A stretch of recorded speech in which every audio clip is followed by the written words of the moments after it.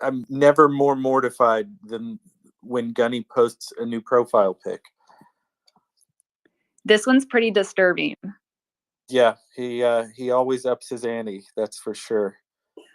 Yeah, I have a question for Major Drew from one of our, I guess, our buddy Tyler. So he's wondering, I guess from a tactical level, when soldiers are going through different towns and villages, are they like proactively thinking about preserving war crimes, or is it like, obviously from like a secondary standpoint, we're assuming that would happen, but would that be like a proactive thing that they would do?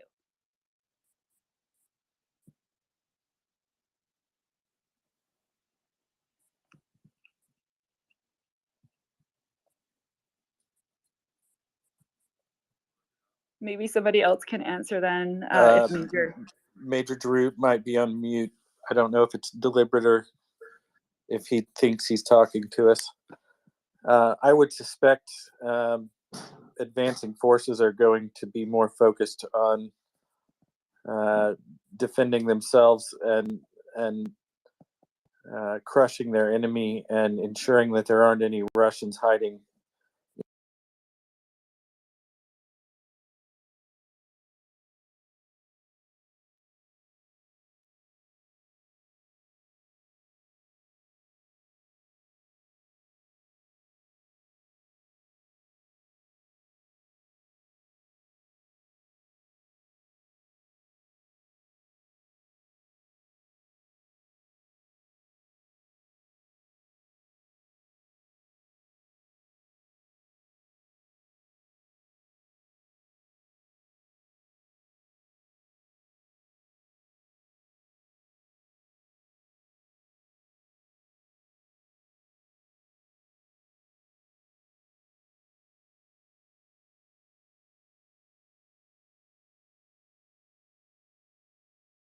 The more deeper inspection and the mind clearing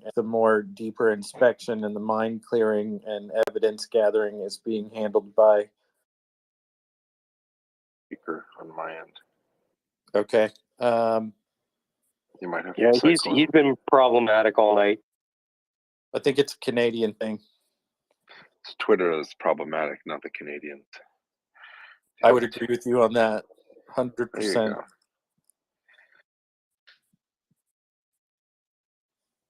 Here we go.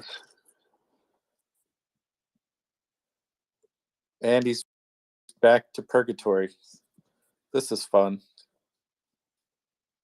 No, he looks solid now. Major Drew, can you read us? I'm good to go. Can you, ladies and gentlemen, hear me over?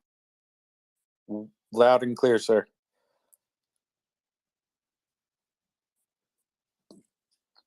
So I think someone had a question for you from the audience there. What was it, Michelle? It was, go ahead, Michelle. Oh, okay, thanks, Ryan. Yeah, it was just around whether soldiers, as they're going through the different towns and villages on a proactive basis, whether they're thinking about preserving war crimes or whether it'd be more like a secondary thing. I'm sorry, say again that question, Michelle. Yeah, it's just around like whether, like from, I guess, a tactical standpoint, whether when soldiers are going through, say, liberated villages and towns, whether they're thinking about preserving war crimes, like from like a tactical standpoint, like, or proactively, or whether that would be, I think Ryan kind of mentioned, like maybe the Ukrainian, I guess, municipalities that are kind of going through after the fact, like whether the soldiers would actually proactively be doing it. But what would the soldiers be proactively doing? I guess like the question was more around like whether it's part of like the tactics of them thinking about it versus someone coming in after the fact. Well, I suppose given the circumstances, I'm sure now that we've seen this over and repeatedly, I'm sure that the Ukrainian soldiers are probably hoping for the best but fearing the worst. So I mean, if they're moving through not necessarily just urban towns and villages, they could be moving through the countryside as well. I'm sure they're hoping that they won't run into such things. But if they do, then they report it up the chain of command and then they let their follow-on forces deal with it because they're fighting. They're on the front lines fighting, and they have to keep moving forward. Really. Hope that helps. I actually have a question I never bothered to ask. Talk about the psychological plane, which I think we obviously we deal with in our training facilities. We're training junior officers. You're training junior officers. We talk about psychological plane. Ukrainians captured a Russian BMP-2, I think, with 4 members of the crew, and apparently they got $250,000 for an intact BMP-2. Is there any historical precedence? You know, even going back to bribing enemy soldiers. I've never. I mean, I don't know any. Doesn't mean it's not happened. I just don't know all there is to know. But is there a precedent for this? Is this even? I mean, it's gutsy. Is this all psyops? Is this just a different next level psychological plane consideration? So Yehuda, sorry, are the Ukrainians. Russians giving money to the Ukrainians? Is that what you're saying? No, other way around. The Ukrainians apparently are pro. If you they're apparently communicating in Kherson. I don't know if it's all throughout the battle space, but in one situation that if you they're pinging people's cell phones, apparently saying if you surrender your equipment intact, you'll get this for this, you'll get this much money for that. Oh, okay. So they're offering to pay Russians surrendering with their kids. Okay, yeah, that there is a precedent for that. In fact, the Russians sold a lot. The Russians and the Chechens in the first Russo-Chechen War of 1994-1995, the Chechens were openly offering to buy armored fighting vehicles from the Russians, and because the Russians were so poorly paid and so poorly taken care of, that there were a lot of Russian soldiers that sold their armored personnel carriers to the Chechens in December of 1994. So the Russians are actually quite used to doing this, I should say. Well, no, they're not. But they have done it before, but it was way back in 1994, just in the closing weeks of 1994.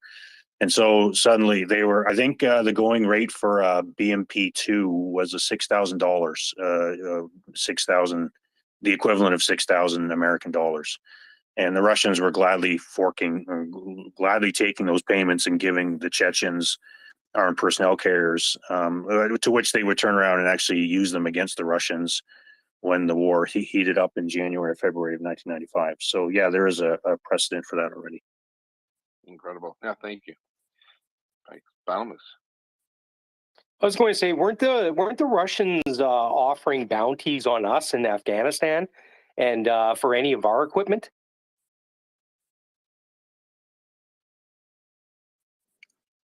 Scurvy devils. There were some unconfirmed reports of intelligence indicating that. I don't know that it was ever verified. But yes, the rumors at least existed. I was more interested in the fact that in 30 years, prices have increased from $6,000 to $250,000. That sounds like enormous. Yeah, that's quite the inflation. Yeah, that's business is booming, baby. I think they should pass that information around the Russian military, and I suspect the Ukrainians could buy this war to an end. Wouldn't that be ironic?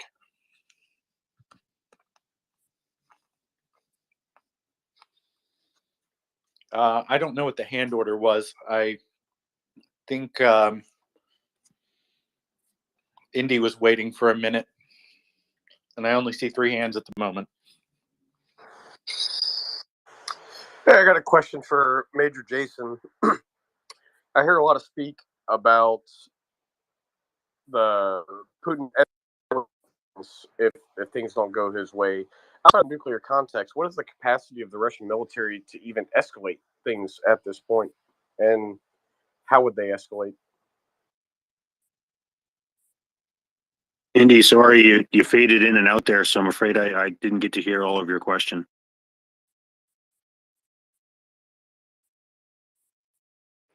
Oh shit! Fuck! Firehouse. Can you hear me better now? I can, yes. Outside of the nuclear conversation that was happening earlier, you spoke about Putin escalating things in Ukraine, but it seems to be with all the counteroffensive going on that Russia doesn't have the ability to escalate from there, but it kind of keeps popping up in conversation. So what is Russia's capability, or what would an escalation in Ukraine actually look like? Yeah, indeed, good question. In all honesty, I don't know because I'm not in tune. I mean, is anybody really in tune with what the capabilities of the Russian army are right now? Yes, so they're mobilizing, but how many men are actually in training, and what kind are they receiving, and when are they going to be shipped out? And so these are all questions that nobody can really answer. I'm not a subject matter expert on the Russian military per se, so it's very challenging to know how much they can really put field right now, because they're still going through the mobilizing and training process in order to put troops into the field. In all honesty, so I'm sorry, India, I really can't answer the question because I'm not in Russia right now, and I'm not on the ground, and I can't see what's actually what they're actually. But Major, if I may, but surely isn't it just an indication of a shift from limited to total war? The Russians are just trying to stimulate total warfare through mass mobilization under the auspices of partial mobilization. Or am I missing the point?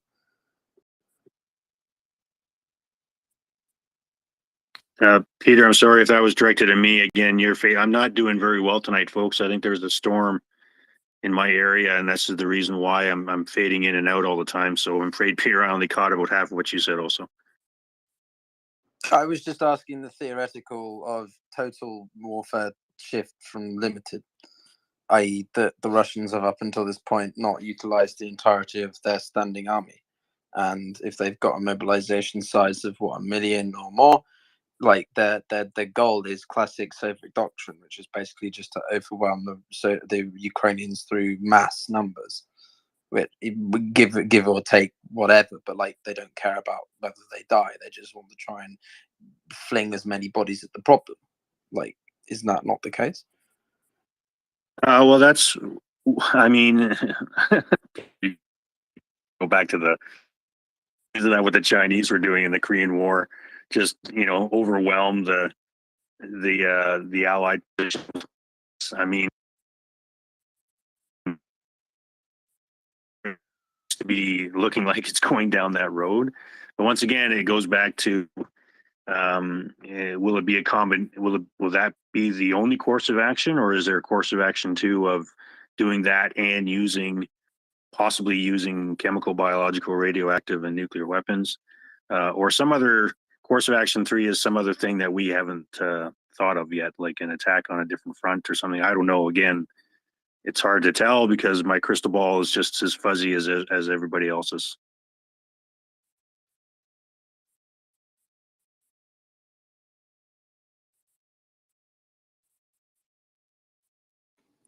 Kayla was next, and then I think 4096 Chris. Thank you. Major Drew, I think it's the 105th anniversary of Passchendaele right now. You got me thinking as you were talking history there. The quick question for you, although I doubt these, we haven't seen the tactics. The Ukrainians haven't deployed these tactics, but if you were going to Kherson, or what would be your choice of platoon level anti-armor weapon? Well, the in-laws are working great. In all honesty, because of the urban environment, any kind of anti-armor weapon is going to work very well, because if the opposing force is not properly employing their tanks, then any kind of anti-armor weapon, even something as small as the good old M72 law light anti-tank weapon are quite effective. So the NLAWs work, the Carl G's work. Any kind of anti-armor weapon is going to be effective in an urban. And thanks for the reminder about Third Ypres and our Passchendaele. That's thank you very much. That warms the cockles of my heart as a military historian, getting down into the subcockle area there. That you remember that. Thank you very kindly. Oh, and thank you for everything. Have a great night. You too. 4096 Chris. Hey, thanks for taking my question. So I was wondering if there ever came a time for a negotiated peace settlement between Russia and Ukraine. The question is, hasn't Russia lost all credibility with regards to anything they say? Like, how could you ever conceivably believe any negotiated settlement that you would have with them? So that leads me to the point, like, shouldn't this option even be like taken off the table because there's no credibility? From the start of the war, they said, "Oh, we're just amassing troops. We're not going to invade," and then they invade, and then just lie after lie. Like, you see where I'm getting at there? Well, all armed conflicts eventually end in some kind of negotiated settlement. So whether or not they can be trusted will have to be established over time. And I'm sure their lack of trustworthiness will be a factor included in any negotiations that happen in the future. But can I speak to that? Yeah, go ahead, Peter. Thank you. Sorry, this is something I can actually add something hopefully of value, but it's a fair question and one that needs to be very much considered, which is this is why Musk's pushes or suggestions are farcical, which is, what we all want at the end of the day is peace. But why on earth should and would the Ukrainians negotiate under the current circumstances when they have the momentum and they have every right and should damn well be pushing the Russians out of their territory, including Crimea? That's without question. The point comes, though, when that point is reached, what are the conditions and terms that you are negotiating over? When the war first started in February, March, the Russians began, pushing peace talks within the first couple of weeks because they assumed that they would take the country entirely. When they didn't, those dynamics began to shift. But they had 6 criteria, right? It was the denazification, demilitarization, enforced neutrality, likelihood that they would control or at least influence what people controlled, i.e. The breakaway provinces and Crimea. And the 6th one, I think, was the inclusion of the Russian language in the Ukrainian constitution. Most of those were completely absurd. A couple of them the Ukrainians were open to. But as the war has shifted and the Ukrainians have made gains, sizable gains, though increasingly those options have looked completely farcical and not something to consider for the Russians. So, or the Ukrainians. So now you're in a circumstance where the Russians have made, and this isn't just at the military level, this is at the diplomatic level at the UN a couple of weeks ago when Lavrov was stating at the UNGA, or United Nations General Assembly, we're always open to negotiating. We would like to engage with the Ukrainians. I'm paraphrasing, but this is about as close as you can get, which is the Russians are basically trying to insinuate that they're open more than ever to negotiations because they know that they're fucking up. The whole thing is going tits up for them, and they need to find a ramp. They need to find a way up. And But this is the point. The Ukrainians are like, well, why should we bother? Zelensky has made his position emphatically clear. We will not negotiate with anybody in Russia as long as Putin is at the helm. And 100% I'm agree with them. Like, you cannot trust Russia in the circumstance of will they try and undertake some kind of military operation against the Ukrainians in the future, or any post-Soviet state, be it Georgia, Romania, any parts of the Caucasus, whatever. Why, they may well try to push their interests under a Putin regime. So you need him out of the picture before you can believe anything that the Russian government says, because it's just too far-fetched to even consider, to even humor. So I 100% where you're coming from, but at the same time, I think the point when people raise these things is because of the concern of nuclear or advanced, military escalation, i.e. chemical or biological. I don't know if that makes sense.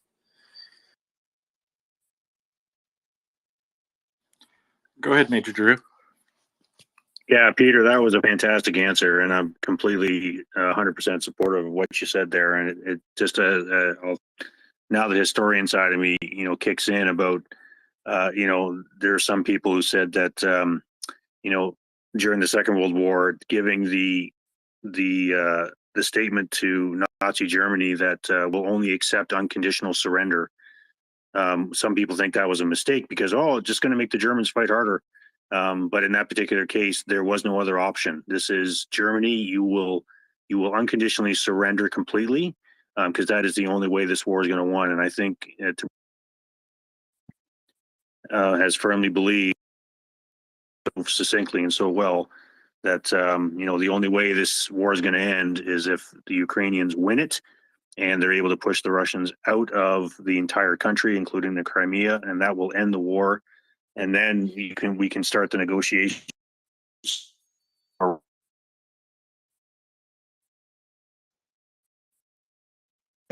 Will change based on whatever changes occur. We don't know, but I guess we'll.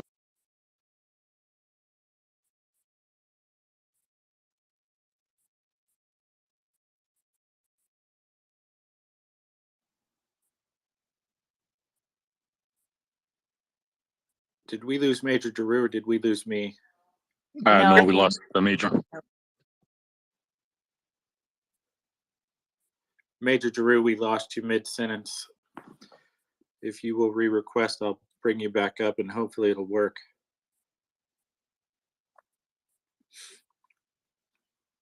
He might be incensed by my lack of manners by removing him so abruptly. We lost him. In the meantime, Prince, go ahead. Somebody pointed out to me in DMs, by the way, that they think the bounty paid for that BMP was actually $25,000, not $250,000, but still a five-fold price increase over the last decade or two isn't a bad return on investment. If we can start buying BMPs direct from the Russians, I think that would be an excellent way to get more kit to the Ukrainians. You told me to go ahead, but my question is directly for Major Giroux. So, well, you said his name and he showed right back up because he is a soldier, a gentleman, and a scholar.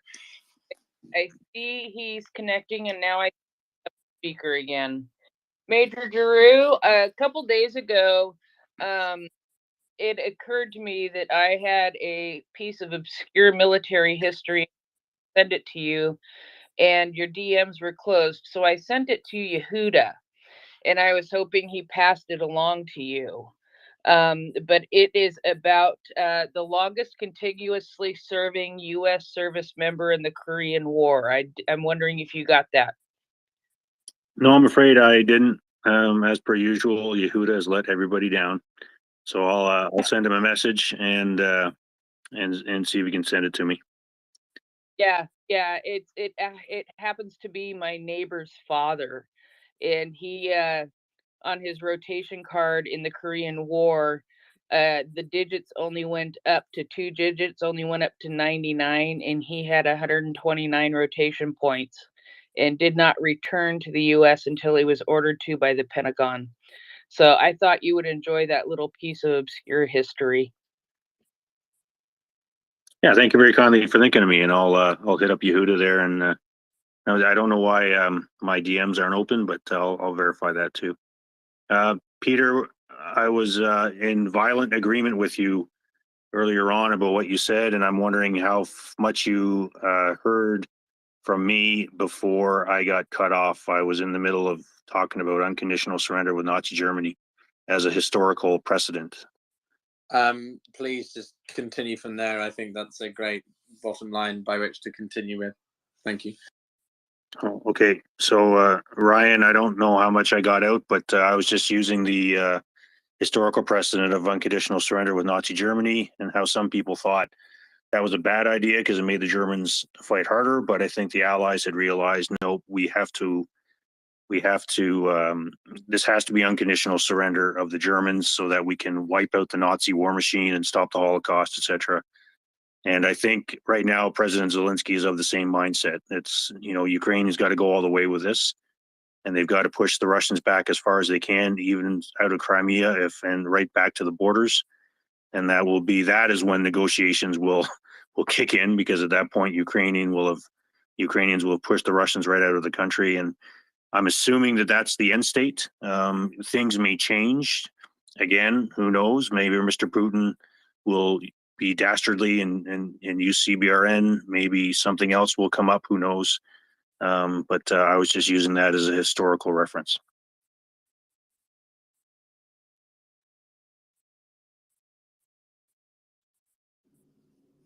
Thank you, Major Giroux. Yeah, Owen, much appreciated. Thanks. Owen's been waiting forever as well. Owen, go ahead.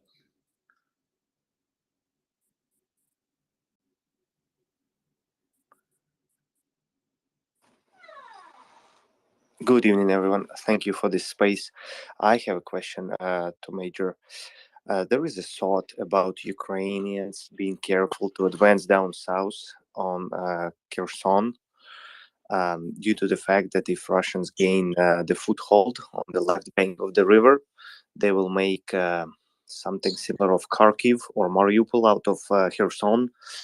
How would you comment to that thought?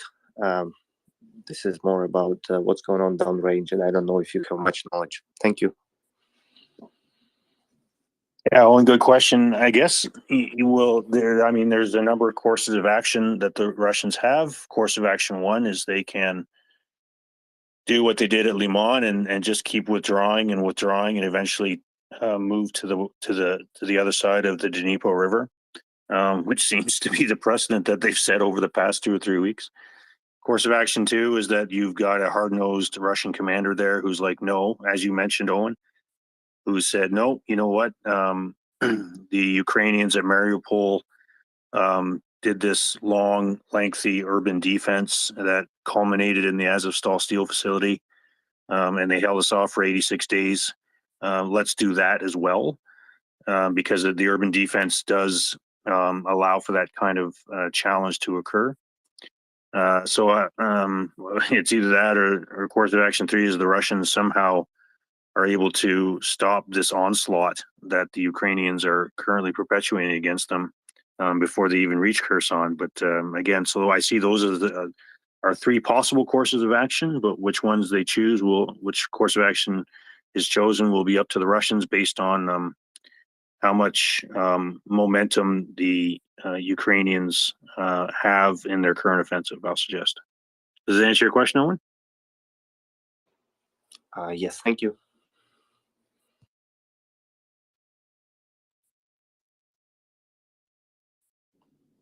Was it Leonard and James or James and Leonard?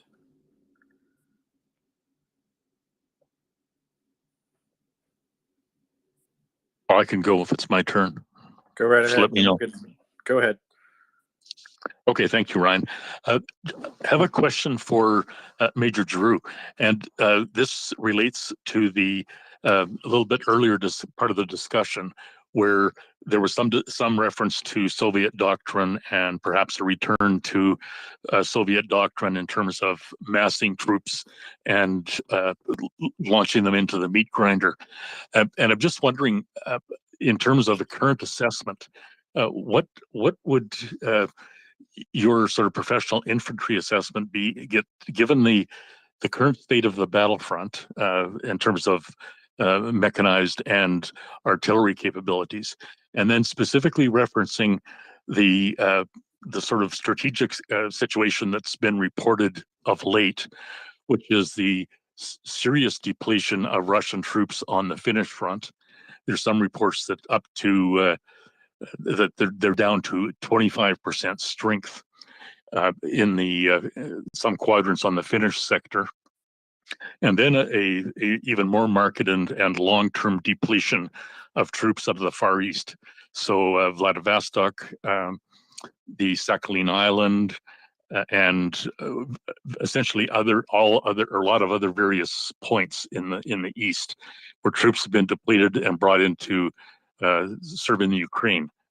Now, in terms of where that leaves this concept of more massed hamburger being sent into the Wehrmacht meat grinder, so to speak, it would just seem that it is almost utterly illogical that the Russians have the capability, even just in talking sheer numbers, that they can even muster the sheer numbers to repeat that kind of a massive human wave that they fired against the German Wehrmacht, and with a totally catastrophic destruction of their forces in the Barbarossa quadrant, and just assessing what kind of prospect there might be for that in the Donbass. So, in other words, how many serfs could you throw into the field, even 1 million, and put them against the presently well-gunned, well-supplied, well-armed, and continuously flowing 10,000 chunk units coming out of Salisbury Plain in England, well trained by Royal Marines, PPCLI, Kiwis, and a host of other NATO powers. I mean, seriously, in terms of logistics, is that a prospect that should be taken seriously in terms of future outcomes in the Donbass, or does that just seem like pretty much a World War II pipe dream? So, yeah, any comments you have on that would be helpful. Thank you.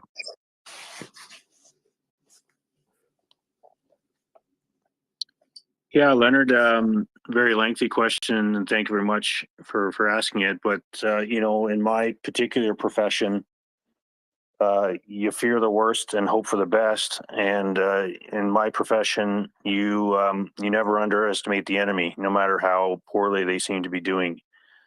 So I think you bring up some good points here, and it does seem to lead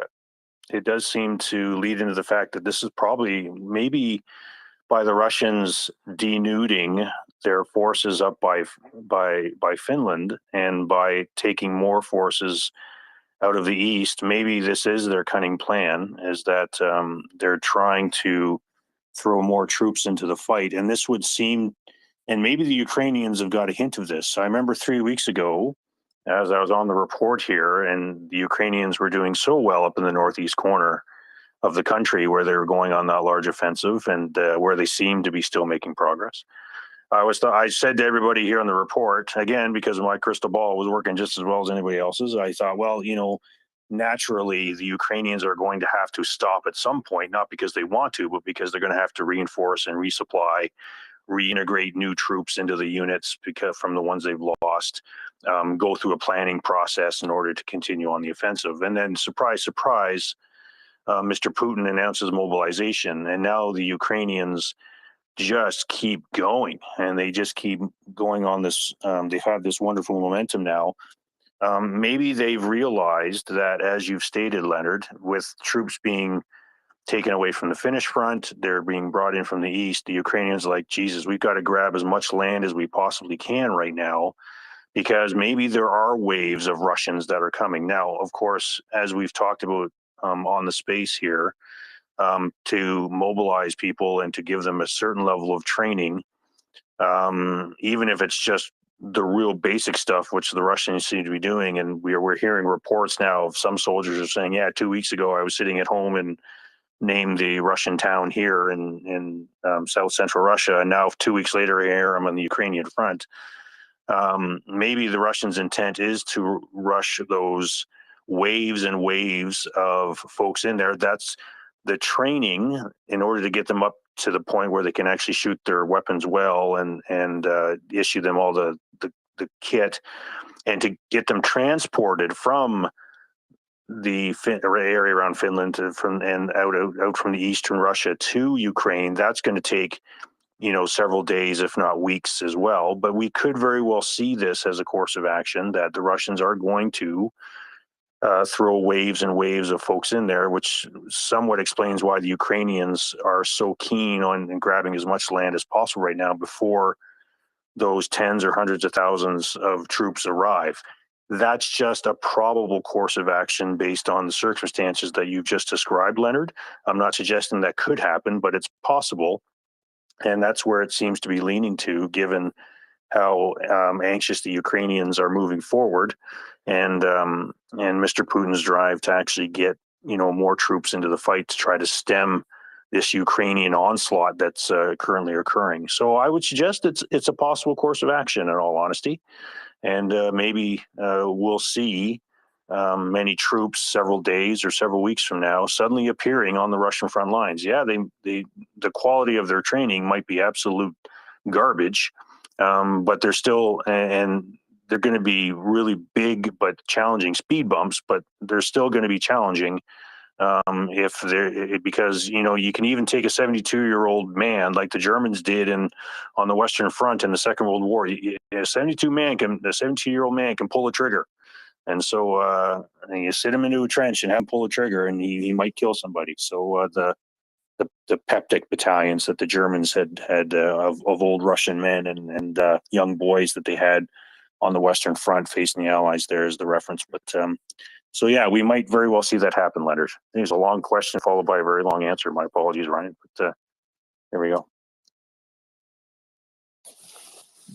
You're just fine. You never have any issues with not enough brevity, Major Drew. I'll take a 2-hour audiobook from you anytime. Well, my beautiful wife and my chain of command completely and strongly and violently disagree with you, Ryan. I'll just say. Well, I'm not paid to tell you that you're a good orator, so I think their opinions are highly influenced by other things, and you shouldn't listen to them. You do just fine. I'll shut up now and let some other people ask some questions because they want to hear from you, not me. James, I think you were next. Yeah, thanks. I've been wondering, as winter comes on and temperatures drop, does Russia still have the ability to deploy some strategic bombers to disrupt electricity distribution, water purification, natural gas, cell towers? Can they make civilian life miserable in Ukraine and inflict maximum suffering? Do they have that capability still? And if not, why? James, good question. I don't know. It's been quite surprising. The Russian Air Force has been largely absent throughout this conflict, which is absolutely mind-boggling because I was always under the impression over several decades is that the Russian Air Force was something that was going to be very hard to challenge, but they've been noticeably absent throughout almost the entire conflict, and which makes me believe that they've either lost confidence in themselves or the Ukrainian Air Force has been so effective of gaining air dominance that that they've made the Russian Air Force negligible. Regardless,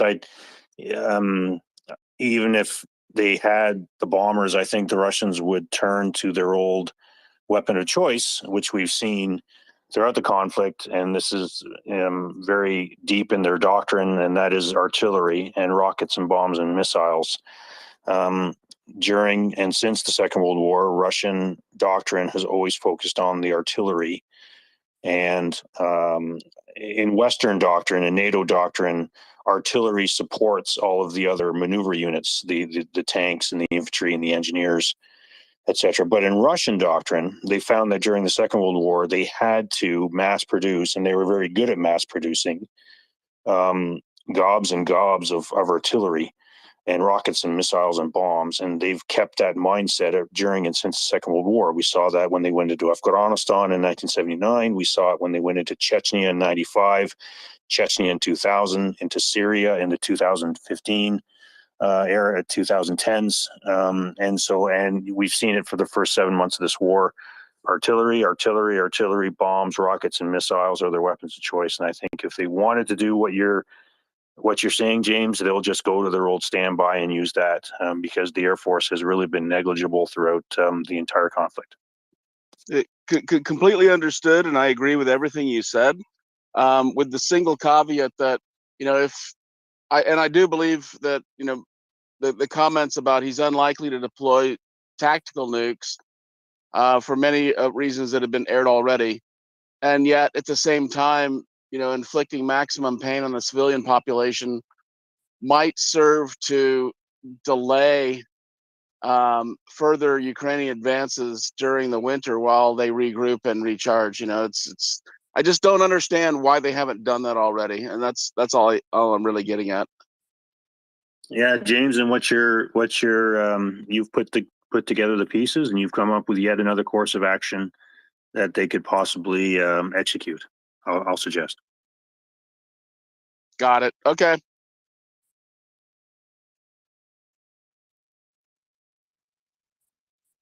Nothing more from me. I just don't understand why they're not doing it, because theoretically they've got the bombers. Why aren't they using them?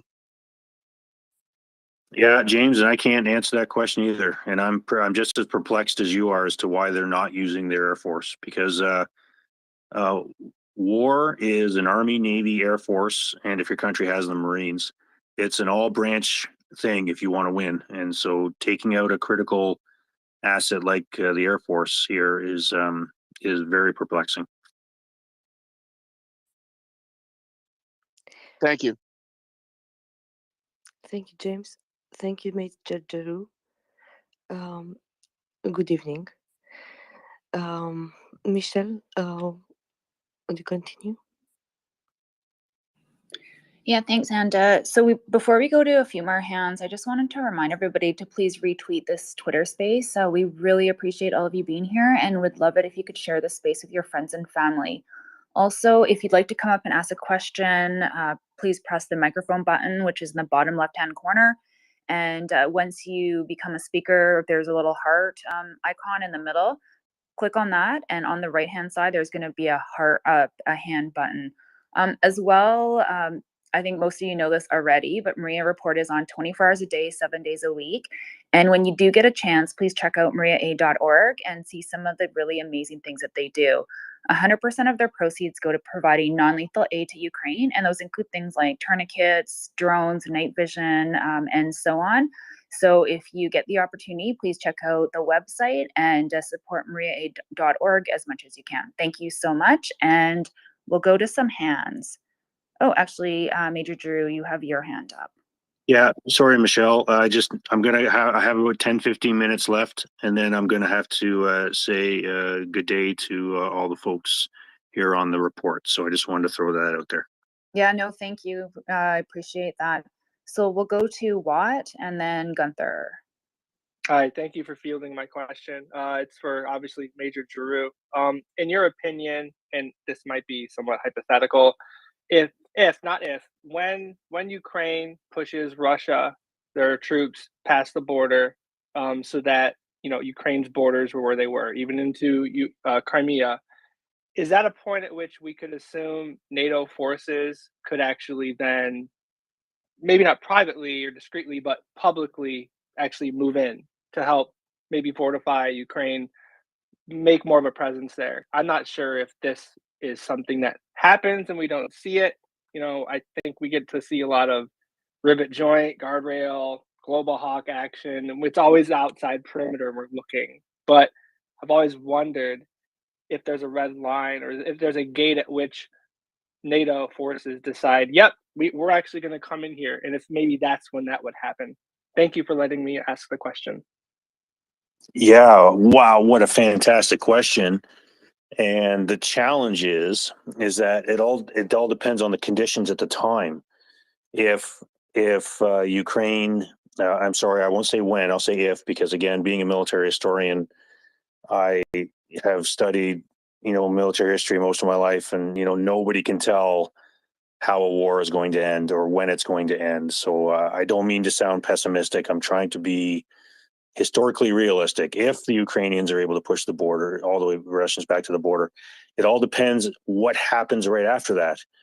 Will the Russians continue to counterattack into Ukraine? Will they suck back for X amount of weeks or months or years and just rebuild and reinforce their army once again and go on the attack again? So the question is, what are the conditions at the time? And those conditions will be discussed and talked about by NATO leaders long before, the end of the war. Because, we are forward thinking like that. Our senior political military leaders do have that kind of capability of forward thinking. And they will come up with, okay, course of action 1 will be this, course of action 2 will be this, course of action 3 will be this. With course of action 1 and 2, we can put NATO boots on the ground, but with course of action 3, we cannot, et cetera, et cetera. So it's hard to answer the question. It could happen, but the conditions have to be set where NATO thinks they can do it without initiating, the Third World War. I would suggest in this case. Fantastic question. What does that answer it? It does. And is it a good assumption, or is it a correct assumption that at least with the United States and our partners, we don't really move in without all of the support groups to protect every single aspect of what would happen, and which in sense becomes a larger mobilization? Is that correct? We don't just send in small pockets. It would be protecting every single asset. Is that the right way of looking at it? Well, yeah, again, it depends on what you need to protect, right? I mean, we also have to remember that there's another large country on the other side of the world that seems to be threatening a really small island just off its coast. And so we do have to think about the world as a whole, and not just Ukraine, although obviously they're going to be in the foremost of our thoughts, considering what they're going through now and what they will have gone through by the time the conflict ends. But yeah, it wouldn't be. I would suggest that there wouldn't be any decrease in support to Ukraine, because they still, unfortunately, will have Russia as a neighbor, and so that support will have to continue, whether that's economically, whether that's militarily, with goods, money, military aid, continued advisors and training. Although I'm pretty sure right now the Ukrainians could probably teach us a couple things about war and conflict, that's for sure. But yeah, I can see that happening for the foreseeable future. Yes, sir. Thank you very much. Thank you. Go ahead, Heather. Thank you. Thank you very much, Major Drew. I just want to say hi from Nova Scotia. And I have a question. I know it's probably not in your wheelhouse, but it sort of is. What do you think, at the end of the day, Putin's end game is? He doesn't get to own all the world, but does he get to own as much as he wants? Does he get to push NATO as far as I'm sorry, that's really probably a little bit out of your wheelhouse, but you are a military historian, so maybe it isn't. And I'd like to ask that to a few other of our people. Thanks. Yeah, Heather, the only person who can answer that question is Mr. Putin. In all honesty, I don't know.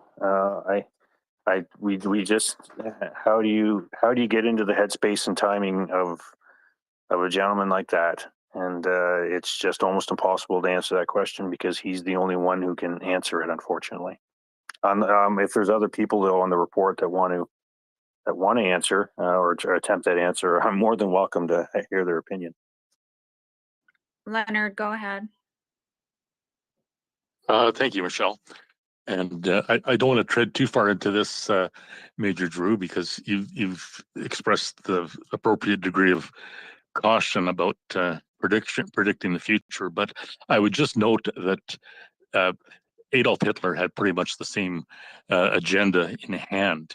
You asked if he will be enabled to rule the world. Well, Adolf tried that, and that was certainly in his on his agenda, and you saw the outcome of that. And there's been others who've ventured that kind of an agenda in the past, and put out that kind of ambitious game plan. Not the least Napoleon Bonaparte, who pretty much took over all of the known world, pretty much almost at that stage, certainly all of Europe, and under the French banner. So those kinds of excursions have not fared particularly well in the past. And I don't know how far you want to go with the analogies, but you can go back to Genghis Khan and the Mongol hordes coming out of the steppes of Central Asia. They launched right up to the gates of Krakow in Poland, and right up to the gates of Vienna in the what became the Austro-Hungarian Empire. And they likewise not only ran out of gas, but ran into a massive brick wall and just recoiled dramatically. And to the point where there's very little. You have to go back into deep history to even see a record of them in this part of the world. So, just kind of to sum up, I think Putin may you could say yes, he wants to own the world, but there are lots of other voters in the election, and he's getting a pretty good indication right now as to what his limitations are. And I think you can see the recoiling that is going on in the Kremlin literally as we speak. So hopefully that sheds a little bit of light on it. Thank you. Yeah, I just wanted to see if Troy had any comments about this as well. Hey, thanks, Michelle. Hey, Thank you. everybody. Geez, I was just gonna DM the co-host and say, I want to give you a secret weapon to tamp down any nuclear anxiety that came up on your night shift. But night shift to me. But yeah, it's probably gonna be talked a lot. So I would just like to not reframe it, but if Constantine was around and could come up, I wanted to ask him a question, or any other, Ukrainian, or anyone here that, I know you guys talk to you people in Ukraine regularly. And the question I would want to ask that person is, are you more afraid of a Russian nuclear weapon, or are you more afraid of this fear changing the support that you've gotten from the West? Are you more afraid of that erosion than the weapon? And I mean, I'm obviously kind of leading the question, but I'd be genuinely curious to hear what that answer is. And I think that answer should inform how the rest of us feel about it. You speak of Constantine, and he's just coming up right now. And with that, Michelle, my apologies for interrupting. And with that, I think I'll have to go. Okay. So I usually do a pitch for Maria Aid as I'm leaving, but Michelle, you did such a wonderful discussion of that not more than 10 minutes ago. I think I don't think I can top of that. So if you don't mind, Michelle and Anda, I will leave for the day, and wish you all a good day, and thank you very much. I hope I was able to contribute to the conversation this evening. Oh my gosh, you're amazing. And we totally appreciate all the time that you spend out of your busy schedule to be here with us. So thank you so much. And we know that the listeners appreciate it as well. Thank you, Major. Thank you. Good night.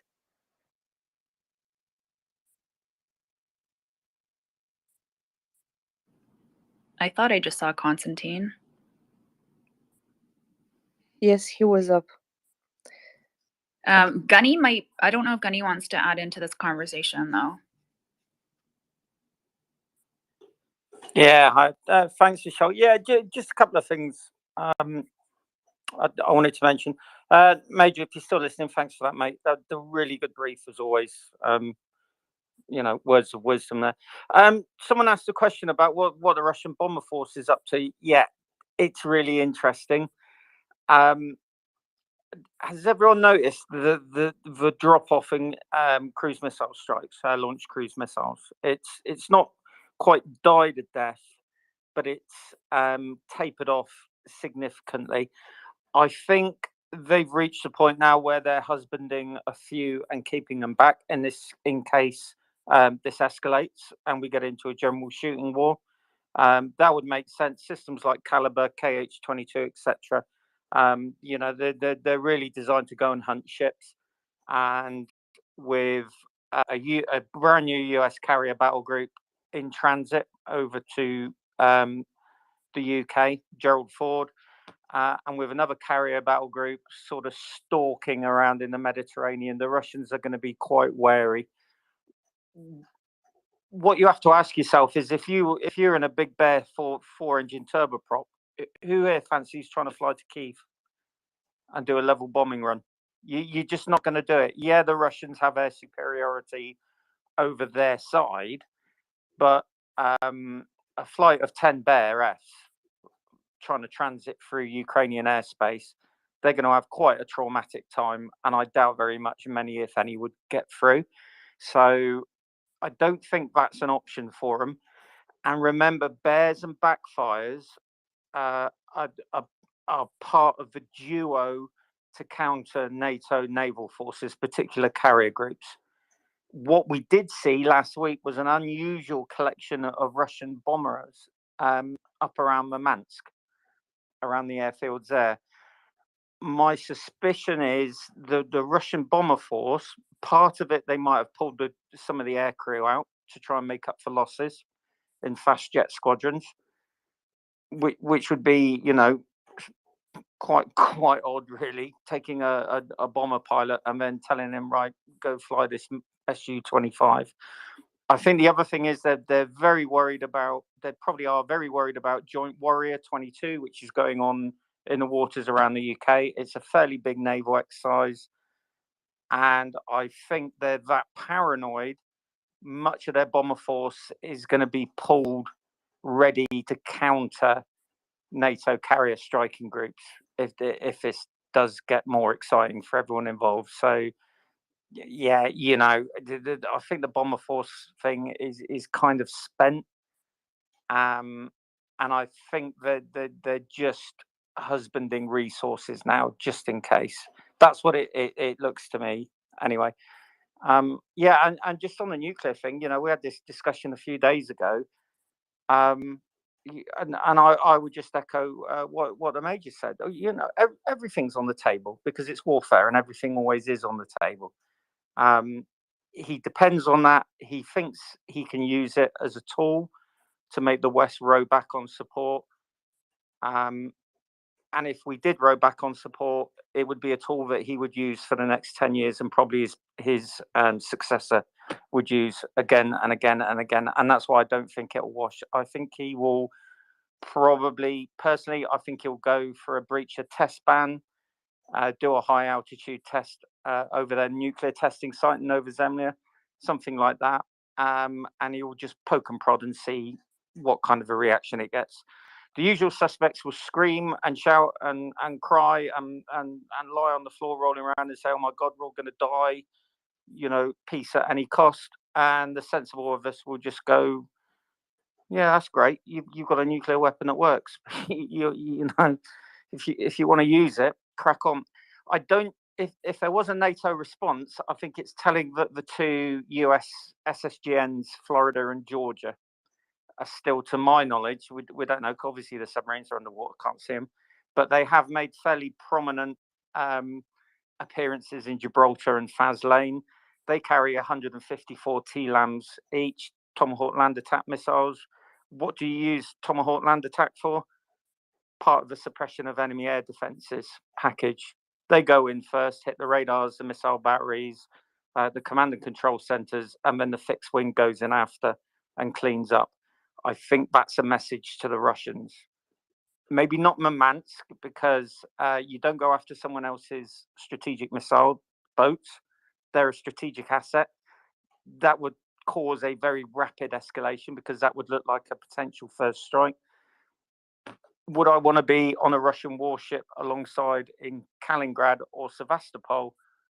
Probably not. And I think that's what they would go for. One in the Mediterranean, plus the NATO forces in the Med launching, and then probably one to complement launches against Kaliningrad naval base, maybe St. Petersburg at Postkronstadt, something like that. But that's what I would expect to see. If it does happen, we're in uncharted territory. So I would go sick for the day, because the Sky and CNN news coverage is, just going to be epic. Yeah, thank you so much for your thoughts, Gunny. So I know, Gunther, you've had your hand up for a while. So we'll go Gunther, Christopher, and then Watt. Okay, so my question was for Major Drew, and it was a serious one, so you all are going to get the silly question. And I only ask this is because this is the weapon my grandfather used in World War One, which is so early on there were pictures of these sort of Maxim pattern machine guns. Those are I think they were updated to 1943, but they originally were made in the end of the 19th century, and they're these water cooled 303. Are those of any use at all, or are they just purely antiques at this point?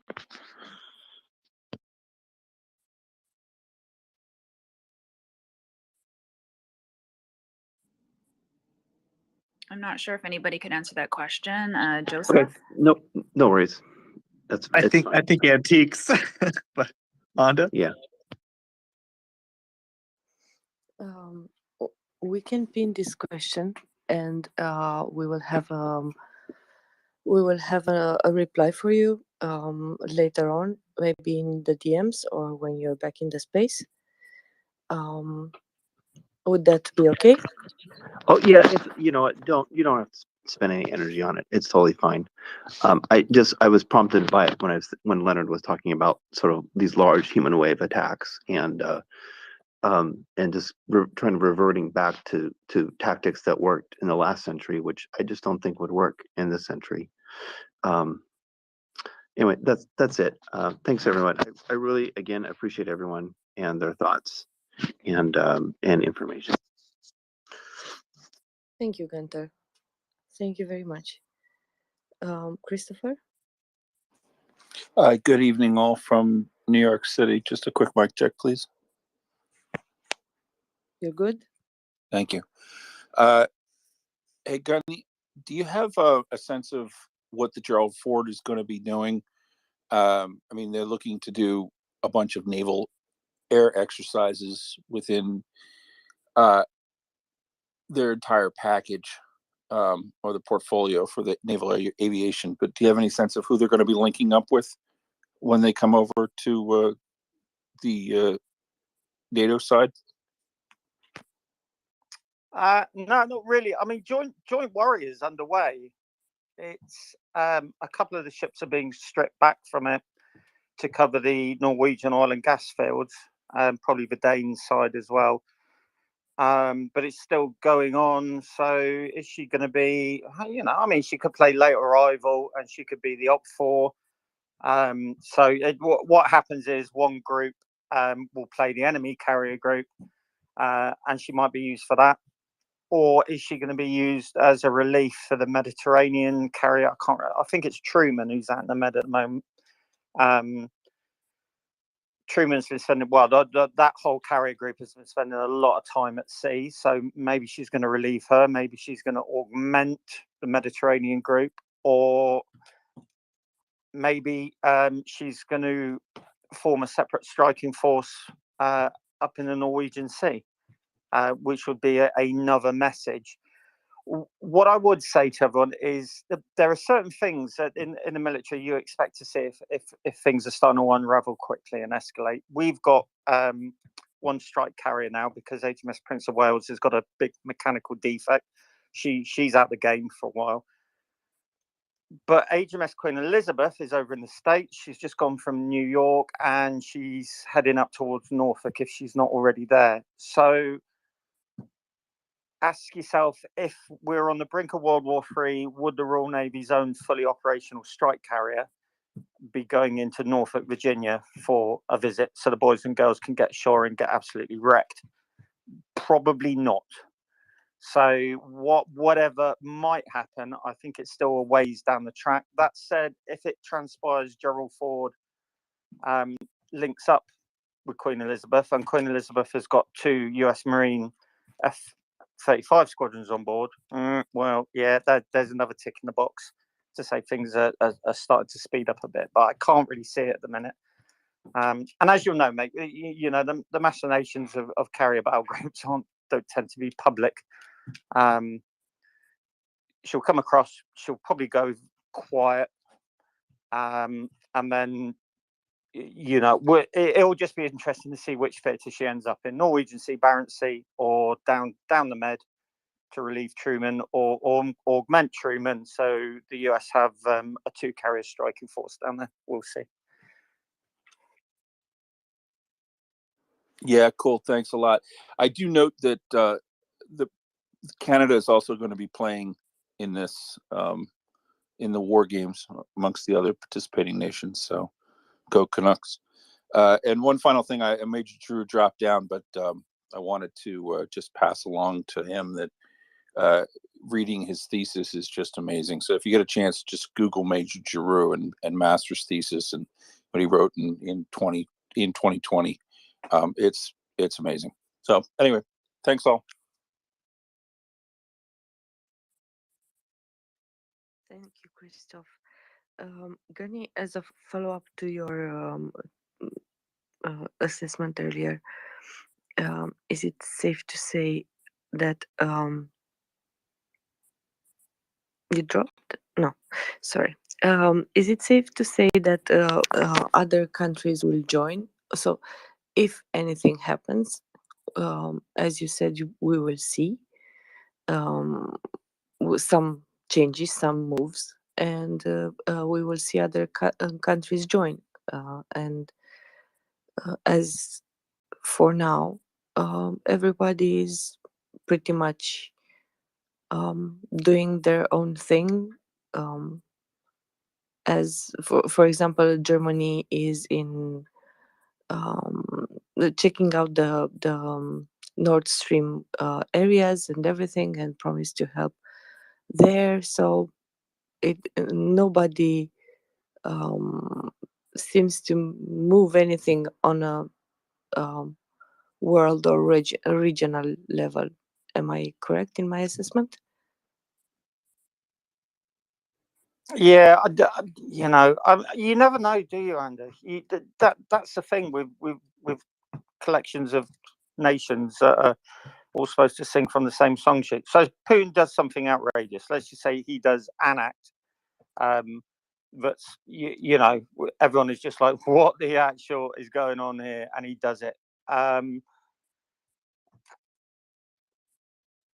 America doesn't need anyone to send the message. That's the bottom line.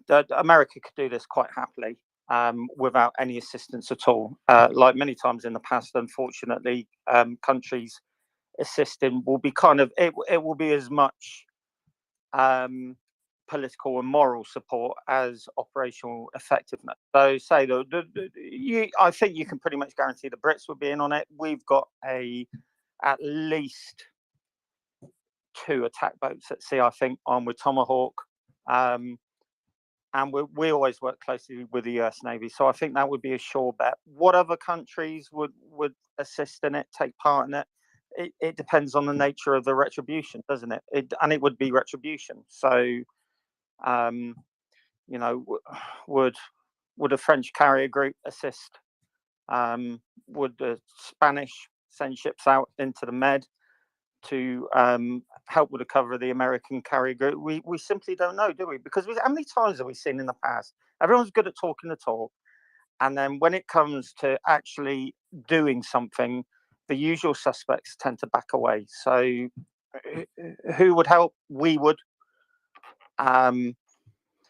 Who else tends to be fairly forthright in supporting these kind of things? Well, the Danes, certainly. I mean, look at Afghanistan. They you know, for a nation that size, the number of casualties they took, working with us, Danebat was, you know, and the Brits we worked very closely together.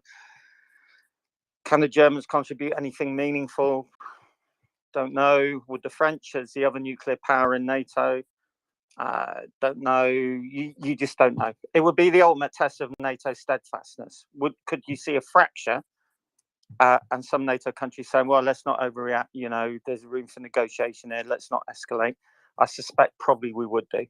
And I don't think the Americans would give a fuck, mate, to be honest with you. I think they'll just go for it anyway, and we'll be kind of right beside them on it. Thank you very much, Kenny. I see what has dropped. Michelle, do you know the order of the hands? Yeah, I have Jens Leonard and then Gabriela. Yeah, Morning.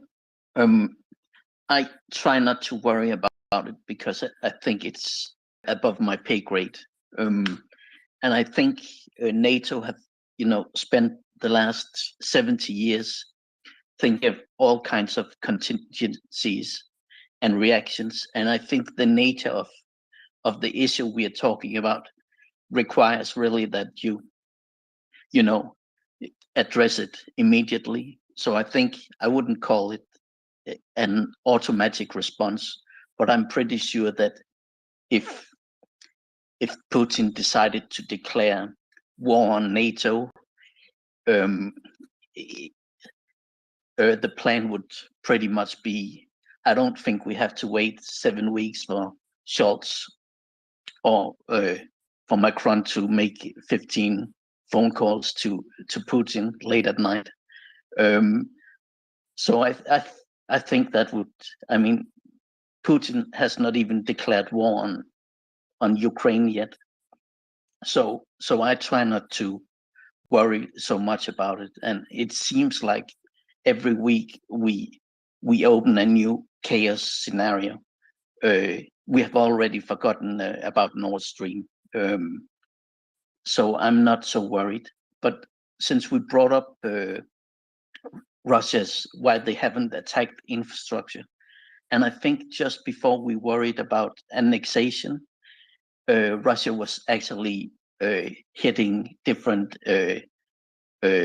heating plants in Ukraine, but it seems to I don't know if it has petered off, but they certainly did like 7 or 10 days ago. They did hit some. I think who lost power? What city was that? I can't remember. But they did do it, and now we're talking about the new chaos scenario.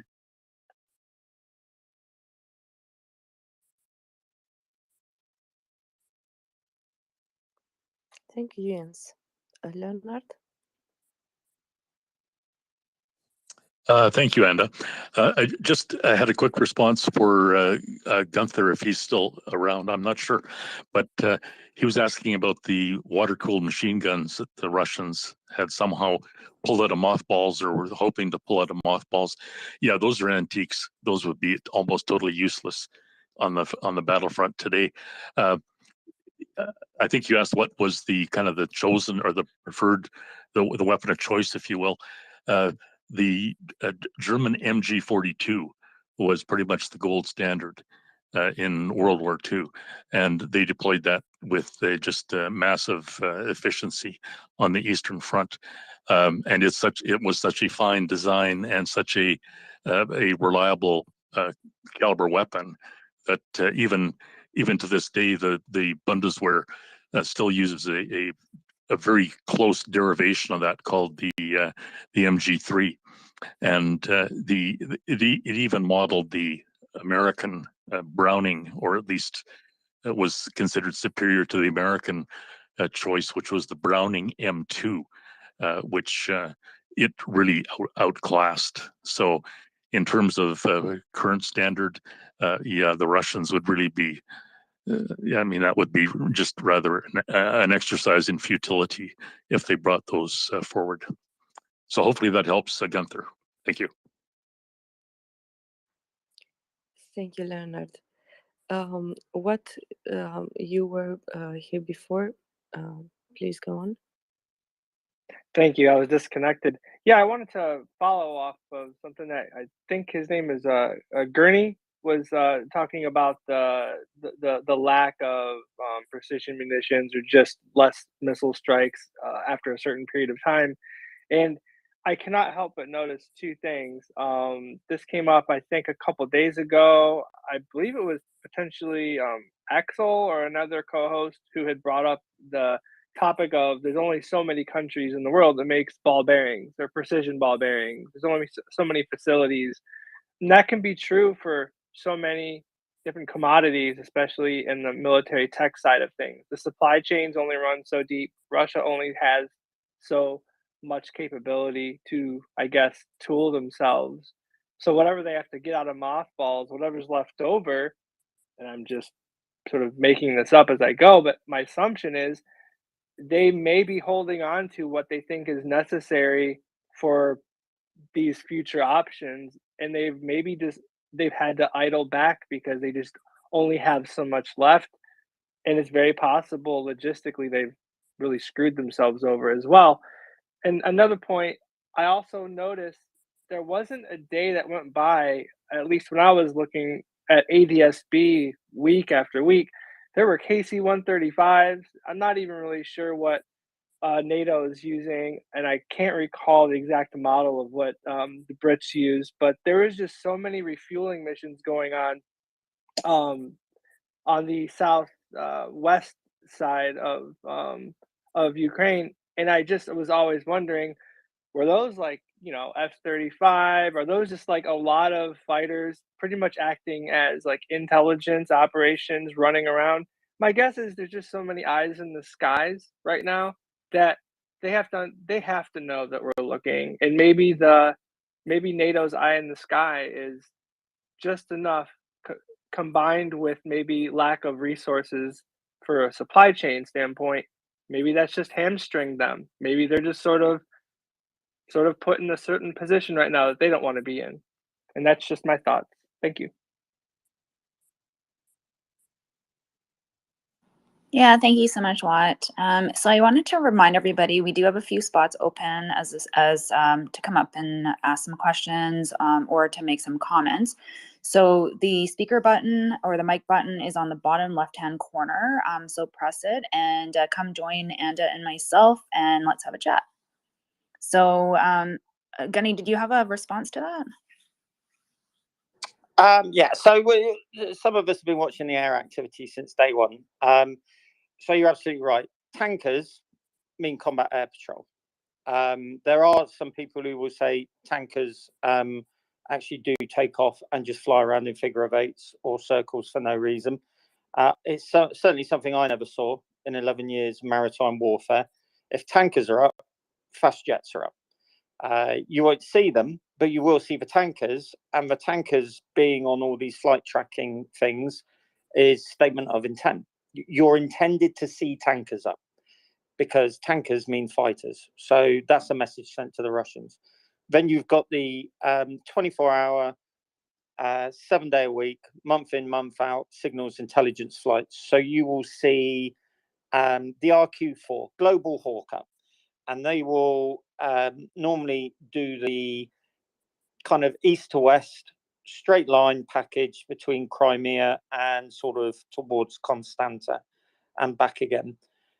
You will have the Swedish signals intelligence aircraft who more often than not gets the early slot in the morning, flies down and then looks down towards Kherson. You'll get the EP-3 Ares signals intelligence aircraft, which normally does a little loop. If you look on a map north of Constanta, there's a Romanian national park. It's quite sparsely populated. And he will fly around in a pattern there, looking down towards southern Ukraine. You'll get the RAF and the US Air Force RC-135 rivet joints. So the RAF tend to do the complete run east across the Black Sea. Look at the Russian naval base over there, Novoroberich, whatever it's called, and a quick look into Ukraine and Crimea, whereas a US one will kind of do the straight line looking across Moldova into Ukraine, off into the east. So we'll see those. And then if you look north, you'll have the 2 American guardrails, the little beach twin prop aircraft. They do the Baltic states run. And we're seeing more and more rivet joints doing a look at Kaliningrad, especially after the NS-1 and NS-2 strike by the Russians. And it was the Russians. So yeah, there's stuff that goes on. All of it is on AIS and Flight Tracker because you're supposed to see it. But then there's the stuff that you won't see, and you will hear a couple of talking heads if the air plot is completely dead. NATO are on a general stand down. Just think about it. There's an ongoing war, and everyone in NATO decided to take Sunday night off. to go down the pub and have fish and chips and a few pints, you know. So there are other missions going on. We know U2's take off and recover from the UK. There will be lots and lots of stuff going on 24/7. And you're right, there's a lot of tanker effort. There's more up north around the Baltic at the minute than down south, it looks like, but again, you don't know because we don't know what's really up.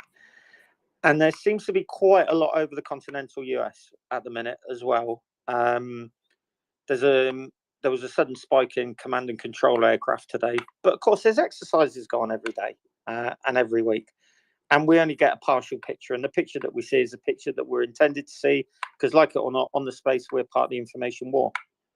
Because there will be bad actor players listening into this with a little notepad, chomping on a potato and drinking substandard vodka, and then sending that off because they think they've gleaned something useful. So, as with all things, we see what we're supposed to see, and doubtless some things are fed into the space sometimes for the greater good to be proclaimed on, and to the wider audience. And I have no problem with that, to be honest with you.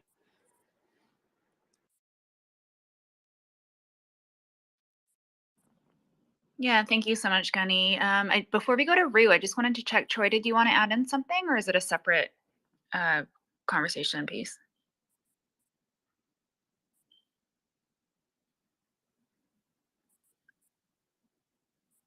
Okay, maybe it's a separate question. Rue, go ahead.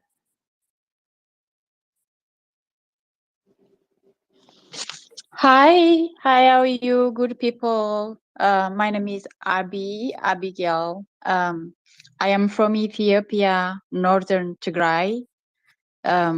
Sorry that happened for Ukraine, whatever, the open war and then a lot of damages. We feel you. So we have the same pain, what face it right now in Ethiopia and northern Tigray, the city of Tigray, Tagaru people, tribes. They just trying to cleanse the ethics, just swipe off, and then they just want to be empire forcefully, and then there is a lot of damage. And from Eritrea, they borrow military because they cannot do themselves alone. So please, we're gonna join you, and then please voice for the voiceless. I'm just trying to advocating all over, and then just calling to the senator, the governor, to tell them this they need to take action. We don't see action. 2 years almost, we just lack no food, no medication, no nothing to pass. Even the food for the aid from the international, they cannot pass it. We advocating no action. So I just wanna begging you voice for the voiceless. Thank you so much. Yeah, no, thank you. Do you have any questions about Ukraine? Yeah, I follow up that all things happening to you because I just always got gathering with Ukraine people, working with Ukraine people, so I know the stresses we pass through. And then where it's going right now, the war is still going on, I know, but still there is a aid going on. I think they help. So right now, how far you are got help, and then what's going on right now? Just I want to listen even to catch everything. I'll wait with the space. Thank you for your input, and this is indeed a space which is dedicated to Ukraine, to help Ukraine in this war, and we are of course mindful of everyone else's troubles and problems. But we need to keep this. So Ukraine was invaded by Russia. Yes. and right now they are fighting for their land and for their. Please mute your mic. Yeah. Okay, I will mute it. Yeah. It interferes with the general recording. So what I wanted to say is that we want, with all gentleness and respect for your troubles, we want to keep this space focused on Ukraine and on their battle in regaining their territories back from Russia. So we do understand that you are going through a similar situation, but we need to keep the space focused on Ukraine right now.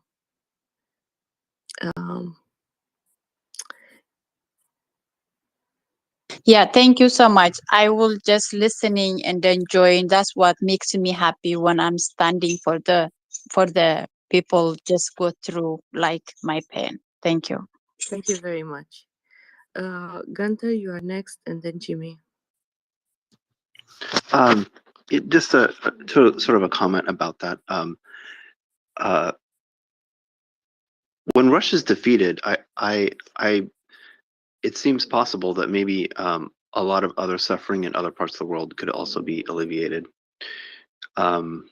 just by their lack of just being hammered. And then I just wanted to have a comment too about why isn't the Russian Air Force bombing Ukrainian cities. I've seen on Russian state TV the presenters there like screaming and yelling and complaining for exactly that same thing. So the I think the message has certainly been communicated to their Air Force, but they are simply refusing or cannot do it. That's all. Thank you. Thank you, Gunther. Jimmy? Sorry, I just caught the last little bit of what the previous speaker had mentioned. But she was talking about Tigray and Ethiopia. Is that what I heard? Yes, she's from there. So, from what I understand, like the Ethiopian government's been supplied by arms with Russia. Lavrov's been meeting with Abiy. So Ethiopia and Russia have been. Tigray is like the democratic heart of Ethiopia. It's you don't have a democratic Ethiopia without Tigray. So it's like again, it's another conflict where like Myanmar, where Russia's working systematically to destroy democracy. So you can stand with Ukraine and you can stand with Tigray. Like it's another version of it. It's another front of the same conflict, essentially, right? It's Russia's extending itself into Africa, doesn't care, and you're right, like aid, they're blockading aid from reaching. Have been doing that. I don't know what the situation is right now, but months ago there was a blockade. I remember the day that 10 cargo trucks got through finally with UN aid, but again, like Kherson City has been blockaded for humanitarian supplies for weeks and weeks now. So this doesn't have to be a this or that thing. We can be both together in solidarity. I personally want to see the Tigray conflict come to an end, and yeah, the world's been watching Ukraine, but it's another tentacle of the same monster reaching and destroying, suffocating a vibrant country. So, and a developing country. Ethiopia has been one of the best, most vibrant centers in Africa. It's the hope of Africa, really, and all its neighbors are being influenced by its development. So it's we can both have solidarity with each other, with each country. So anyway, that's all I had to add. I just wanted to make that point known that Russia's been supplying arms to the Ethiopian government, using them against people in Tigray. So all right, thanks. Thank you very much, Jimmy. And you are right. They are in very dire straits, and they have They have many other problems, um, political, military, aid-related, food-related, and we should not forget about them. What I just, what I just, what I was just saying was that within this space, we try to keep the narrative linked to Ukraine, to the topics that influence Ukraine, and I followed Ru. I will talk to her.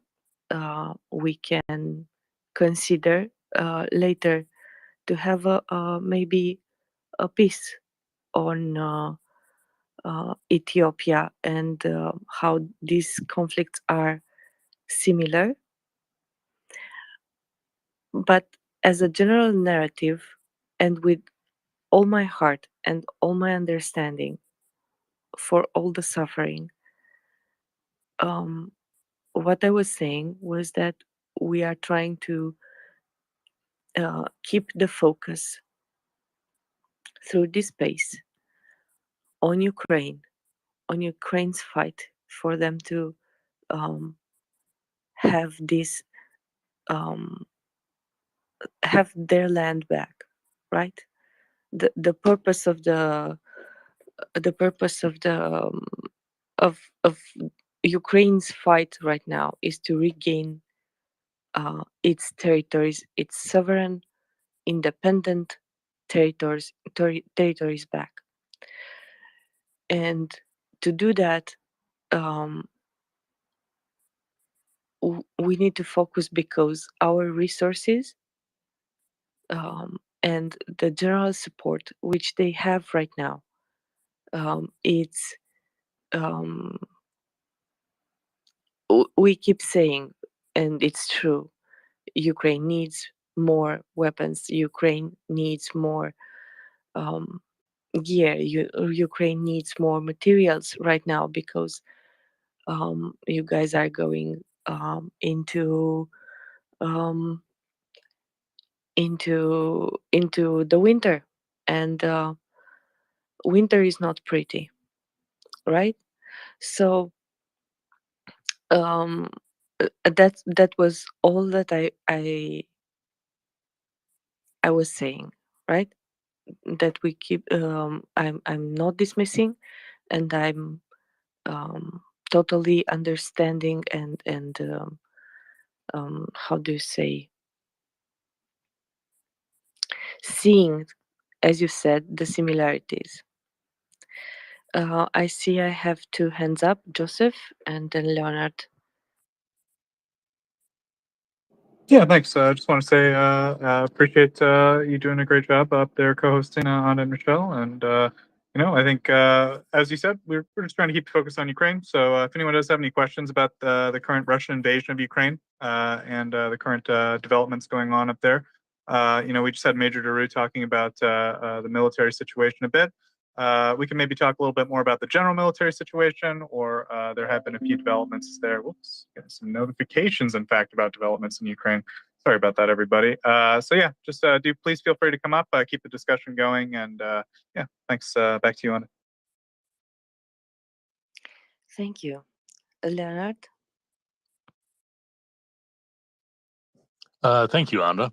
And yes, welcome up to the space. You're doing an excellent job.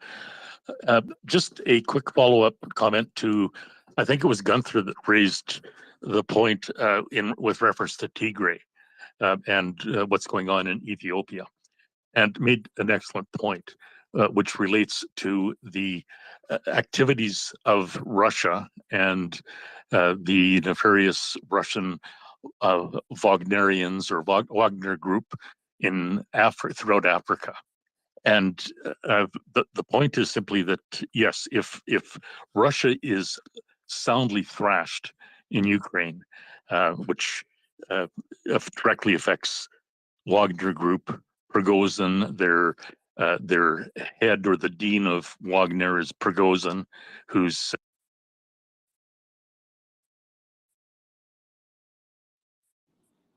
Did we lose Leonard? He just got muted there somehow. Oh, am I back? Yes. Yeah. Am I audible?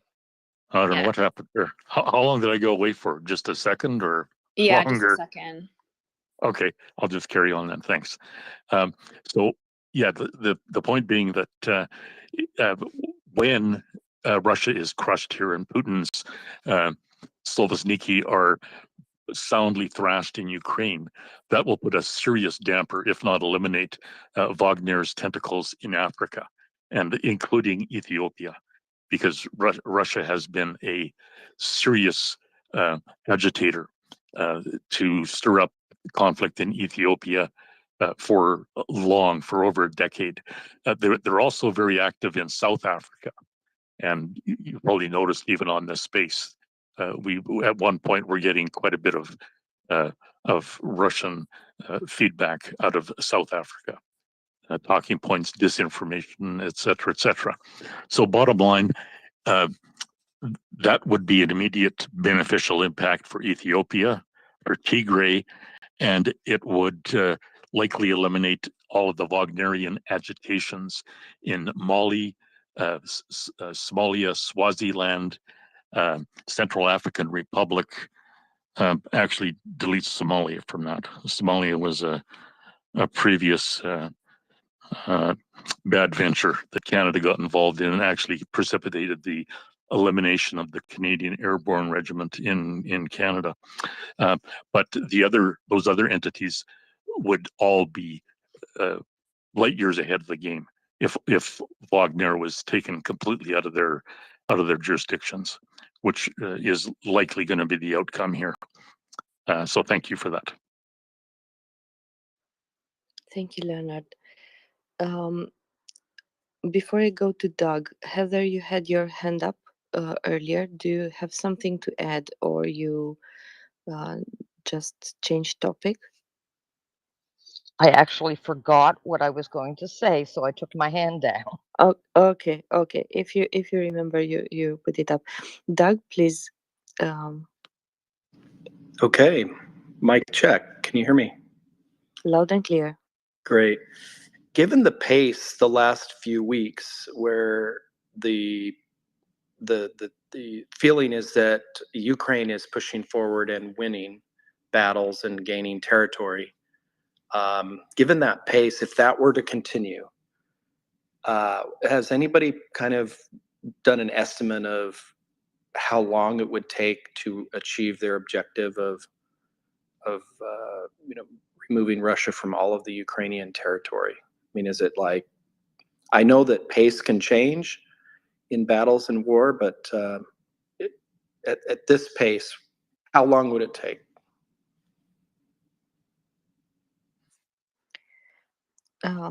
There are some speculations. More knowledgeable people than us throughout various estimations, depending on whether armament, political unrest in Russia, various. So there are various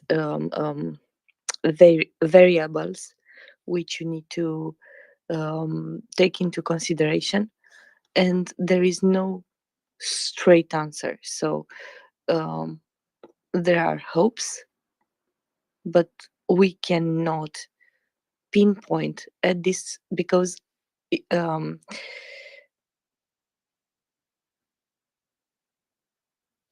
through the current counter of offensive, they had gained in the last month and a half a fraction of their territories back, right? They have to take back 4 territories currently annexed, and they have to take back Crimea.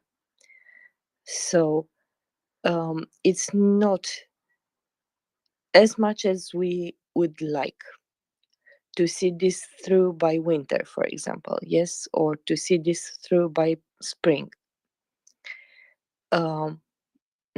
I think no one can give a correct estimate without largely speculating. Correct? I see Portland has his hands up. Hello. Long time no see. And August. Hello, thank you very much. Nice to see you all. So you got to take two things immediately off the top of my head into consideration when you're asking, how long is this going to take? The first thing is that the wet season is fast approaching, and that's going to slow things down. Actually, three things. So one, the wet season is fast approaching. Two, the terrain gets progressively less favorable to offensive action, broadly speaking, the further east you go. That's not quite true, but going over the details of the map would take too long, and I don't want to bend anybody's ear. Three, the Ukrainians are pushing the Russians back into their own supply lines. So as the Russians retreat, it gets progressively easier for the Russians to supply their own forces, which are currently operating at the end of very, very long supply lines. That situation gets progressively reversed as you push the Russians back. So I would expect that the Ukrainians will make hay while the sun shines, but things are going to go into a sort of imposed operational pause sometime in the next 2 weeks to maybe a month. Then things will be bogged down through the wet season, then it will start to freeze. Probably when it starts to freeze, we will see a resumption of offensive activity. But the problem that you get is that it doesn't quite get cold enough for, hold on. Okay, so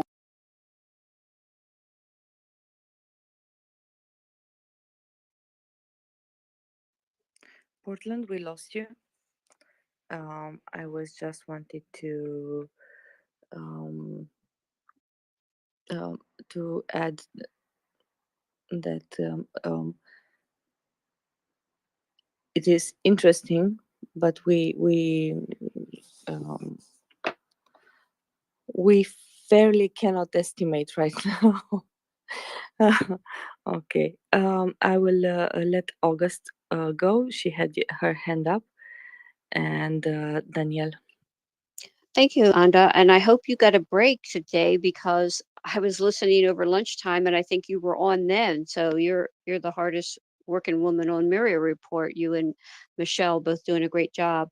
I was Leonard had brought up the Wagner Group, and I'm probably a little behind on what's going on with them. And I was wondering how, I know they've been depleted. How bad have they been depleted since the beginning of the war?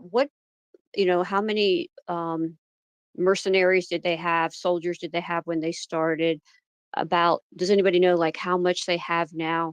And did they ever catch that one particular soldier? I know they were trying to hunt him down, that took that horrible video. Is there any update on to what's going on, if they've been able to track him down or catch him, or what's going on with that? Thanks. I can try a short one on that.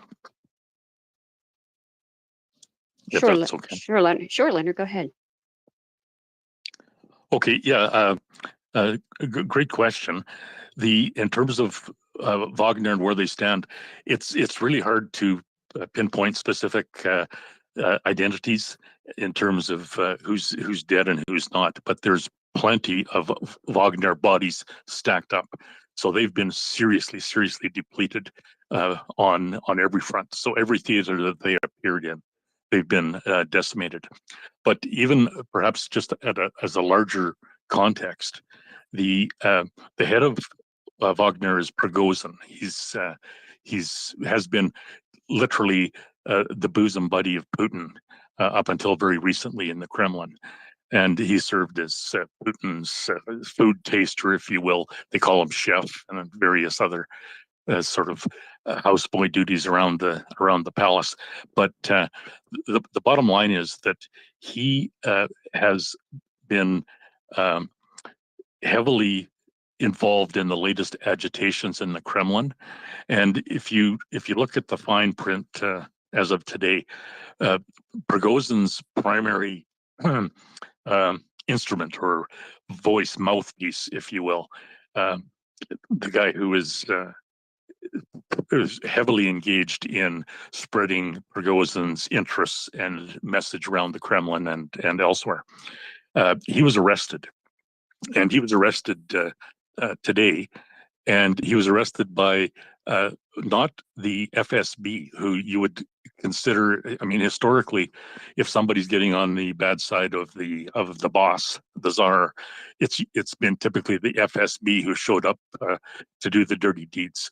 You know, guys falling out off their boardroom tables and awkwardly tripping out their windows and falling 20 floors down to the ground or whatever. But in this case, Prigozhin's mouthpiece was arrested by the Spetsnaz. So it's the Spetsnaz special bodyguards, if you will, or they provide the bodyguard facility for Putin. So they're essentially the house cavalry, the house guard, and they are the ones who arrested Prigozhin's mouthpiece, and the fallout of that reflects directly on kind of a power struggle that seems to be unfolding in Kremlin right now.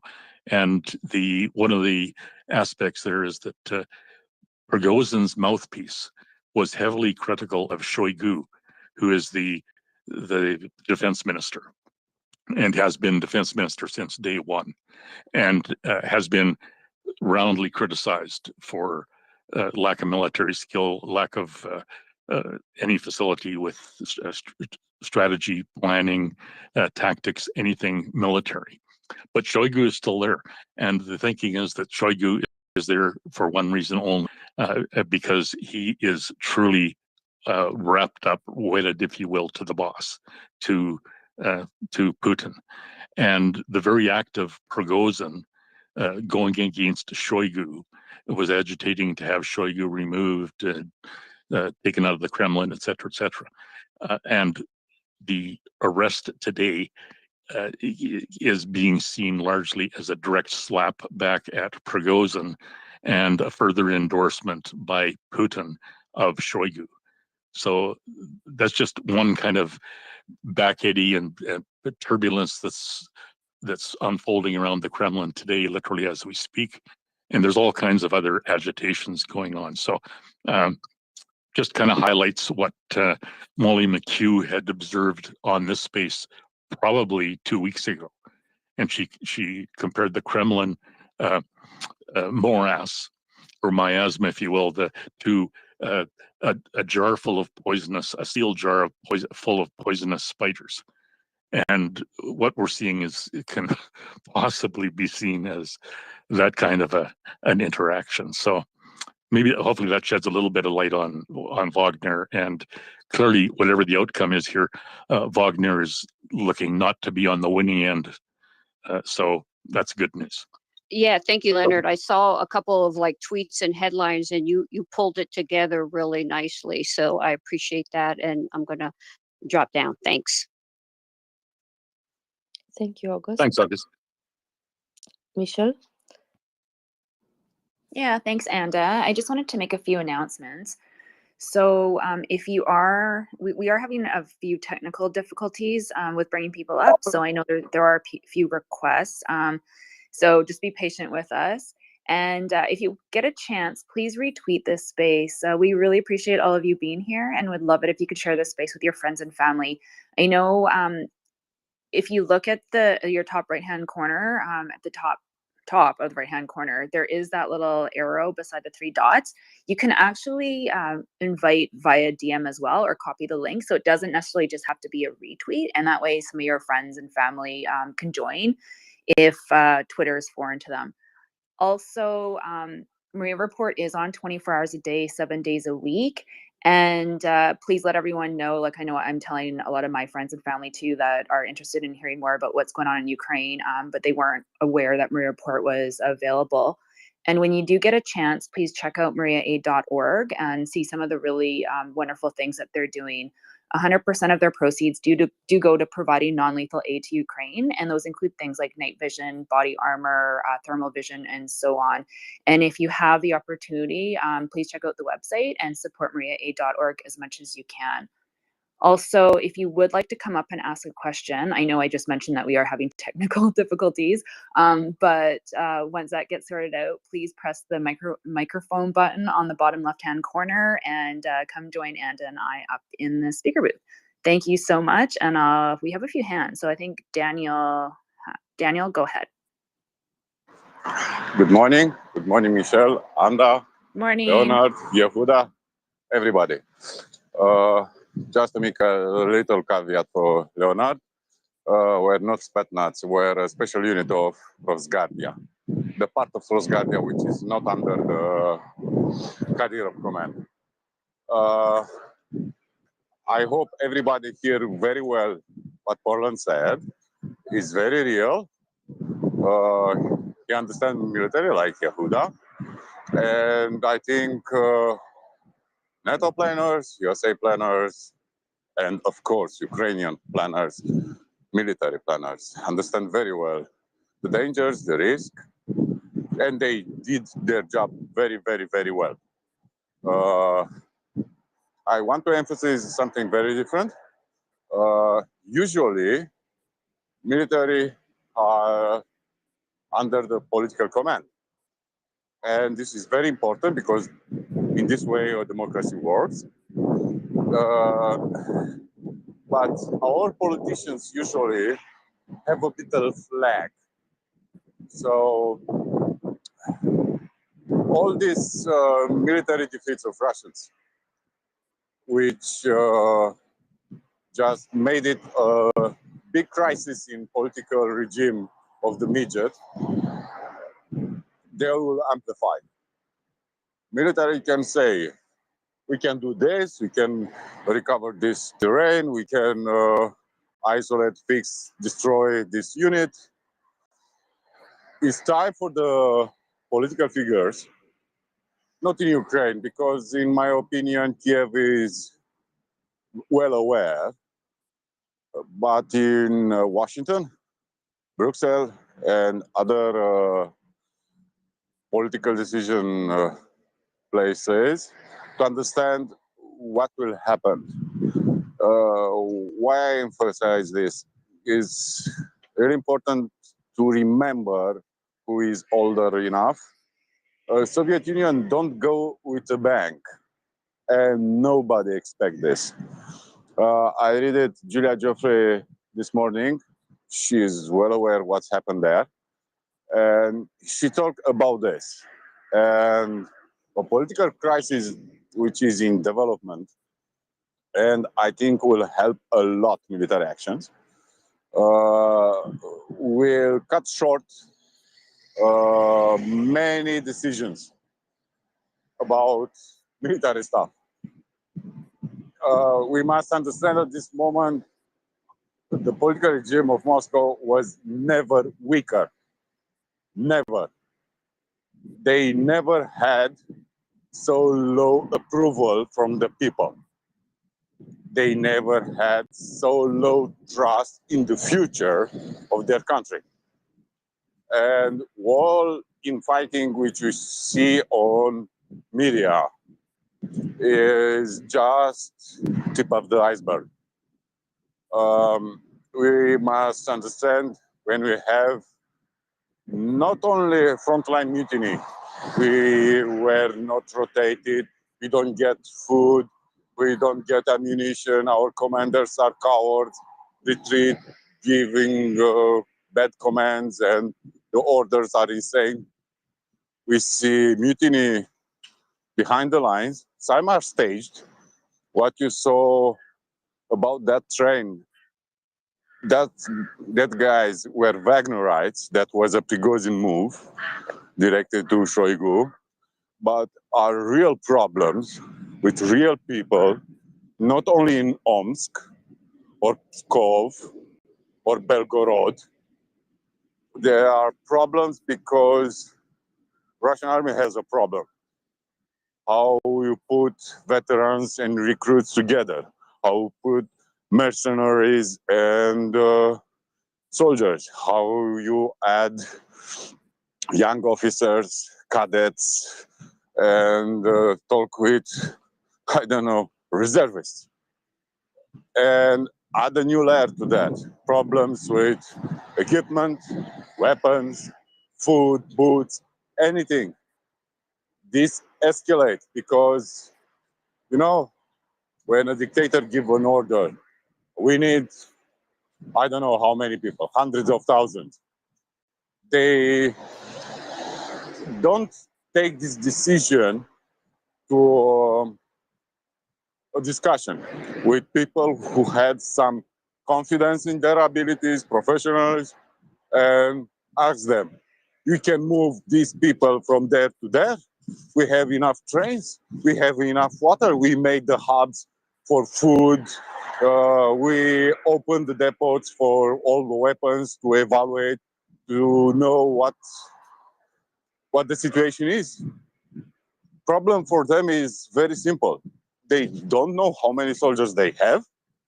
They don't know how many people were conscripted because order was given to local authorities from the governors to the mayors, and some were too loyal and recruit everybody, every male. Some parts none got recruited, or they paid enough so doctors and commissioners to look another side.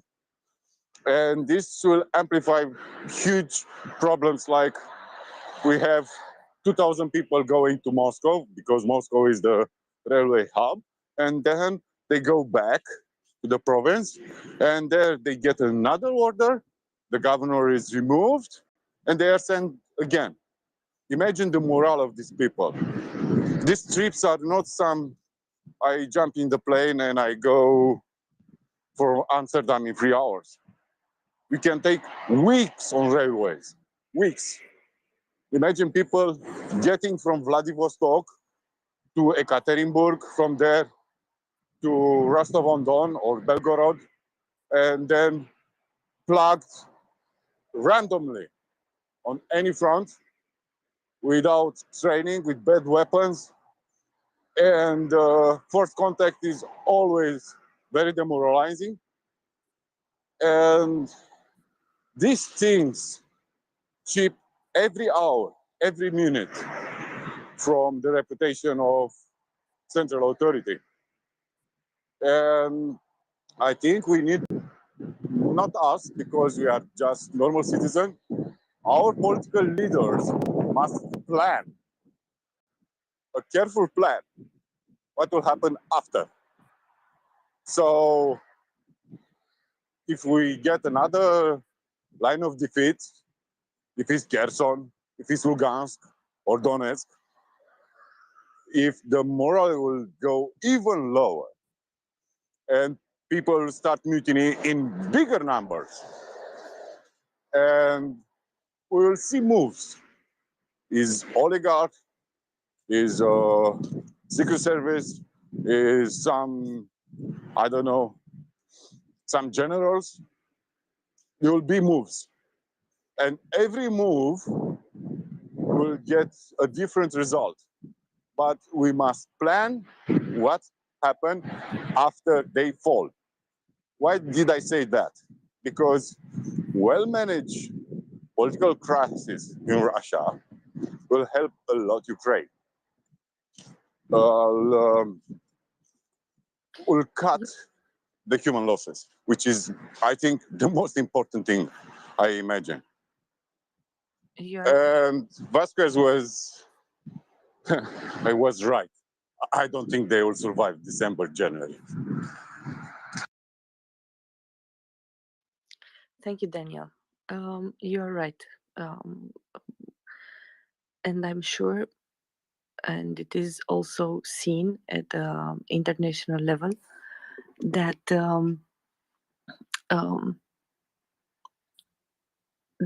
the higher leaders of the countries, like US and UK and France, they are not, they don't stand down, right? And Anta, I can help you a bit. uh, In 1990, Gorbachev was all seen like a credible partner. But in 1990, Gorbachev was a dead leader of a dead country, a system which were in total collapse. They needed another year so the Soviet Union to be disaffected by Boris Yeltsin. But until then, nobody expect to happen. That's why I talk about our political leaders. Our political leaders, I see they become more, how I can say, more believers in Ukraine cause. But also, they need to plan what is next step. And there will they be a already next step. they already do. What I was saying is that they already do that at because I know more about Romania, I can talk about Romania, but you can also see in the newspapers that other political leaders take steps in ensuring what is coming next. Okay, Jimmy, you you have a hard mic. So, for example, at our political level, we are neighbors with Ukraine, right? We have so our Ministry of Foreign Affairs had in the past 8 months, I believe, over 20 meetings, formal and informal, with Ukraine's Ministry of Foreign Affairs, with Ukraine's ministries from different levels. Our president had different meetings, and they are preparing to help Ukraine, because this is what Romania can do best at this point in time. We, as a smaller party of NATO, and as a smaller political pawn in this bigger game, we can provide direct aid to Ukraine. We do not have the political power and the bearing in talking directly with Russia. What we did was to help Ukraine and to prepare the reconstruction of Ukraine when this would be happening. Further, also, we addressed and talked with Turkey in various occasions in order to solve some problems related to the Black Sea. We are talking actively with Bulgaria. There are some talks with the French government. So each country, either we see it in the news, in the more overt and how do you say, headlines. In the first headlines you see when you enter your news app and scroll down, the fact that the Romanian Ministry of Foreign Affairs went to Ukraine and went to Odessa and is preparing to have a stronger alliance with Moldavia and Ukraine on energy, which is actually important for all three countries. It's not a headline. It's something you read if you search on the website or in a tweet or something like that. If you follow him, you can see that. This is not only valid for Romania. This is valid for all the countries, because all the countries realize at the international level that you have a military conflict in which you are not active party. Okay, we help Ukraine, but we are not active party in that conflict. But what we can do, and this is something that Axel said, yes, democracy has weapons. What we can do is to ensure that we use those democratic weapons, right? Democratic assets, democratic leverages that we have to guide and push the countries to go in the direction which we want them to go, right? For example, you have for now an international example. You have for now lingering conflict in China with Taiwan, right? It's not something. It's not what you see in Ukraine, but it's a potential, and you see actively the President of United States, Blinken,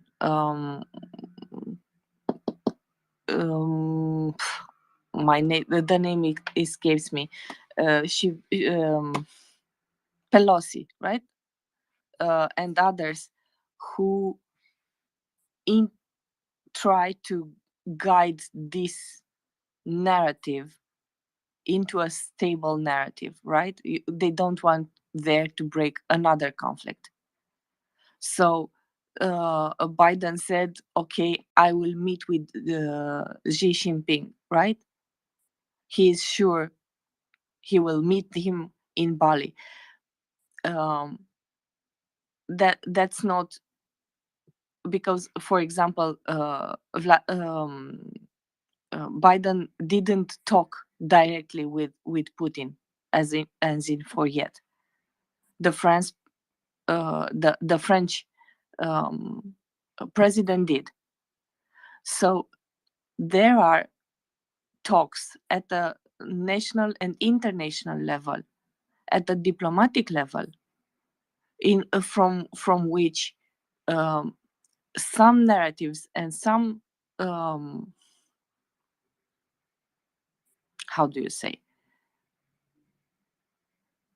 topics are brought up or extinguished in order to have a stable European Union, a stable China, a stable United States, and so on and so forth.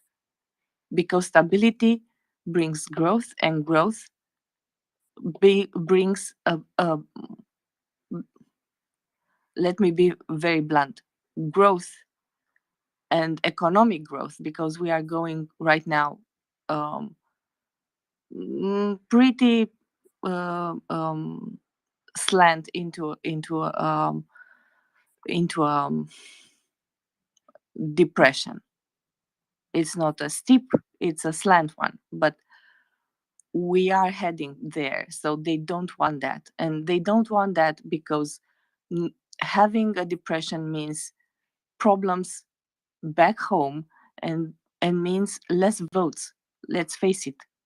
So nobody wants that at national level. So nobody wants problems at international level. Okay. Then yeah, I see you have your hand up, and I will go then to Crooked Hello. Okay, and I agree with your points. I don't disagree at all. What I want to say was very, very simple. Our North American friends are online. They have in United States partial elections, which will absorb a lot of attention. After this, they need to keep the eye on the ball. It's just a small appeal from a small citizen in a small country in the eastern flank of NATO. Idea is they don't need to make the same mistake which they made with Navalny, giving a lot of credit. This discredit any contention. So to be credible in Russia, they don't need support. Second, nobody needs to negotiate with Putin. Putin is zero. And also keeping an eye, a very watchful eye, what's happened there is important because events will develop very fast, even faster than military. And these things are completing each other. So you have victories for Ukraine, crisis for Russia. And these amplify each other. And my idea is very, very simple. Watch with attention, supplied Ukraine, help them, but be very wary what's happened there. It's not the same thing what's happened 1 week ago, 1 month ago, 1 year ago. And you see Karamurza to be under treason prosecution. You understand what's happened. You will get this because the regime is violent at this moment to any contester. That's why when people talk about Prigozhin, Kadyrov, we talk about dead guys. That doesn't matter. Watch Direction 5 from FSB, watch what's happened in GRU, watch what's happened in the Secret Service for the protection of the president, things like that. Watch what the mayor of St. Petersburg say, Ekaterinburg, what's happened with governor from, I don't know, Tuva, things like that. Sorry for my rant. The other speaks. Thank you. Thank you. And yes, we are in agreement that we need to look further. We need to keep our eyes further. And yes, some of the current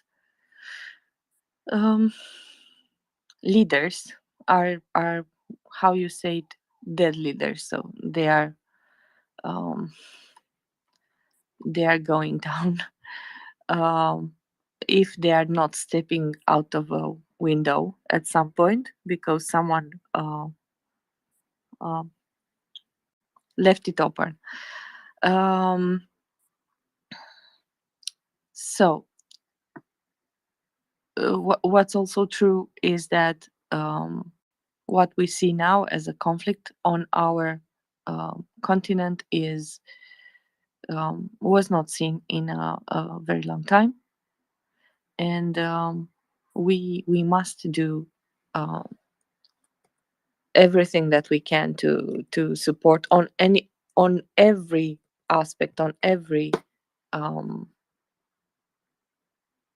available aspect. So military, politically, economically, and humanitarianly when we can.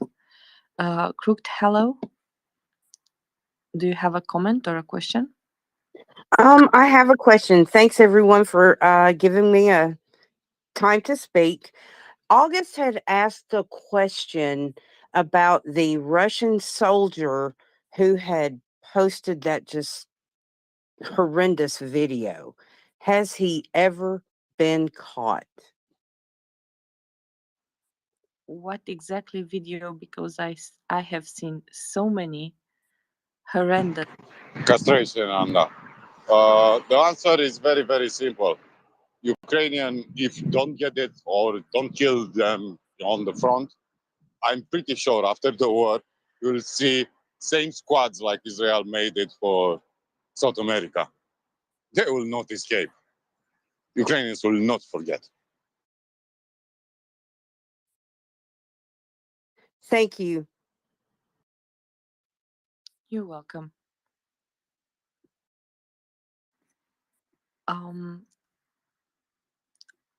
I wanted to, because we are on this topic, I want to we are on this topic of politics, of influence on how things work at diplomatic level. I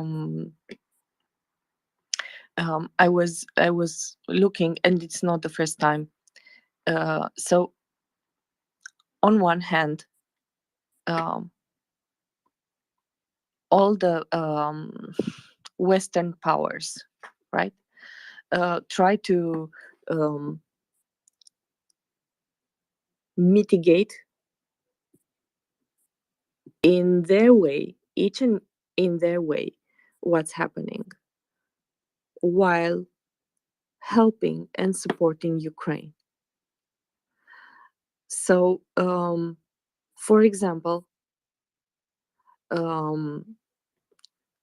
you have heard, and we will all appalled by first comments that the French president made at the beginning of the war, when he could not call it out straight as a genocide, when he didn't come up and stated everything or take the same position, like, for example, President Duda of Poland, right? So at that point, we were all upset, and rightly so. But France, on the other hand, sent weapons to Ukraine, sent military aid, and that is not lost on the Russian side. So they see the weapons, they feel the pain, and they are countering that as they can on the battlefield. But because, as you mentioned, their soldiers, the number of soldiers on the front is going down. They have over 60,000 people dead, which, as our military experts, is more than US lost in Vietnam in 10 years. And this is in 8 months, right? If you have 60,000 dead, it means you have at least, in the minimum list, you have another 60,000 which are wounded and not able to fight, and probably some other 60,000 which are ill or in other way have problems, so they don't fight at full capacity. Add to that lack of training, lack of food. It is pretty cold here, because we are already in October. It's wet, as Konstantin said the other night. Wet is the worst enemy, worse than cold, and they are not doing great. They are not getting new equipment, they are not getting new tanks, they are not getting new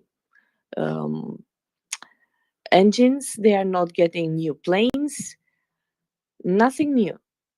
So um, the only way they can counter right now, other than this partial sham of mobilization,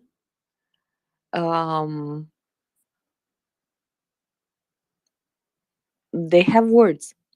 So what they did was to summon the French ambassador in Moscow to talks, to ask him why is France giving weapons to Ukraine. Like, it's not the first time. They know it's not the first time. But this is the only viable thing they can do right now against France. So I see you want to respond, and then I have Kalo, and then I would like to add some two other tidbits which would be interesting.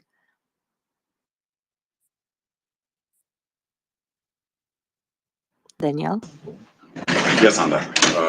I reached my office. Okay, what I want to say are two things. First, 1 year ago, everybody was less trustful in Americans and European Union. And everybody said, oh, it's all bad, it's not working, things like that. And nobody was with a lot of hope. I'm very, very, very proud. But Western leaders, the free world, and a lot of other countries which are not democratic Europeans or North American. And this, I think, is the most important thing we must remember before blaming French, Germans, even this Austria thing. We must remember they moved unexpectedly well and decisive. And let's get the topic of Macron, for example. He has a bad history, a history of genocide and imperialism. So they will not act like Duda, which knows he has hundreds of thousands, maybe millions of Ukrainians which are living with Polish citizens, mixed families, they work there, is a different situation. About Russian and their situation, military, I don't have the expertise. What I see, I just get rational judgment. And the situation is very simple. They ask for peace past 2-3 weeks. They ask for negotiations. They ask for anything to stop, because you cannot manage a crisis at this level. So you have a military campaign which is failing. You have problem inside Russia. You have political trust to record lows. So they need anything to get a respiro, a pause, or a cessation of hostilities to regroup, replan, replenish. And this will don't get. Even the most Russophile, most kind or a little open to Moscow demands will don't have the guts to try anything.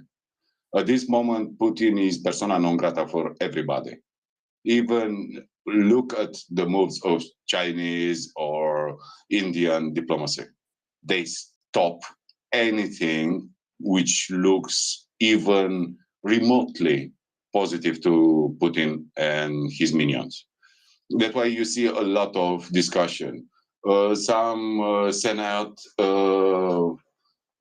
representative of Russia, some Duma representatives, some diplomatic, some, I don't know, Peskov, Putin, everybody. When Putin starts from Nazi Ukraine and all the horrible words they said about these proud people, which are Ukrainians, and now call about their culture, how much they like them, how they live well in Russia.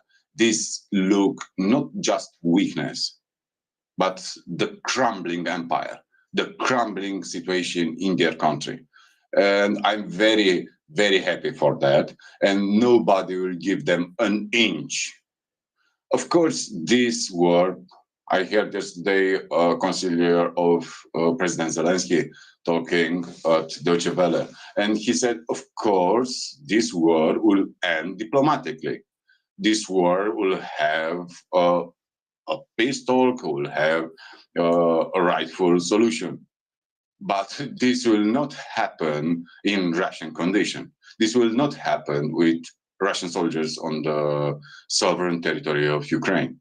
And nobody in the West will try to press Zelensky or anybody in leadership of Kiev to do their biddings, hoping lower gas prices or curbing the inflation. These are bad tools. And I'm very proud of Americans because I look at this partial election with some fears some months ago. But when you see Republicans and Democrats having the same attitude versus the war, the Ukraine, the solution for ending the war, and attitude against Russians, I'm very proud of Americans. I'm very, very, very, very proud because it's not my business to enter in American politics, but to see bipartisan support for Ukraine is, how can I say, bring me happiness in my heart. Because it's very, very important. Even I wonder if Republicans get the majority in the chambers, they will not be even harsher and the support will be greater for President Zelensky. So for us, things look great with the caveat, so many people die in Ukraine every day, innocent people, not just soldiers. And we need to understand this will be a very black page of history for the Russians and what will happen with their horrible empire. But like I said before, we must be prepared for the collapse of the regime, must be prepared how we talk with that regime, and must be very cautious to make any move without talking with President Zelensky and not be sensitive to their points, because it's very, very, very important. This country deserves not only our support or assistance and help, they deserve to be recognized like the guys, the people, the country who defend us, who helped us, and even Russian must be, how I can say, somehow grateful because they made conditions the things change in their country because the heroism of the Ukrainians. Thank you and have a great morning. Thank you, Daniel. I will go to Michelle. She has some announcements to do, and then we can talk about something else. Thank you, Anta. I just wanted to remind everybody that if you do have a question or comment, please feel free to join Anta and I. We're nice people. We don't bite.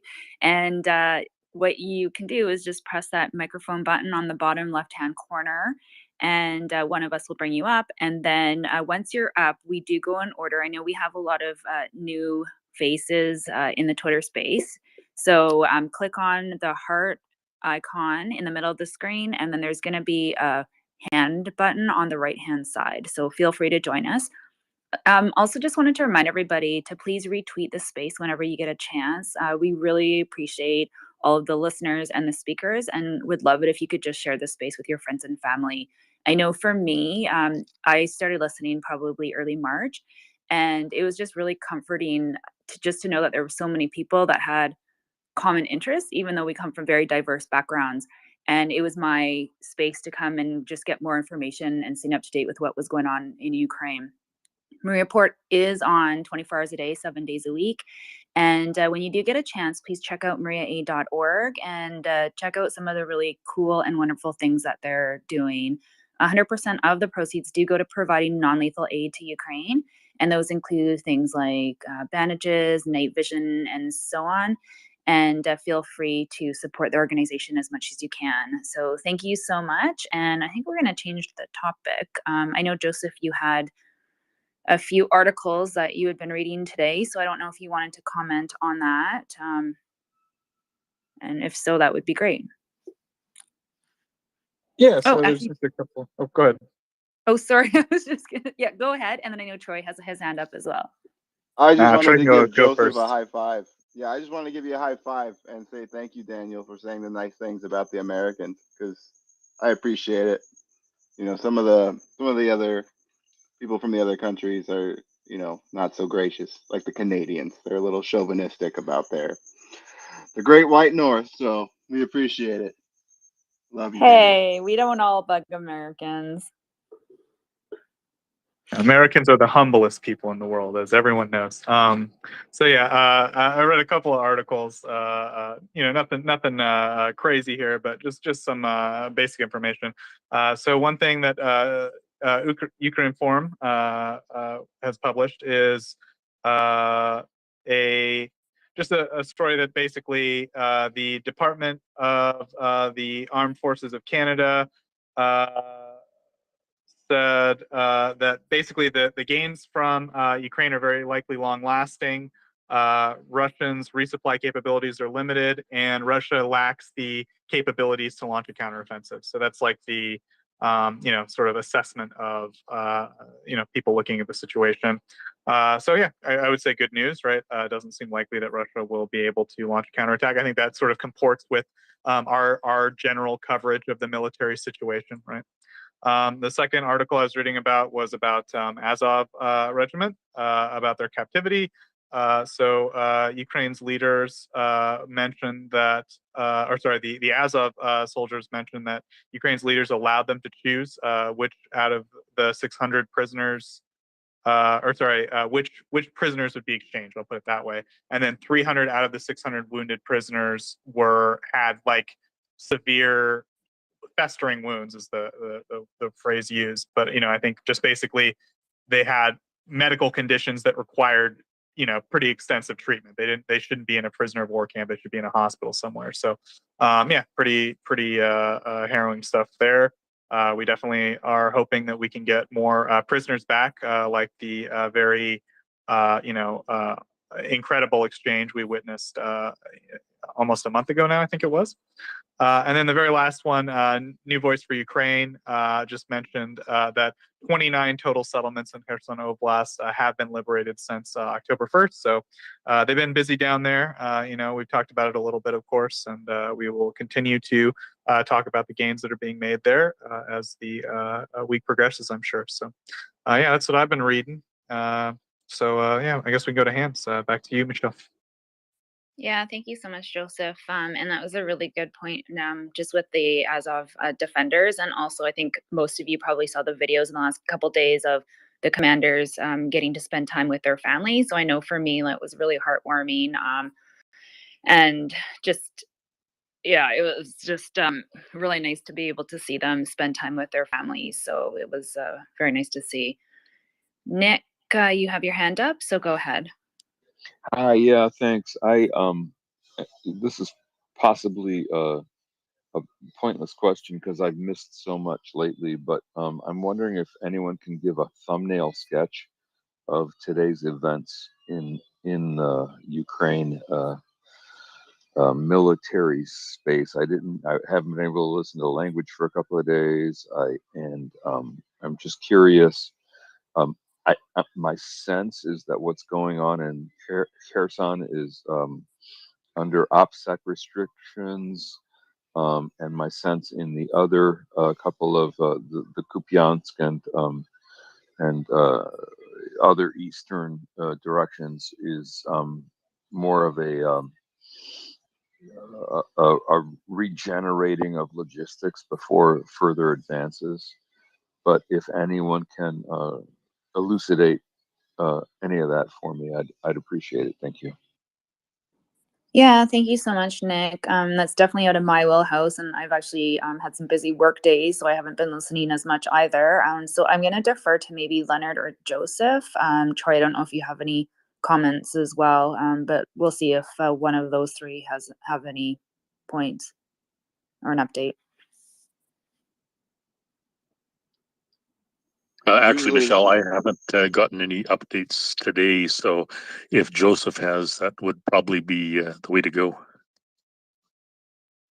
Yeah, sure, guys. I'm gonna be honest. I've been doing a lot of stuff on the back end lately. I'm real busy with like stuff involving the program, and I'm not as good at researching stuff as I used to be. And I don't know, long term, I need a little more time to research stuff. I think I can't do it all, guys. I'm sorry. So there has been. Oh, Anda, go ahead. So I wanted to draw your guys' attention that Colby is coming up. So that's one one of the things. Second, I wanted to say to Nick that language hasn't had an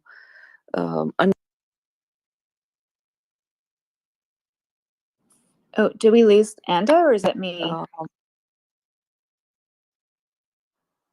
I think do you she hear me? went. Do you hear me? You cut out for me, but I don't know if I'm cutting out for everybody No, else. and is breaking up on my end as well. It was my alarm. I'm sorry. It was an alarm. So I was saying that language didn't had an update this morning. He linked a page to the Institute for the Study of War, for anyone to be able to read a bit about what happened in the last days and have access to some maps. But maybe if we have Troy and Colby, they can give us a live update. Live news. All I've seen in the morning news was that Odessa was shelled again, and yeah. I was just gonna say we're spoiled. Usually, if we don't have language, we have Yehuda with a comprehensive one that's sketched out on paper, I think, and they do a really good job. So no, I don't know. I've deferred to anyone, including Colby. And I also had a question since he's here about the NOTAM up in the Kara Sea that's been up for a couple days now. I didn't know if that was relevant or if that was any update on that or what might be going on up there. I certainly agree, guys. I think it would be absolutely great to have someone with a little bit more military knowledge up here who could explain things to our audience. So yeah, I was going to read the Study of War, Institute for the Study of War situation. But I mean, basically, there's been a small amount of territory gained in Kherson, various villages they're sort of consolidating the major gains that they made in the northeastern Kherson front. And then in the, I guess, Donbass front, there is, as of today, Ukrainian forces are still pushing like near Kupiansk, basically. But Russian forces are pushing a little bit near the southern, like Donetsk, or central Donetsk, I should say, like area. Not far, like I guess like two minor villages. But so yeah, I mean, obviously, like Ukraine is taking a lot more territory. Right now, I would say we're not in. At least it's not being reported on the ground that there's been significant territorial changes. But I have to imagine that there's still some relatively significant, contestation going on in various parts of both the Kharkiv front and the Donbass front and the Kherson front. So, yeah, that's all I really got for you guys. But yeah, we're working on it. Hopefully, we'll get more regular military expertise covered at various times in the day. So, thanks for that, guys. Back to you, I guess, Anda. Thank you. Colby tried to speak earlier, so I will defer to him. Good morning or good evening, because it's evening in Canada. Technically morning, I suppose, for me now, past midnight. So yes, no language tonight. He said he wasn't going to do an update, but he also said that there wasn't a whole lot that happened on the ground today. So I think reasonable for him to take a day off, because we all know he puts in a tremendous amount of effort to deliver the updates, and I concur. We're definitely spoiled. So I will do my very very discount version of an update of what's going on based on limited accumulation of what I've seen. So the Colby, east, I'll take it, buddy. yeah, To no, you, Colby. definitely not. So the east side of the Osco River has Real almost quick, entirely Colby. been. Colby, I just want to tell our audience, please get a map out. It'll help you a lot with what Colby's saying. Otherwise, it'll be kind of hard to follow. If you are at a computer, I understand, some people might be driving or something, but get out a map of Ukraine and follow along. Sorry, go ahead, Colby.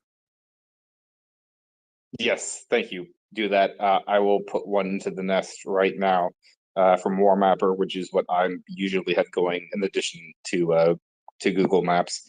But please do follow along with your map of choice. There are many of them available, whether that be the ones that language uses usually or anything else. So east bank of the Osco River is almost entirely clear, or possibly by now entirely clear. Obviously, there's a lag on the information that we get from the ground when things actually happen and when things actually come to us confirmed.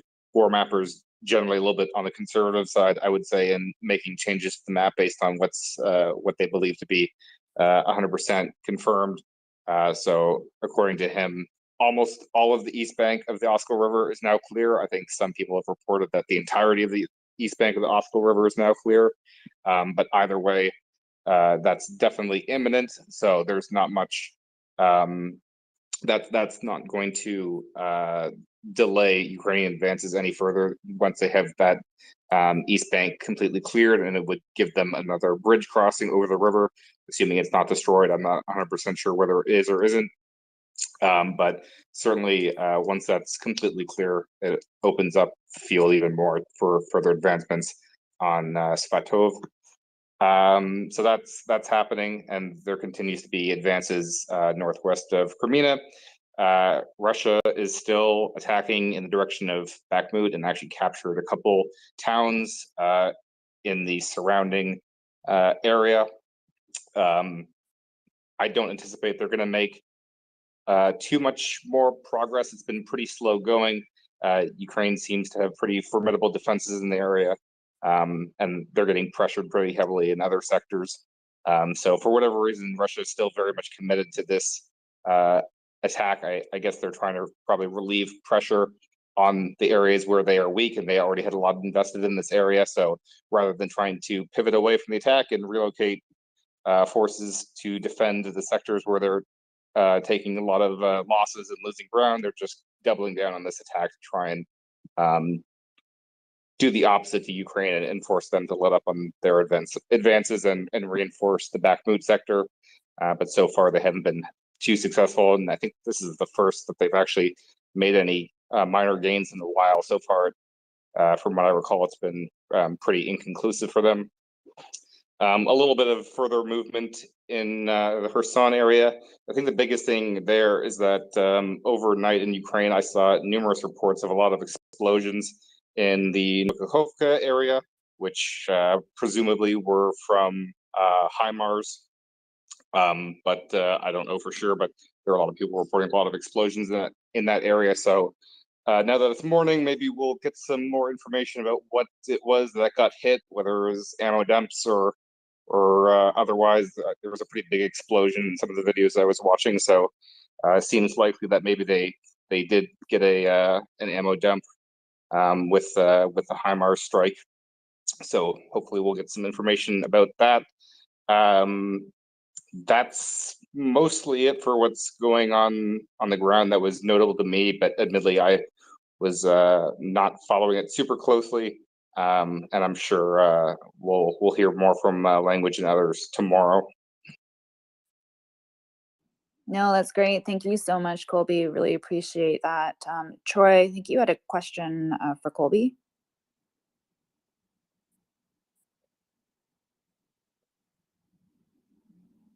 Yeah, it was about the NOTAM and up in the north in the Kara Sea. Like I missed, what was that? Is that expected a weapons test or some kind of something from Russia? I think it lasts throughout the week, through the end of the week. I know nothing about that. So if you want to send me a link, I'd love to see that reporting because I'm not familiar with that. Okay, I'll have it. I'll send it to you right now. Thank I you. guess there's one other thing I mentioned by the ISW. Maybe Colby, we can talk about this a little bit, which is that they just mentioned that the Iranian drones don't seem to be having a significant battlefield impact. They're not a quote unquote game changer, which is usually like the common parlance I think for this type of thing. That something like HIMARS has been. So I don't know. It seems pretty. I would say ISW being a relatively conservative, analyst overall, that's probably a pretty solid assessment. Would you agree?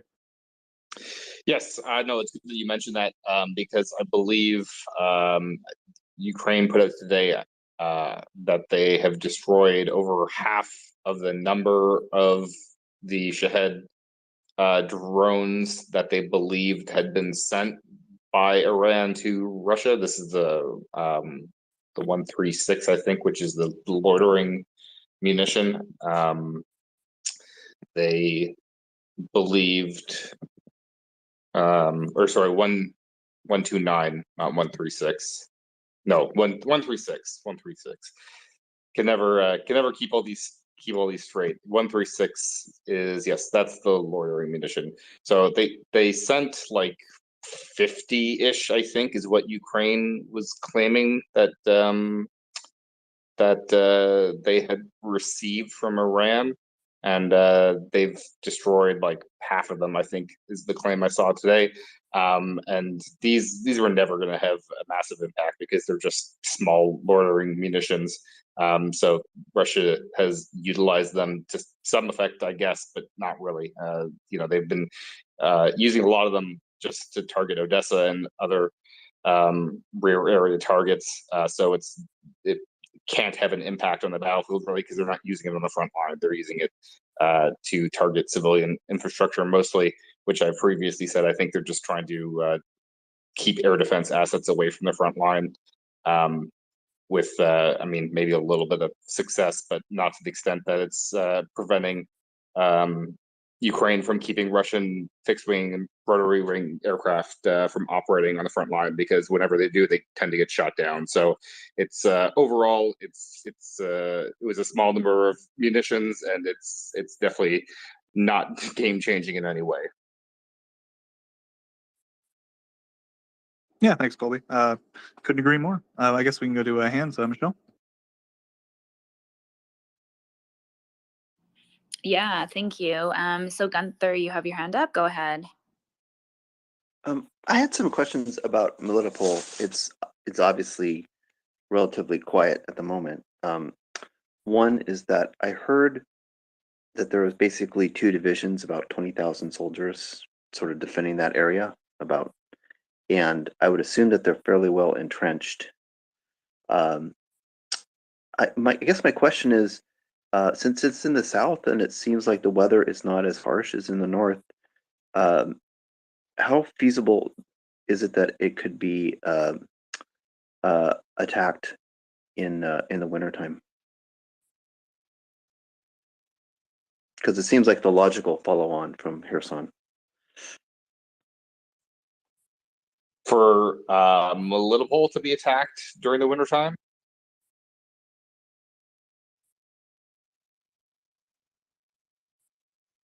Yes. Assuming that there's success in Kherson.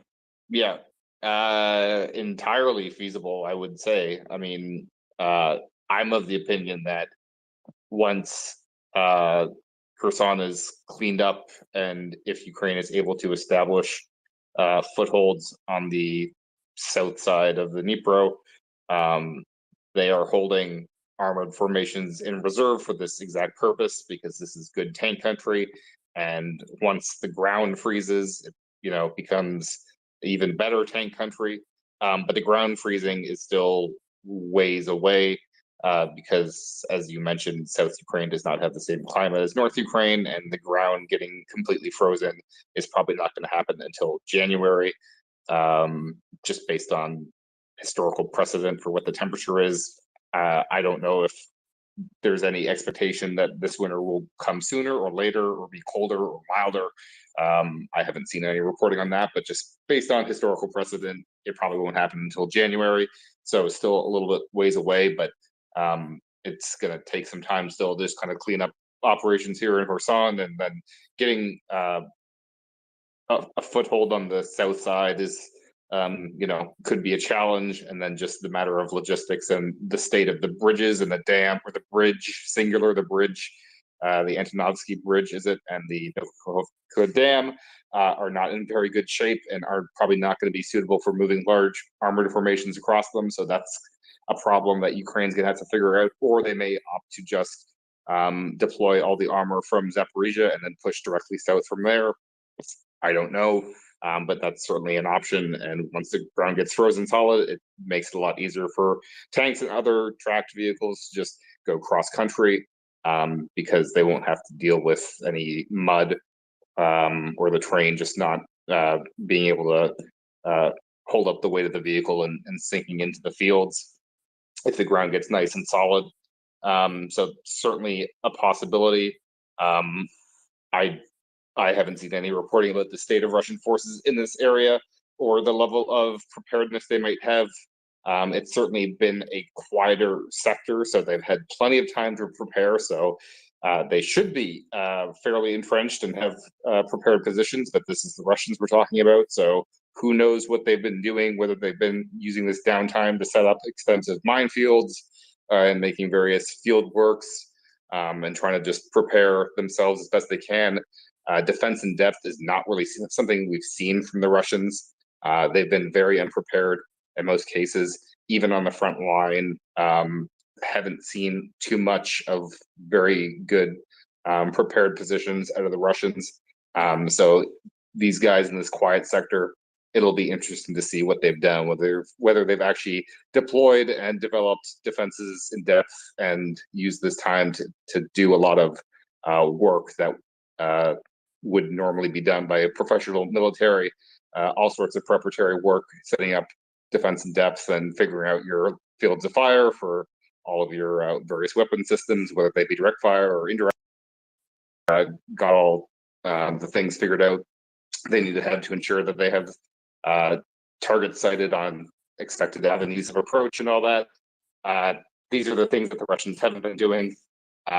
So it wouldn't surprise me if they still aren't doing those things, and whatever forces are deployed here are probably not going to fare all that well once it comes their time.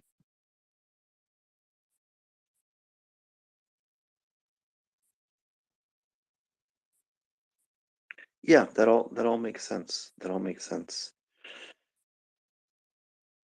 Thank you. Thank you. Colby, I have a question. It's in that category in which it's a broad question. So my question is about manpads, and why are they the most feared by the Russian aviation?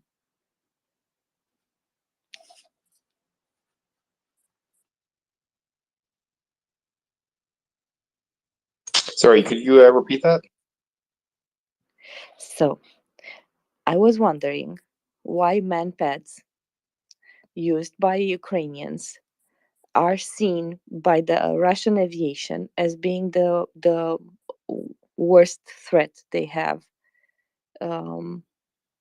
as anti-air defense. I don't know if they have that perception among Russian forces. I haven't seen any reporting on that from Russian pilots saying that that's their primary concern is Ukrainian manpads, but there's a very broad spectrum of threats that they face whenever they're going to fly a mission over Ukrainian territory. And I guess most of the missions that they have been flying lately, I guess, are probably attempts at close air support. So in that case, manpads are going to be a primary threat because they're going to be pretty low to the ground, and Ukraine has a number of pretty effective manpads. Starstreak being the most advanced and capable out of them, but certainly Stinger is a threat. And there's a large number of other short range systems that have been provided to Ukraine, Mistral being one of them. These are all pretty lethal for low flying Russian aircraft. And then you have things like the Gepard as well, which are also a threat to low flying aircraft. And then as well, all the various different legacy Soviet systems that Ukraine still has in service as well.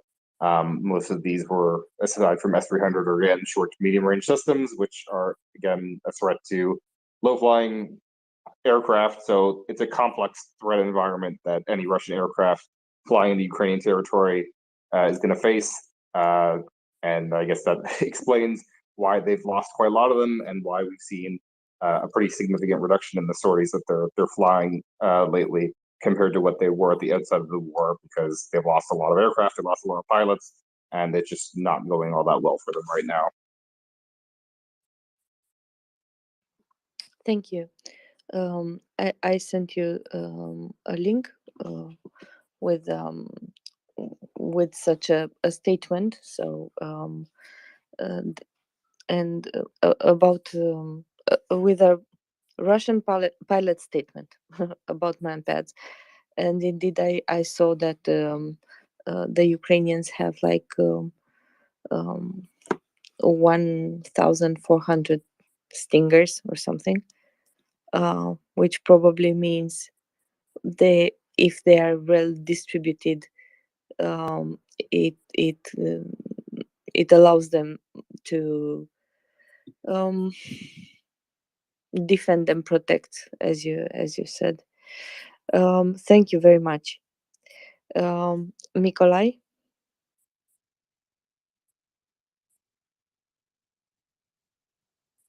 Mikolai, you have your hand up.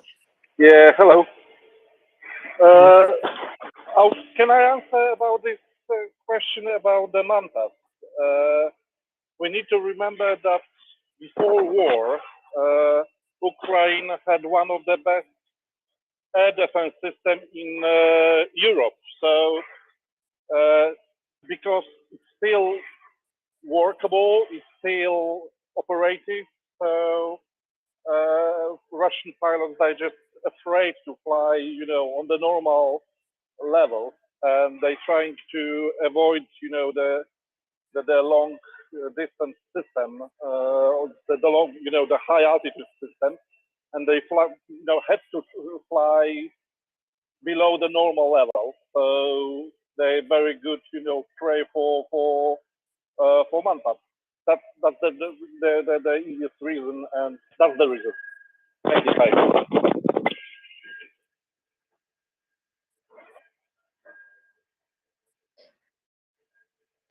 Thank you.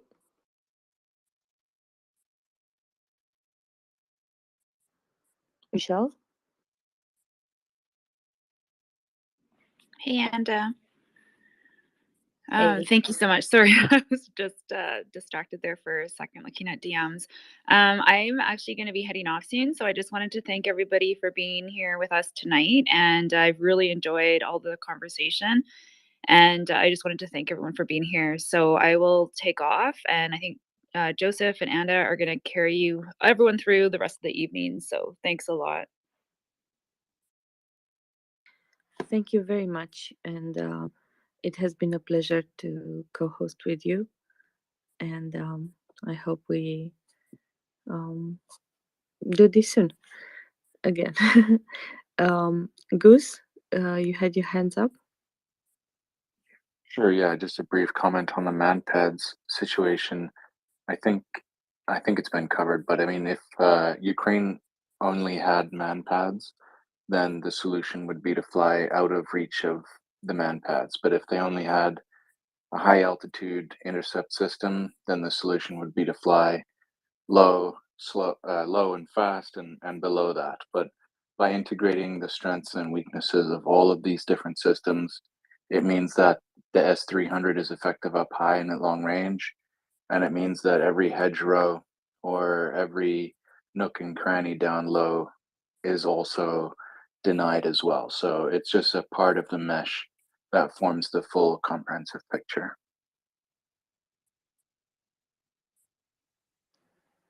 Thank you. Um, uh, that makes sense indeed. So I will try to bring some more people up. In the meantime, you have in the nest the link to MriyaReport. If you want to donate or want to help in any way, you can go there and maybe set up a recurrent donation, however small, $2, $4, they add up. Thank you. Gunther, you have your hand up. I had a sort of a question. I was thinking about the S-300. Is the S-300 basically an anti-aircraft system designed with sort of optimized to take down, Russian jets and similar? Like, is that how, when they developed it, did they use their own systems to kind of test it? I was sort of wondering about that.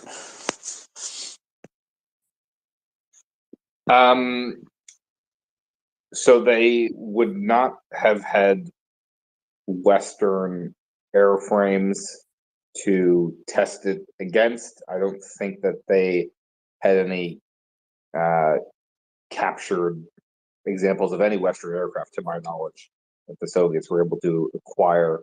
Perhaps some wrecks from the Vietnam War, maybe. But the Soviets had a fair bit of experience with surface air missiles. So they had a lot of technical know-how from the previous systems that they had developed, and a lot of experience operating those systems against Western aircraft. And they had been reasonably effective against Western aircraft in many cases. So I don't think that it was poorly optimized. I think that Ukraine is demonstrating that it can be an effective system in the right hands. The Russians don't seem to be getting quite as much use out of it, but certainly the Ukrainians are being much more careful with their aircraft, and obviously they have been flying low as well, doing low flying combat air support missions, which the S-300 is not really able to interdict aircraft flying in that manner, and they've been very diligent to try and degrade Russia's short-range air defense capabilities through various means to ensure that the threats that do exist are fairly neutralized. So Ukraine is more of a free hand. Certainly, S-300 is not nearly as capable as was advertised and as was thought. There was fairly significant respect in Western circles for S-300 and S-400 as air defense systems, and I think a lot of that has been lost. I think Patriot is looking pretty good in comparison right now, but it's still an effective system. Ukraine has been using S-300 to pretty good effect for defeating Russian cruise missiles and other threats. So not a bad system. John can probably talk more about this in further depth if he was around. But in terms of the development of S-300, I think the Russians had a fair bit of experience in this field, and it wasn't a bad system, but it's not really stood the test of time as well as was probably thought. Yeah, I maybe should have phrased my question a little bit differently. Like, is it possible that when they're in sort of doctrinally with their own sort of training with their own aircraft and such, is that they weren't necessarily training to go up against their own anti-aircraft system? You know what I mean? Like I'm wondering if there's some institutional blindness about, like, this is how we will, fight our next war in the air, and just assuming that they wouldn't necessarily go up against like their own equipment. Does that make sense, or I think that this is just, it fits into the broader issue of Russia completely underestimating Ukraine on every level and underestimating the potency of Ukraine's integrated air defense network is just part of that Ukraine operated a large number of a lot of different Soviet systems, including S-300, and a lot of those systems were in pretty bad disrepair, but a lot of investments were made to get them working again since the 2014 invasion. And going into at the end of this war, Ukraine actually had a pretty reasonable air defense network, and that obviously was not something that really Russia accounted for, because if they thought that they were going into a threat environment in which there was a functional air defense network with a lot of different systems, they definitely wouldn't have conducted operations the way they did, or at least they shouldn't have. They wouldn't have done those heliborne air assaults on Hostomel, and they wouldn't have planned of sending in the paratroopers by a fixed wing aircraft in behind them. You wouldn't have done all that if you understood that you were heading into a fairly non-permissive environment with a pretty robust air defense network. I see Gunny's up now, so I'll defer to him. He can speak on this far better than I can.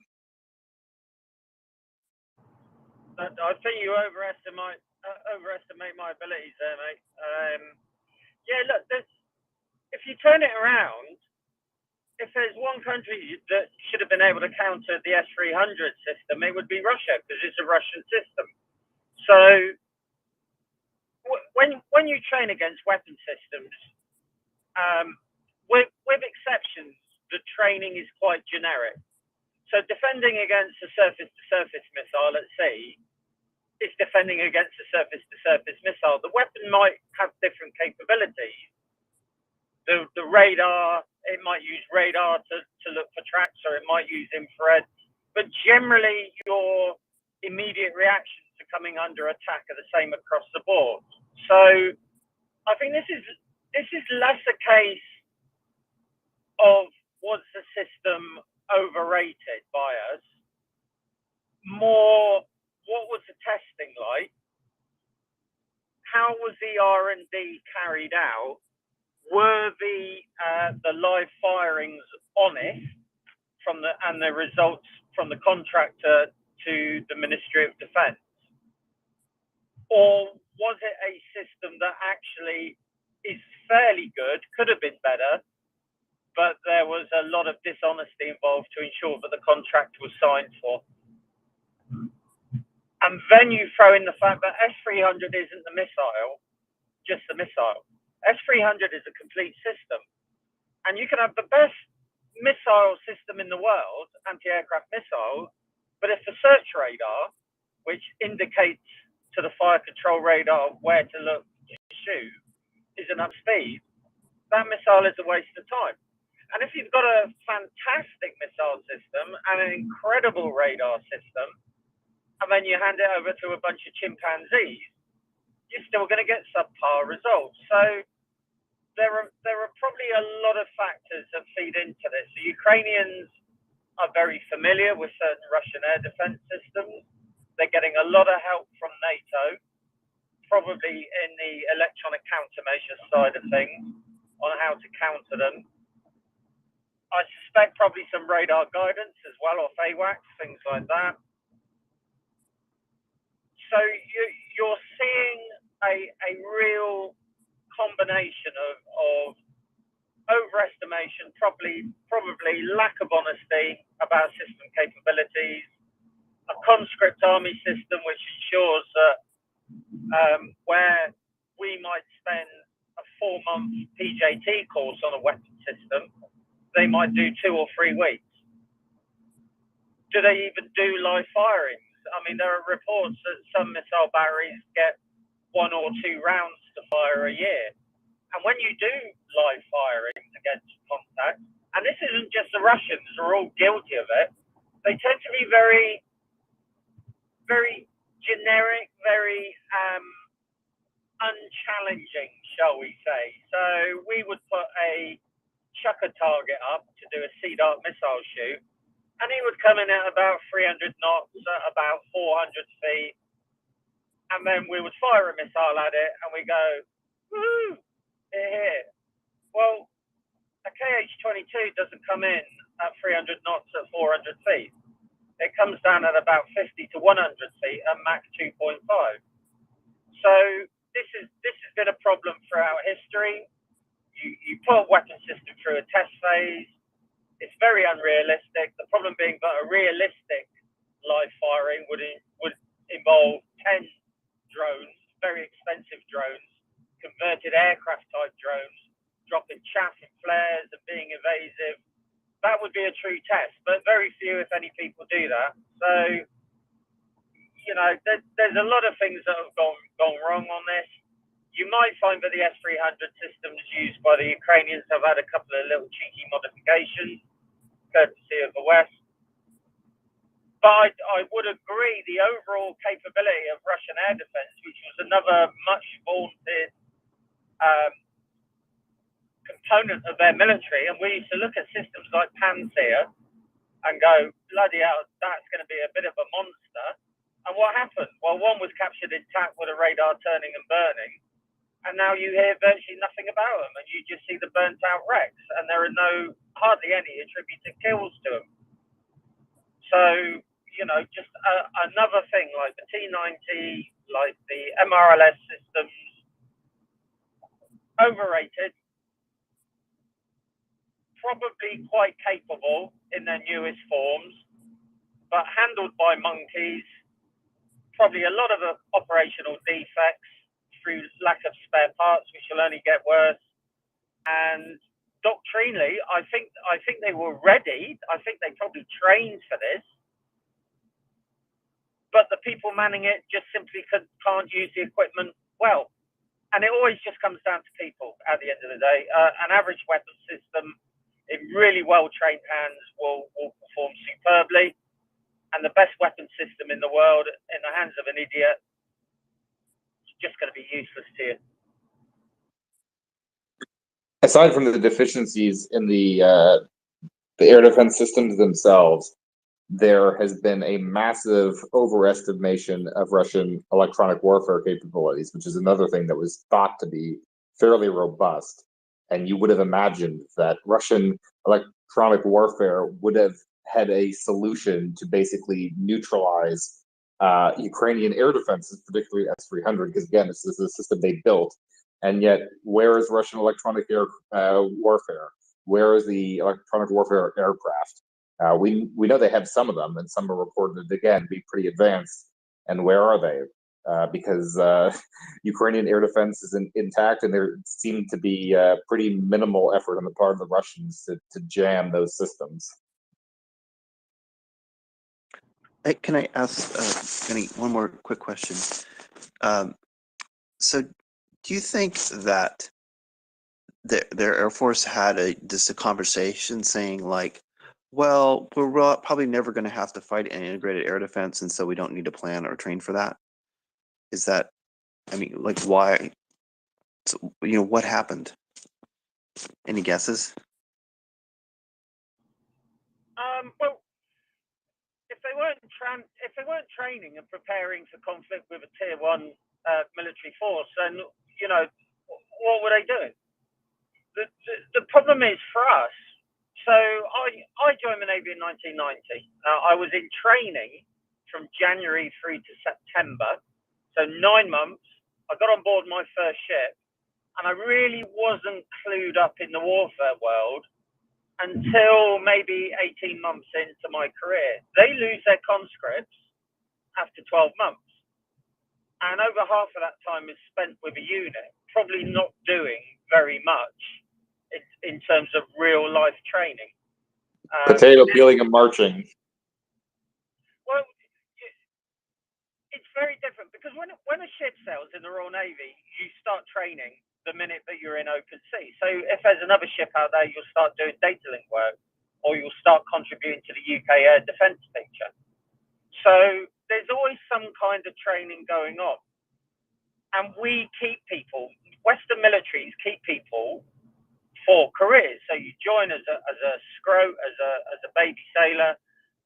You might leave after 5 years, you might leave after 7. A lot of people stay on and they do the full 22 years. The majority of the Russian military, they leave after a year. So even if, say you get a really good conscript who's fantastic on the S-300, he's minded, he gets into a battery where the battery commander's actually pretty good and tries to train his people as much as possible. This bloke spent the first 4 months of basic training getting punched or getting buggered by his mates through their amazing grandfather system. So after 4 months, he's got an arse like a chewed orange, and then he's supposed to be keen for the next 6 months and really want to know the job. Whereas in actuality, all he wants to do is go home and try and put this year of misery behind him. And that's been going on, year out. So even the trained people that they get, the majority of them, they hemorrhage, whereas we try, and it's a perennial problem for us to retain people, even with, light years ahead living conditions and discipline and pay and benefits and stuff. We still struggle to keep people. Hands up, who fancies a year in a Russian mechanized brigade?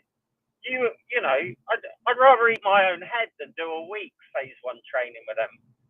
And they don't even have a proper training regime because they don't have training depots. You get scripted, you go straight to a unit, you get abused by whoever fancies abusing you, and then after 6 months, you get to abuse the new blokes coming in.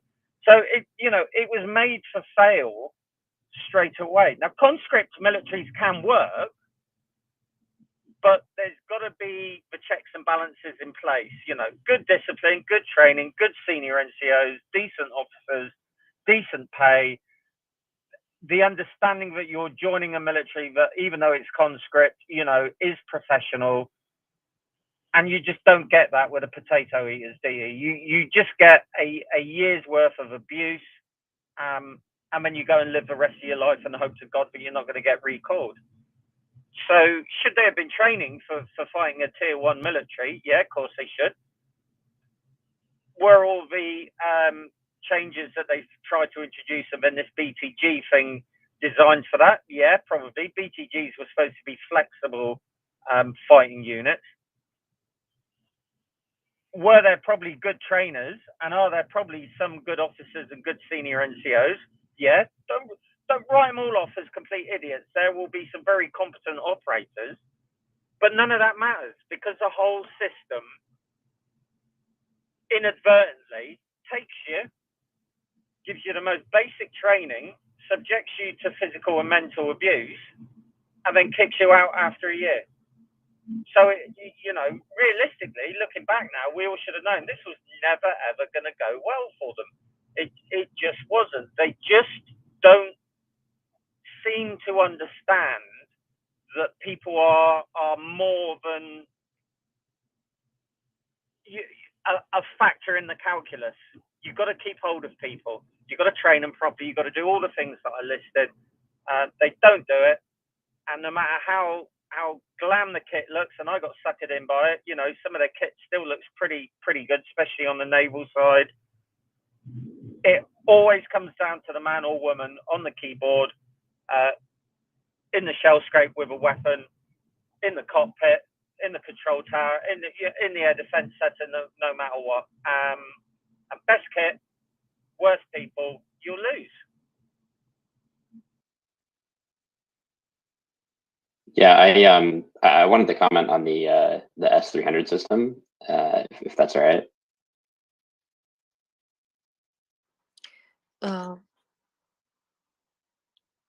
Relar, yes, it's all right. But usually we call the hands. So I had it up. yeah, people don't talk or yeah. Just one small we will go to you to Gunther, and then I will add something. Okay, yeah. So I wanted to say like what Dog was talking about. So the S300 system is like it's an array of assets that defend. Its original purpose was to defend against like aircraft and ballistic missiles, and we didn't see a lot of those S300 systems get destroyed early on in the war. We only started seeing them get destroyed after the HIMARS were introduced, and I think there's a few reasons for that. Is the S300 is not meant to defend against the rams, the rocket artillery and mortar systems. And before the HIMARS were introduced, the Ukrainians were outraged by the Russians, and the Russians were calculating this war. I mean, I don't even know if you could say they were calculating, but they were calculating this war based off of the assets that Ukraine had and the assets that Russia had. And at the time that the conflict was starting, the Russians outranged with RAM systems the Ukrainians. But then once we transferred over those HIMARS systems, now the Ukrainians had the advantage. So when they had that advantage, they started taking out those radar systems and those S300 array systems. First of all, the S300 is not optimized to deal with the RAM. So on a radar system, there's like some updates that they have to do to even make it like slightly effective against the RAM shells that are coming into that space. But I think that's why the HIMARS are such a game changer. It's not necessarily, I don't think it's about the individual. I think it's about the technology advantage. They went from being at a range disadvantage to having a range advantage, which then gave them the ability to specifically target these air defense systems, with like a 20-kilometer range or 10-kilometer range, whatever the advantage was. And I think that's where the change came in. And it's like, the American government has a CRAM system, which is counter rocket artillery and mortars, and the Russians don't have a system as advanced or anywhere near as good, and they definitely don't have it deployed in the system. So once those HIMARS were introduced, now all of those air defense assets were laid bare. That's why we started seeing the Russian airfields getting destroyed. That's why we started seeing the Russian anti-air assets getting destroyed, because those air assets are not meant to defend against the type of things that they're being attacked with. So those are the two factors: the range factor and the fact that they're getting attacked with RAM systems and not with ballistic missiles. I'm sure if you fired a ballistic missile at an S300, the S300 has, I think it's like what 80 something % chance of destroying that incoming attack. But yeah, that's all I wanted to say on the S300 discussion. Thank you.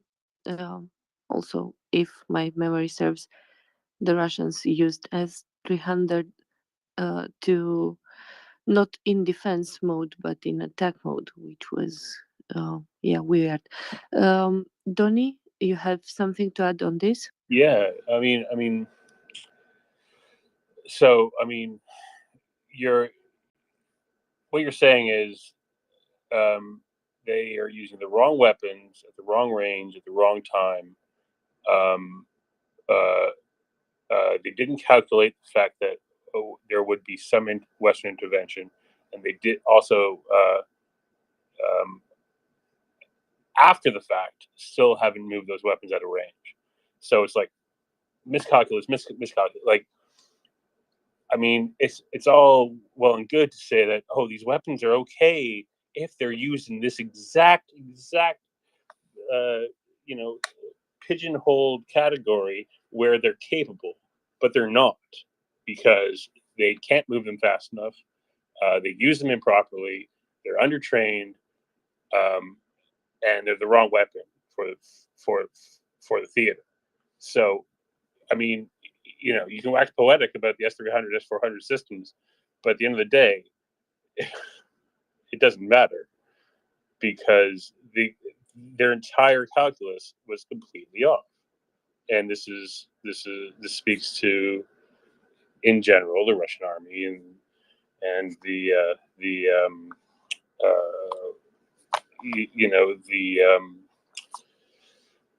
siloing of information that certain powers that be must have, due to corruption and whatnot. So, I mean, just like I'm sure there's certain people here. There's how many 700 people? I can't see the count now. 569. There's certain people here that love all the war games, play all the DCS, and think the S400 is some uber weapon. And no, it's not. It's not if you don't have the army to move it properly. It's not the army if you don't know how to operate properly. It's not the proper weapon if you can't manage it. And this is what we're seeing. We're seeing complete and utter lack of capability in training, in intelligence, and every aspect of Russian warfare. So, I mean, wax poetic about the S300, but I mean, I have a fancy camera right next to me. Doesn't make me a Oscar-winning cinematographer. Anyways, that's what. Thank you, Donnie. I have a lot of heads up. That's good. I wanted to add just one small thing before we move on testing, because earlier you said about testing, how were they tested, and Gani said that they are really tested.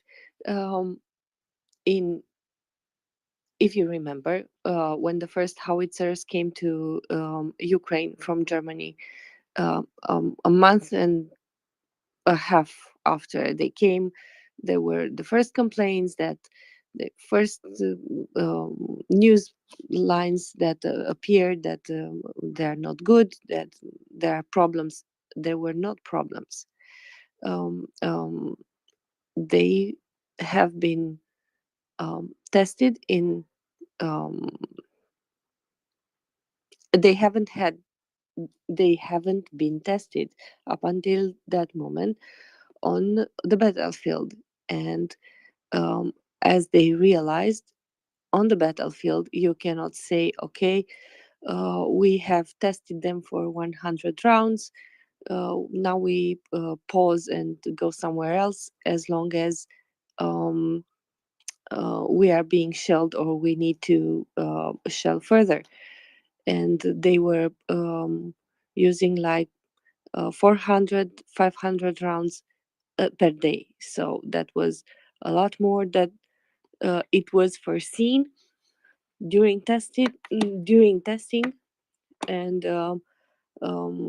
the truth to the matter is, as one day is not equal to another, testing cannot always foresee everything that's going to happen during a real fight.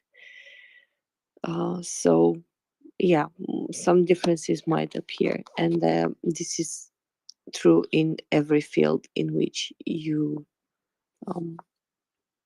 need to test something. Okay, so we have Gunther and then Nick. Nick, you can go first if you want. Thanks, Gunter. I'll try to be quick, although sometimes I blather on. First of all, Honda and Michelle, Michelle who has departed, you are wonderful co-hosts. I really appreciate that you are taking the time out of your daily lives to do this. Joseph, you already know that I think highly of you because I'm one of the people, at least one of two people I know of for sure, who recommended you to Battle Moose as a better option than me when back at that point. But that's not what I wanted to say. I wanted to comment Nick, what have on. you done? What have you done to my life, Nick? I messed you up, dude, and I'm proud of it. Quite frankly, you were the perfect. I mean, I'm a happy listener, and I was a happy pinch hit co-host, but I didn't really want to do it like the way you do it. And people like you and Doman blow me away because you're knowledgeable and you're devoted. And I'm only half a Dominic, and I'm dying over here, buddy. I don't know. Anyway. Good luck. Joseph is great. Don't sell yourself short there, buddy. I remember Joseph was just like a guy who came up to ask questions once in a while. Now he's running the show. Like, round of applause for Joseph, and I mean this sincerely. 100%. He's one of the good ones. 100%. I want to get back to my question, which was to actually it was to Gunny or to maybe even Mahdi or somebody else with granular knowledge of Russian history. Because what Gunny was describing a few minutes ago was a conscription and military structure that no longer exists outside of the 18th century, except in Russia, at least to my knowledge. And that's what I wanted to. That's why I thought I should pose my question. It seems like Russia, which had great success, or at least some success, in repelling Napoleon in 1812, has stuck with that same system ever since without any modernization. And if anyone can comment on that, I'd appreciate it. I would say, there are a lot of historical descriptions of the Russian army, both in the act of looting and pillaging and doing all the things that we've seen them do in Ukraine, and as well as just the general state of their, like military camps and behavior and so forth. And I don't know, it's startlingly appropriate even now. It does kind of surprise me a bit, but yeah, I don't know. I can't really speak to it much more than that, Colby. So the Russian army is still structured around assumptions that they are still the USSR. Basically, their army is based on the idea that they have resources, both manpower, but also just financial and industrial, that don't exist anymore because they are no longer the USSR. So their entire military was able to operate because they had the resources of the USSR. And then once the USSR dissolved and Russia was just left with only Russia, the armed forces didn't really adapt to that new reality.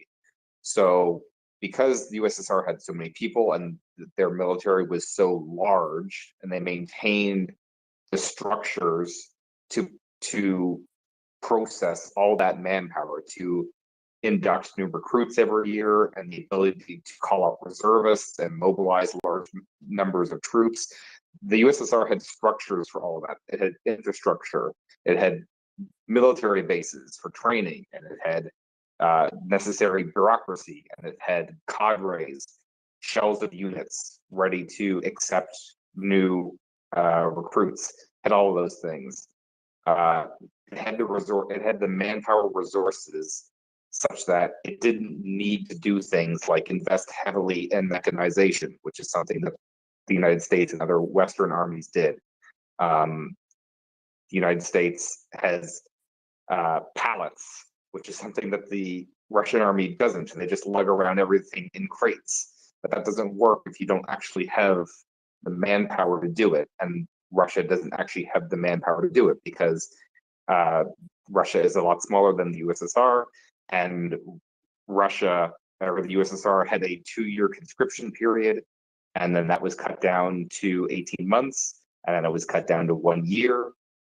So now it doesn't have the manpower necessary to run their military still on this old Soviet model. So they haven't adapted to the realities of their current circumstance, and they haven't really adapted to the realities of modern warfare, because war right now looks a lot different than what we thought war in the Cold War was going to be. There was a lot of new technology.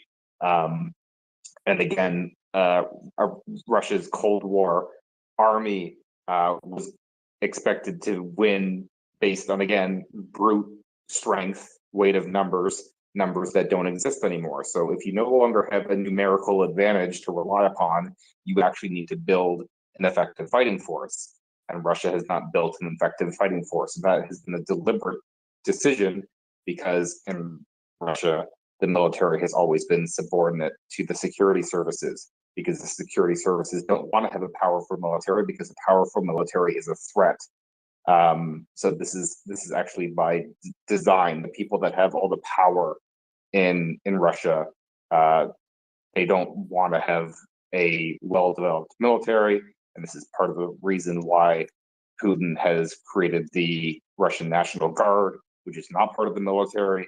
It is directly reports to him through the Russian Security Council, basically his own private army, and sort of Wagner is part of this as well. It's all about, there's all these competing interests in Russia, and the military is kind of the bottom of the totem pole of the pecking order, and this is the result of all of that. And there was an attempt to institute reforms. I'm going to forget his name, but there was a defense minister who came on and had the objective of reforming Russia's military and turning it into an effective fighting force, and he didn't last too long because he upset the balance of power, and he wanted to actually, clean house and make things work properly. And again, they don't want things to work properly. There's too many vested interests in the dysfunction. And he was replaced by Shoigu, who we all know is a yes man, and this is the result. May I add that, and probably if I added Konstantin and I see his hands is up, he probably knows how the army was during the USSR times, how a training went during USSR times. Do you remember, Konstantin? Can you give us? He's not that old, Andrew. Sorry? I'm joking. I say he's not that old. At least I don't think he is. No, but for example, I have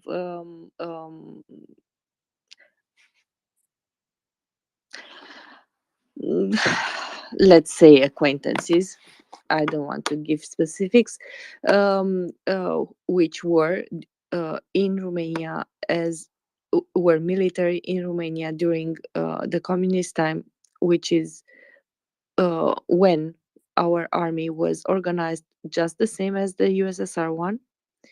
And for example, my question was for Konstantin, because probably his father or some uncles, other relatives or acquaintances can or would have related to him stories about how the army was organized, how the sergeants were treating the soldiers, how much training was done, what were the conditions, and so on and so forth, because probably his stories are more accurate and more close than the current Russia, because they haven't changed anything basically in the last 30 years, than mine. So Konstantin? Yeah, can I speak now? Yes, please. I just want to correct everyone here that when you talk about, some kind of strategy, some kind of system that is, BTGs, not BTGs, trainings. Trust me, any system that you build will work with certain efficiency. Some will be like 50% efficient compared to others. Some will be 150% efficient compared to others. But that system have to work. In Soviet Union and in Russia, there is no difference.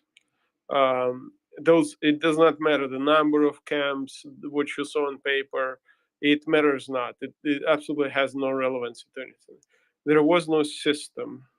There was absolutely no nothing that would enforce that. It's like having the laws and constitution that no one obeys. You can write whatever you want in that constitution. You can write whatever you want in those laws, but as long as your friends who sit around and say, okay, I want this and I want that, and I want my friend instead of system, instead of interview to be there, it's not gonna work. And neither Soviet system nor Russian system, military system, worked. It's a misconception to think that a Soviets had strong military. I mean, it's the right approach from the United States and NATO countries to prepare as imagining that they do have strong military, but that's not true. They never. There was not a single war where where Russia uh, and or Soviet Union has succeeded. They lost absolutely single war unless they had support from, like, let's say, Second World War. If it wasn't Lend-Lease for thousands and thousands of supplied goods from United States, they would still be, behind the Ural Mountain sitting there. And even if you look, even with that, they managed to stop Germans only when they were in winter in so deep in Russia that in Russia there were no civilization. They were literally push the Russia as much as they could. And the only thing that stopped them was winter and KVD that were shooting their own soldiers. Now, when we talk about more modern Soviet Union wars, let's say Afghanistan, I mean, that's nothing to compare. That's not like Afghanistan had no real army. It was, a staged coup that also failed in the end. They failed in the end, and they could not sustain whatever they were doing. There were mass casualties, and they have not succeeded anywhere. Even if you look at the invasion of Hungary, when they did it, they lost 200, 230 tanks there as well. And Hungary is a really small country compared to what Soviet Union was. They almost lost it. I mean, of course, if you attack a really small guy who does not have any, resources, then they would win. But other than that, they had not a single victory against opponent that was, on par with the size and scale of their army. And if you look at what they conquered, why the Russian Empire is so big, they expanded east. They invaded countries that had no military. They were tribes. They were indigenous people that did not have real states established, they they don't know what they're doing. They only attack weak, and that's where they win. And that happens because they don't have a system. They only build, it only works okay like this. Our, like you said, like Shoigu, the yes guys, they build on top of friends. I have a friend over there, and I have a brother. Let's put him to be, colonel, because I know he's a good guy. I mean, he's my brother. My brother is a good guy. We all know that, right? And it does not matter what his underlying system is, BTGs or hundred of training centers. As long as in those training centers, I mean, it's not only on the general level. It's also on the level of sergeant. Who's going to become a sergeant? I mean, you're sitting there as a captain. You have to recommend someone to become a sergeant. Who's going to recommend? The yes guy, or who always says yes, yes, we will do whatever you say, or the guy who actually says, okay, it's hard, but we have to do it. We're gonna fail, but let's try. You're gonna say the yes guy. They're gonna say the yes guy, because that's how their society is built. They're not built towards results. Instead, they're built towards reports, and it's a huge difference. And people don't understand. Thankfully, they don't understand themselves. I mean, they have been living in this vacuum for years and years, and all their successes are based, on stealing the technology, and those successes are really questionable. Because I lived in Soviet Union, I've seen the legacy of it. There was I mean, for example, we work in manufacturing a lot, buying the equipment like laces and mills. And Soviet mills and laces are total junk if you compare it to European, to American, and Japanese ones. It's like total junk. The cars are total junk. The tanks, as we can see now, and we have seen this in the Gulf Wars as well. The tanks are total junks. I mean, it's just ridiculous to think that it's not, their system. It's just culture, the culture that is built on not caring about anything but themselves, on egoism. And Ukraine right now, we suffer this legacy as well. It's not like in Ukraine we just with a snap of fingers we became, totally different. No, we're struggling with this because we have been, they tried to blend us into their culture. And that's why we had Maidan 1, Maidan 2, that because we don't want it to be a part of that culture. But there is still a large, portion of Ukrainian population who still, embeds that culture inside them because they have not seen anything else, and that's how they were brainwashed in Soviet Union. But it has absolutely nothing to do with the some kind of system of BTGs or schools of sergeants or anything like that. It does not work if you don't, because the system is a set of rules basically. If you don't obey those rules, it doesn't matter which system that you have. And same with Russian constitution. They had a constitution where a president can serve only 5 years, 2 consecutive times. Right now, Putin is serving his fourth, and he always finds a way not to obey it. So it does not matter what their doctrine and system is. They don't follow it. That's the idea. They're built on egoism. So I'm gonna stop here. So sorry for taking so much time. Thank you, Konstantin. No, you gave us an insight from your point of view, from a Ukrainian point of view,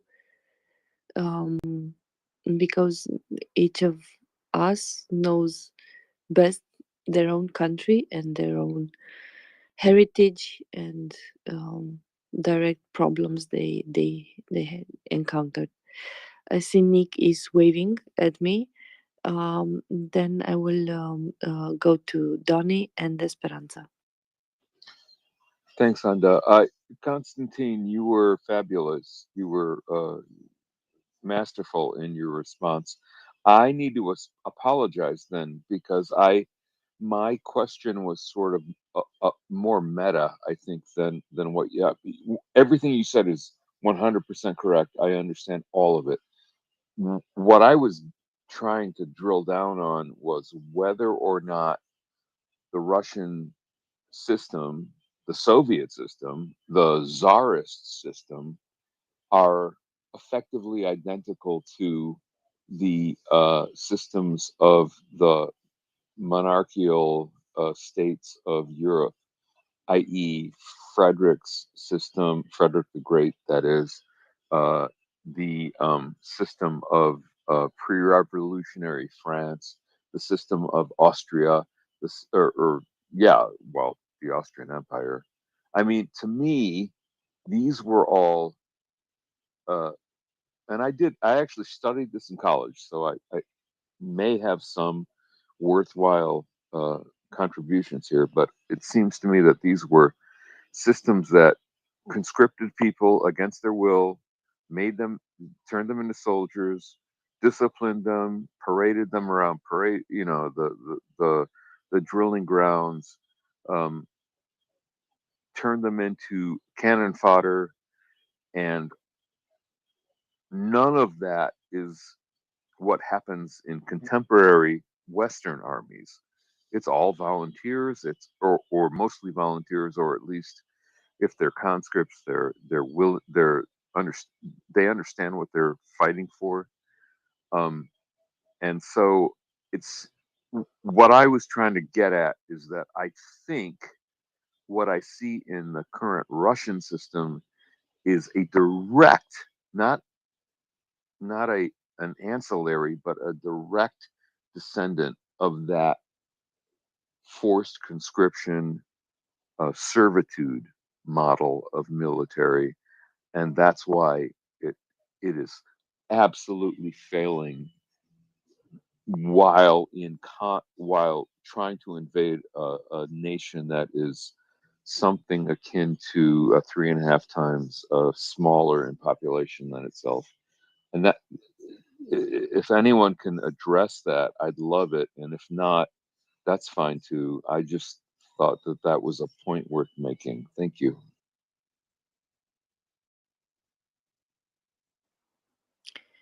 Thank you, Nick.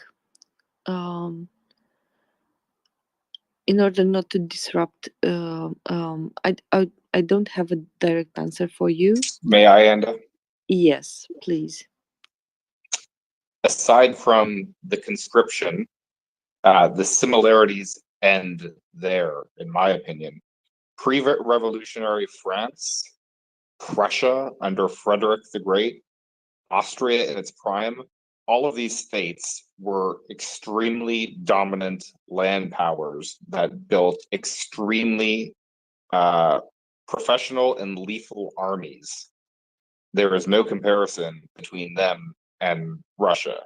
The similarities end at conscription, because all of those states had, despite the fact that conscription was a thing, they had professional armies. They may have been conscripts, but you had professional soldiers leading these armies and fighting with discipline and effectiveness on the battlefield, and that is just not something we are seeing out of Russia. So I wouldn't make that connection. I don't see it. Thank you, Colby. Donnie, you have something to add on this? Yeah, no. My original question was for Colby, actually, and the previous speaker actually feeds into that. So I'm going to pause it. I'm going to put it forward that I don't think the outcome would have been different had it been the USSR. I think they're the same people. I think they're maybe the children of those people, but I'm going to put forward, like, have you war gamed out or just thought about, they're the same people with, the United States Army was the same army with maybe somewhat lesser tools. They had the F-17, the Nighthawk. They had systems that are comparable to what we're seeing today, and I don't think there would have been a different outcome had it been the USSR. I think they're the same people. I think the corruption was there or or worse at the time. And yeah, so I just want to put it forward to Cole because I know he has his ear to this line of thought. Yeah, and I'm a big fan of historical whiffs and what ifs in these questions. But this is challenging because Ukraine was a pretty integral part of the USSR. It was, one of the largest SSRs. There was massive numbers of Soviet troops were in fact Ukrainian conscripts. There was so much military hardware that was produced in Ukraine. A lot of the defense base of the Soviet Union was in Ukraine. It was the breadbasket of the USSR. So it's a very difficult question to say, could the USSR do X if you remove Ukraine from the question because now you don't have the USSR. And I will just say, to Constantine's point about the effectiveness of the USSR and all this, I would never make the argument that the USSR had a highly competent, effective military. I don't think that's really the case, but there is strength in numbers. This is an undeniable fact. And I will be the very first person to tell you that were it not for Lend-Lease, the USSR, the absolute best case scenario for them was a stalemate. That was the best case scenario for the USSR without Lend-Lease. Germany was bleeding them dry very badly. People do not understand this. They're just run around, oh yeah, the Russians won World War II, look at all the Germans that died in the East Front. Yeah, that's true. Take one statistic in isolation, read some of the other statistics. The Wehrmacht was bleeding USSR dry. I think everybody that has a parent that was raised in the former Soviet Union was told that. So don't worry. The USSR did it. It wasn't America. Fuck America. Yeah. Well, meanwhile, and sadly, there's no shortage of tankies in the West to reinforce this fallacy. But the USSR was not going to win without help. Best case scenario for them, stalemate. Worst case scenario, Germany beats them because they were being bled dry that badly. Germany was a much smaller country and it was winning the war of attrition because the Wehrmacht was just that effective at killing Russians. This all said, the USSR still had enormous weight in numbers, and because they received help, they were able to turn the tide, and they had enough people that they were able to effectively win the war of attrition that they were previously losing. And by the end of the Battle of Berlin, you had the average motor rifle division with 10% authorized strength, but that they made it. And the USSR just had immense manpower. And during the peak of the Cold War, this was still the same thing. They had immense manpower. They had immense resources. They had tens upon tens upon tens of thousands of tanks. They had tens upon tens of thousands of different tubes of artillery. And even though the system was very much still broken and the conscripts were not particularly well trained, it was not really a professional army the same way that Western armies were. Sheer weight of numbers does count for something. And their strategy was basically, we're going to lose probably millions of guys in the process, but we're going to overwhelm the West because we just have so many more people. So it's pretty brutal, but that's the reality. They were a formidable opponent solely for those weight of numbers because the magnitudes of the forces they could bring to bear were very vast. And then you add in the Warsaw Pact on top of that, which probably would not have been very effective, having to go into direct conflict with NATO. But it has to be factored in because that's a lot of other bodies as well that could have had some sort of role as well. So yeah, the USSR did not have a professional military like the West did, but through weight of numbers, it was still a threat. And the problem for the Russians now, as I was saying, is Russia doesn't even have that. They don't have that anymore because Russia isn't the USSR. They don't have the same population. They don't have the same economic resources. They don't have the same financial resources. They do not have the same industrial base because so much of their stuff was built in Ukraine. And as we all know, their best soldiers were from Ukraine, right? The best soldiers in the Soviet army were Ukrainian, no question. And calculus doesn't change much Yeah. So the question, yeah. So what from what you're seeing today or in the past 7 months, it's too much of a disparity in to calculate. If your calculus has changed, is what I'm asking. Like, has for what you know and for your knowledge base, like, are you looking back or not? Is the question. Am I looking back or not? Like, are you looking like, okay, what did we over like in? I guess I'm asking. Say you answered the question. I don't know what I'm just repositing it. It's fine. You answered it. Never mind.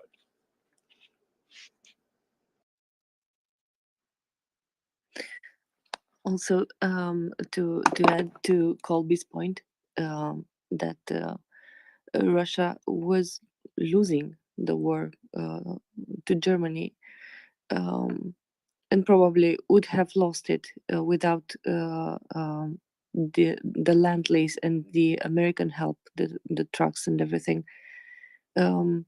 We should not forget that the Germans reached Moscow, so it wasn't like the battle was somewhere in far west, never close to Moscow. The one of the battles was right at the gates of Moscow, and I see Colby has his hand up, so I will let him take it from here. But I totally agree with what you said. Yeah, do you mind if I weigh in on this? Could you let Colby first? Let me just make one final point and then go ahead, because I don't want to sell the Russians short. It is important to note that during World War II, more on an operational and strategic level, the Red Army did learn to fight. They had an operational doctrine, deep battle. They implemented that operational doctrine with pretty reasonable success during the latter stages of the war. Obviously, this was entirely facilitated by Lend-Lease. It wouldn't have materialized without it, but the Russians were able to put that into practice and execute a coherent operational doctrine that played to their natural strengths and made use of the logistic support that they received through Lend-Lease. And Deep Battle was able to break the Wehrmacht. On a tactical level, the Russians were still pretty hopeless, and even experienced soldiers. By the end of the war, the Germans were still pretty much going toe to toe with them, if not getting the better of them most of the time. But because of Deep Battle and their advantages in manpower, it didn't really matter what was happening on the tactical level, because Deep Battle was just shattering German formations. And that is why 80% of the Wehrmacht's casualties were on the East Front. So on a tactical level, the Red Army was still pretty ineffective. Their tank crews, surprise, surprise, clueless, didn't know what they were doing. But Deep Battle basically made up for those shortcomings in the tactical level, and they were able to inflict pretty significant casualties on the Germans in return. Thank you, Colby. Leonard, you said you had something to add to this point. Yeah, precisely. Yeah, there's some excellent points being made, but the question, I think it was Nick who raised the initial question, and that is an excellent question in terms of what differences, if any, can be seen in the Russian army, and how does that materialize today in the battle space. And there's a number of factors that raises, which is really quite interesting and important. But one of the critical factors, if you go back to the Battle of Borodino, 1812, that's where Napoleon put the run on the Tsars, and eventually that led directly to the gates of Moscow, to Moscow itself, not just the gates, to Moscow itself. And one factor there that's been weighed out and measured historically is the motivation. So sort of the ideological factor. That was the French Republic. That was whatever good bill of goods Napoleon sold to the French people. It worked on the battlefield.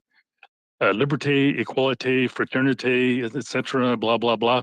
The French employed that to huge advantage against the Russians. And that's essentially how they smoked the Russians at Borodino. And it was an army of motivated Frenchmen believing in those three concepts that essentially put the run on a peasant serf army that was marshaled under the old Russian feudal system. So take that, fast forward that into, say, 100 years, and all of a sudden you've got the Eastern Front against the Germans again. And again, by 1917, the Russians got absolutely smoked on the battlefield and were forced into a humiliating treaty, the Treaty of Brest-Litovsk, that essentially gave up their entire Baltic Empire, if you will. So Latvia, Estonia, Lithuania, Poland, blah, blah, etc. Everything was ripped out of the ambit of the Russian czars. And that, of course, as everybody knows, led directly to the October Revolution, which actually was November 7th, but under the old Julian calendar, that's the October Revolution that led to the Bolsheviks, that led to the whole sad miasma of Russian history in the 20th century. And if you take that forward to 1941, the point was made, which is an excellent point in terms of the Lend-Lease program and how critical that was. And that was utterly critical to the Russian war effort, absolutely fundamental.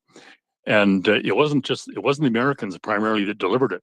The hardware came from the Americans, fair enough, true, but the goods were delivered by the Royal Navy and by the British Merchant Marine. And it wasn't just a little bit. It was like 100 plus shipments, and not just per ship. That's 100 convoys, more than 100.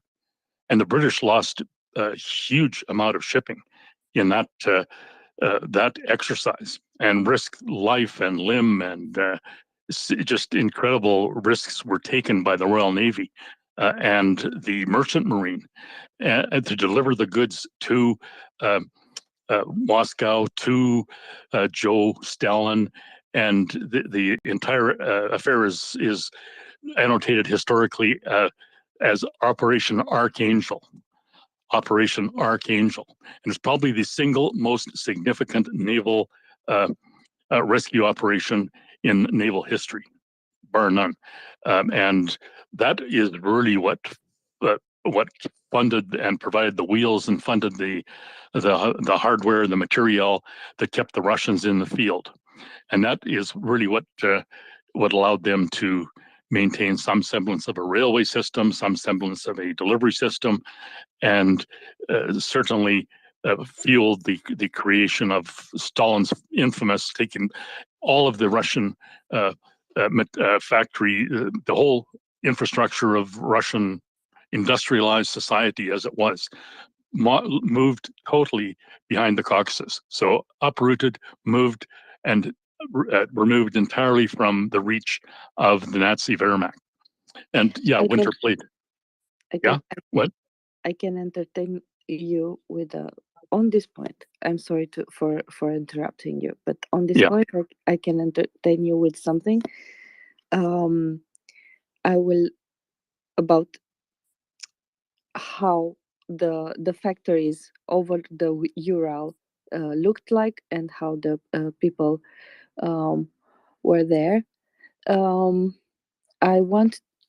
I have some 4 other hands, and I want us to kind of wrap this up, to go to Konstantin and then to Mikolai and Esperanza, which are waiting for a very, very long time, at least half an hour.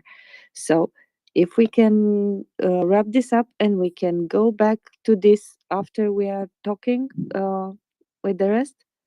Yeah, if you didn't interrupt, I would be done by now. But anyway, I will leave it there. Thank you, Leonard. I see has dropped. I see Konstantin has dropped. I'm sorry for that. Nikolai and Esperanza. Nikolai, you were first up, and then Esperanza, and then we can go back to Operation Archangel. Yeah, the Second World War is a brilliant thing. What that's what I understood. The question it was, what's the difference between the Russian and Ukrainian army, and what's the problem with the Russian army? There is a couple things. The thing is, on 2008, after in last years, all mobilization system in Russia was destroyed, to be honest. On 2008, after General Gerasimov was trying to make the Russian army more efficient, more advanced, and he was trying to prepare. He was trying to make Russian army more Western, and because he was make reductions in the system, he makes reduction in the officers. So after quite short time, he was sacked from his position. And later there was Shoigu and the similar guys. And the problem is that that's what you said, that Russians don't have power, that the system was wrong, and the system was pretty similar to that what was in the Soviet era. And when you look at Ukrainian army, the same problem was in 2014, because it was exactly the same, very similar army. Of course, it wasn't Russian or Soviet; it was Ukrainian. But if you will see what was happened on Crimea when the general commander of the army in Crimea or Ukrainian army just changed the side, and the problem was the same. And since 2014, a big reforms were made in the Ukrainian army. So there was a common joint trainings, some special forces, Ukrainian special forces were trained by SEAL, SAS, Polish Drum, and all that stuff. So I think that was the surprise for Russia, for Russian generals and officers, general command, that that the reforms worked, and that was the problem. Because when you're trying to conquer the huge country, because the Ukraine is, if I'm not wrong, the second European country just after Russia, and with the definitely not proper quantity of your soldiers, it's not going to work, and it couldn't work. So that in my opinion, that was the problem. The system of commanding was really similar to Konstantin said, that and I think that it was everywhere similar. It was similar in every post-Soviet or post-communist era in all Eastern Europe. I know that in Polish army still, some officers, or we are in NATO since 2004, and 97 or something like that. And there's still, sometimes you have, this kind of behaving, and it's really hard to do something with that sometimes. And look, there was no general reform in the Russian army, so it couldn't work. That's it for me for now. Thank you.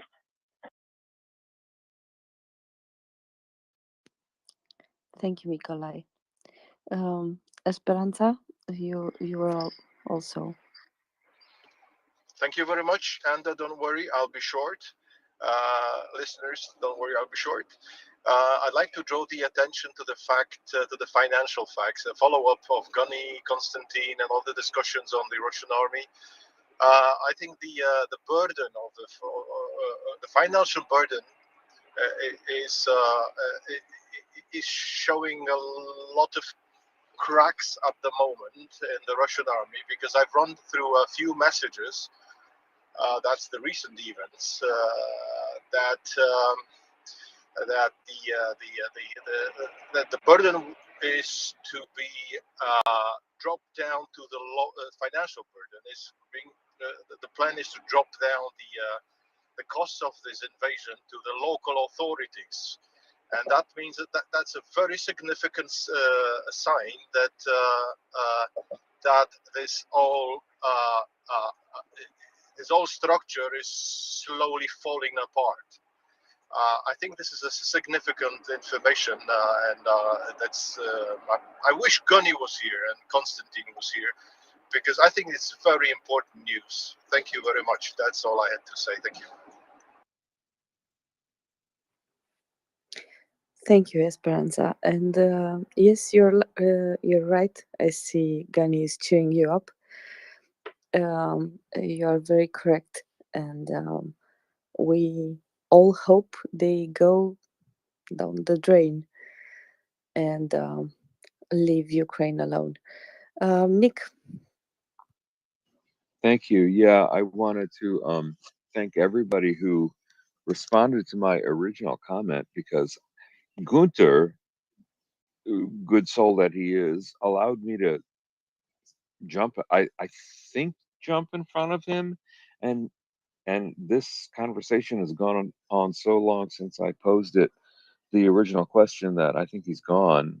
And y'all ought to give him cuts next time he wants to speak, because I did not mean to pirate so much time indirectly or unintentionally from Gunter's whatever he had to say. And you know what, Nick? To me, you're a wizard. You get hands, man. You get people come up asking questions. That's what I need. Just if people would just come up and ask questions about Ukraine, we could answer them. You know what I'm saying? So don't beat yourself up, buddy. I think you're a great co-host, if I'm being totally honest with you. Go ahead. You're very kind, Joseph. I wanted to thank Colby and Leonard. Leonard, actually, especially Leonard. Colby, you got my point for the recent past, but Leonard got my point for the deeper past, the sort of 1700s part of it, and I really appreciated that. And I just want to thank everybody, and I see that there's a lot more people waking up in Europe, and I want to get the heck down. But thanks everybody for entertaining questions from know nothings like me. Appreciate you all. Thank you. Thank you, Nick. And don't put yourself down. You're a great guy, and we all appreciate you. And indeed, Leonard had a very good point on what had happened, and I'm sorry he dropped down. The point that's gonna kill Onda Leonard. You gotta understand. She didn't mean anything by it. So be nice, Leonard. Onda, we can move on. So I got a bit for you. Hey Onda, remember back in April when Dr. Ian Gardner was here? I think it was April, was it? Yes. Well, gee whiz, he's gonna be back, Onda. Can you believe it? Aren't you excited?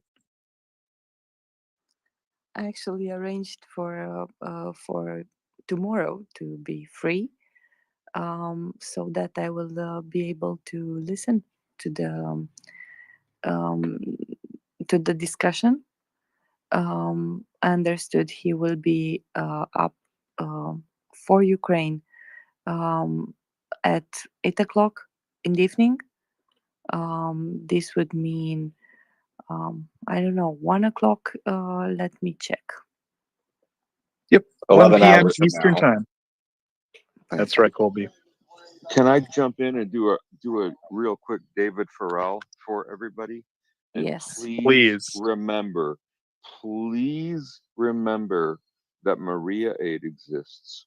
Please remember that it is a 100% volunteer effort, and all of what it raises goes to Ukraine.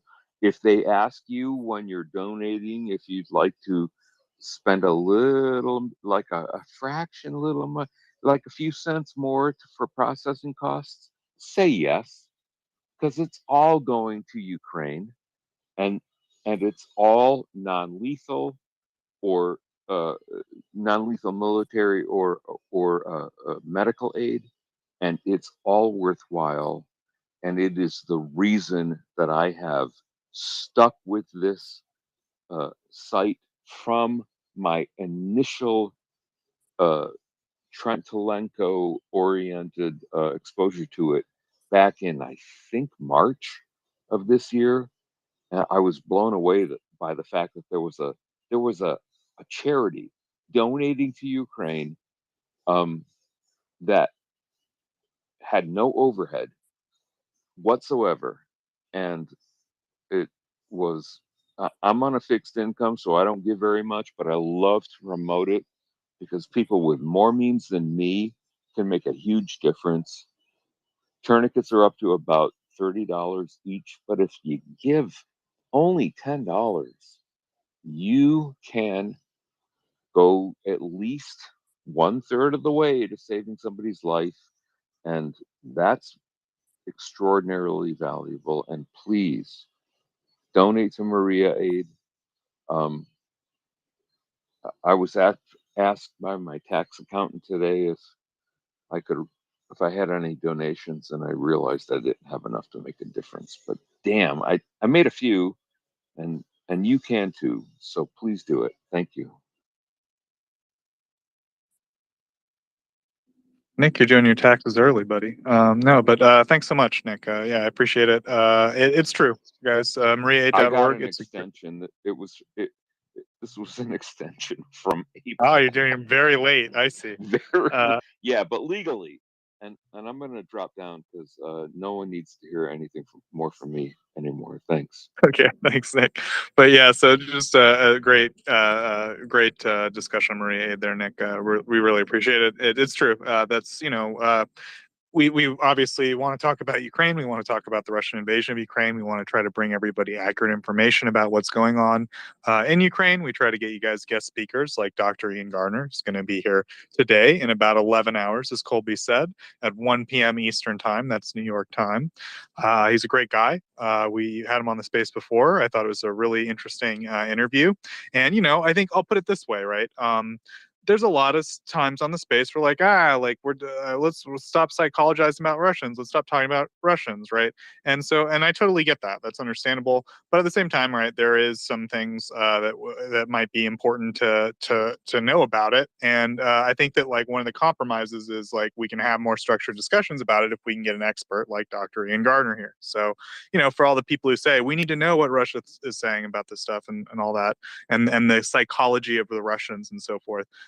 He's the guy. So I mean, set your watch because if you want, I know a lot of people come up here and they want to talk about like the psychology of Russia. Like this is the guy. I think, in my opinion, he's like a great resource for that. So think about what you want to ask.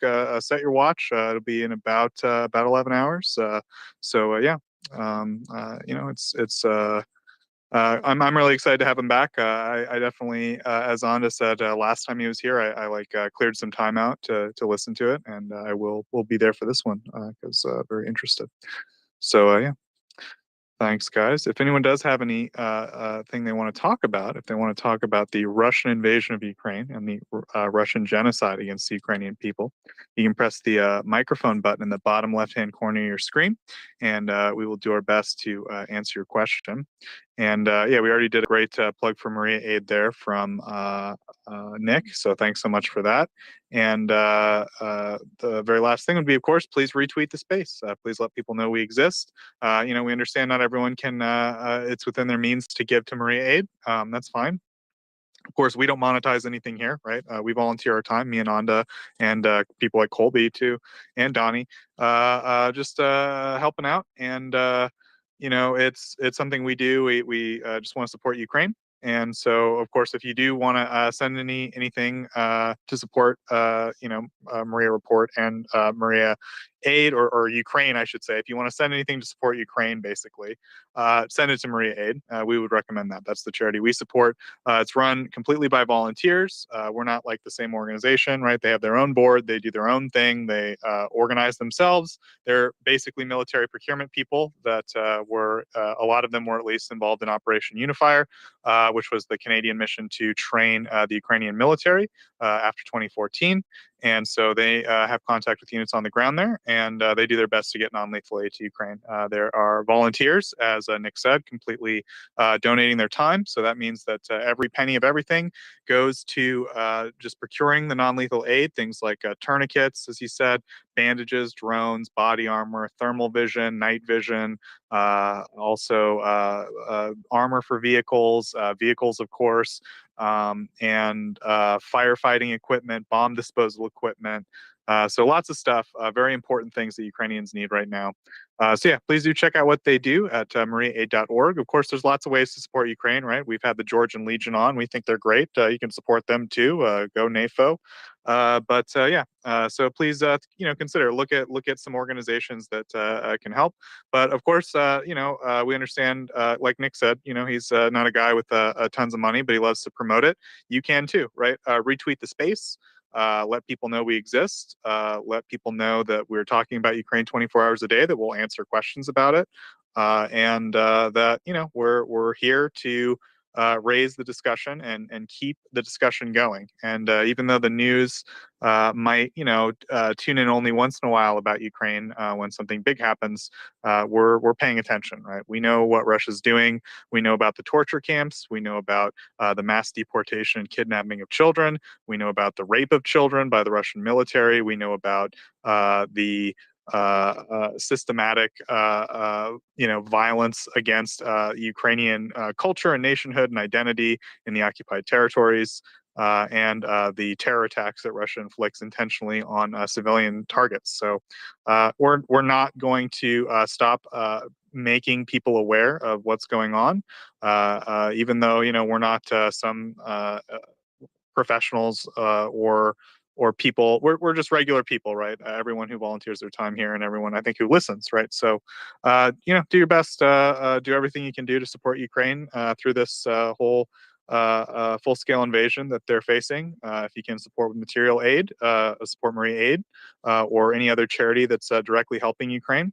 And if you can't, then please do just keep promoting the message, keep promoting the discussion. It doesn't have to be directly us, but just keep talking to Ukraine, to people write your political representatives, right? People that could maybe raise the ears of people who actually have the keys to some HIMARS that could be sent to Ukraine, right? This is all stuff we can do. It's not too much to ask, I think, from people who live relatively comfortable lives. And I think we all know, I think people listening, maybe not everybody, but most of us understand that Ukraine right now is facing an existential struggle for their nation, but also they're defending the values and they're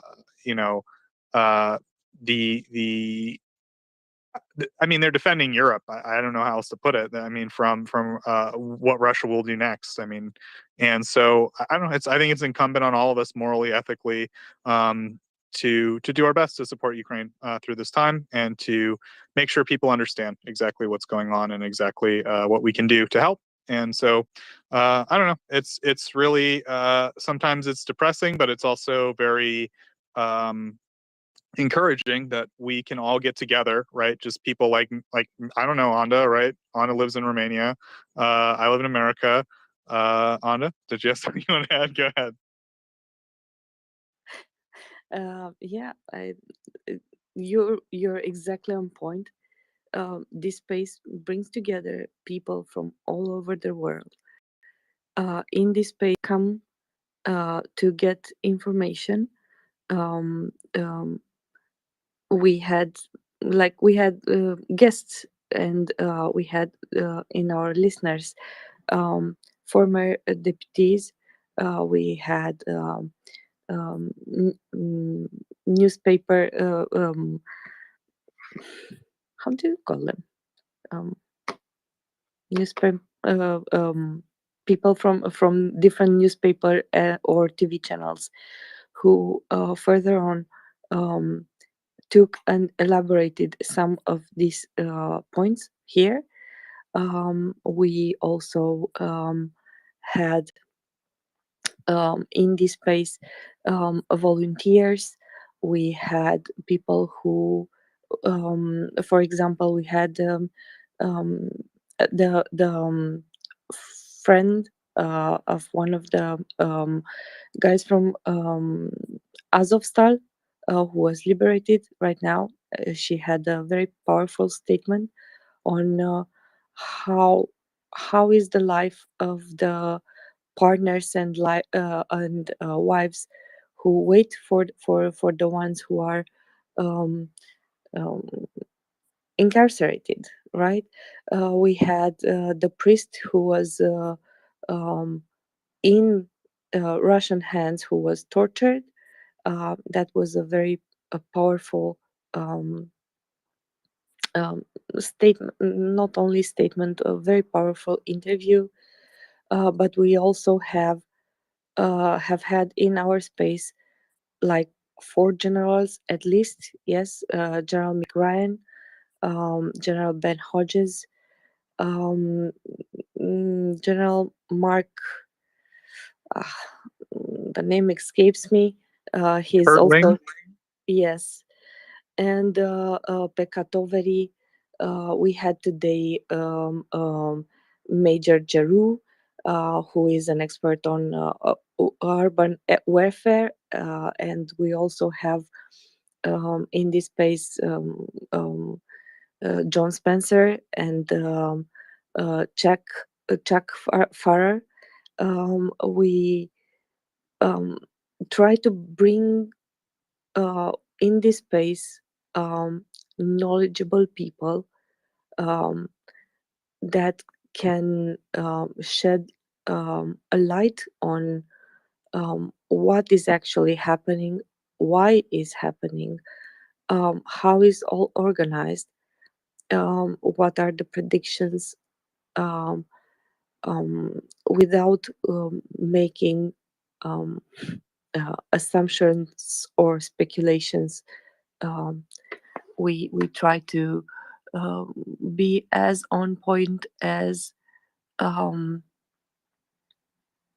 um, explicit as we can, without giving, for example, information directly from the ground.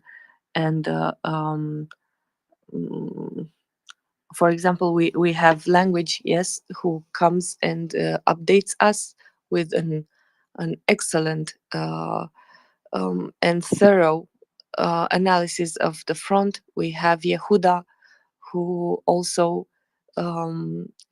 has excellent maps and knowledge of the battlefield and how everything blends in, and what are the foreseeable um, gains or losses on both sides. So we try to keep you updated, and also try to have interesting conversations, interesting topics, and a content which is based on knowledge and um, intel. I wanted to also to add, in case you don't know, we have a Spotify account, which in which if you missed one of the great interviews that we had in this space, you can go and check them. They are professionally edited. They are like a podcast, basically, and you can listen whenever you have the time and the disposition, because some of the interviews that we have here were on some deeply touching topics that you may not feel comfortable listening while, I don't know, cooking, but you want to pay attention to what is being discussed and told or retold, and maybe you choose to listen to it later. So you have also this possibility of using our Spotify account, which is MriyaReport, in one word. Yeah. Also, I wanted to. I have in my back pocket a question for Colby. I know it's really really late. As any good co-host does, Anda. Go on. I know it's really really late where he is, so you can totally tell me this can wait for another time. Um, I saw that the United States um, um, um, and President Biden established a new air defense brigade command of NATO um, in June. It was in June it was announced in Madrid, Spain, and it was on 5th of October. This brigade, this 52 artillery brigade, which is focused on anti-air defense, was officially opened in Sembach, Germany,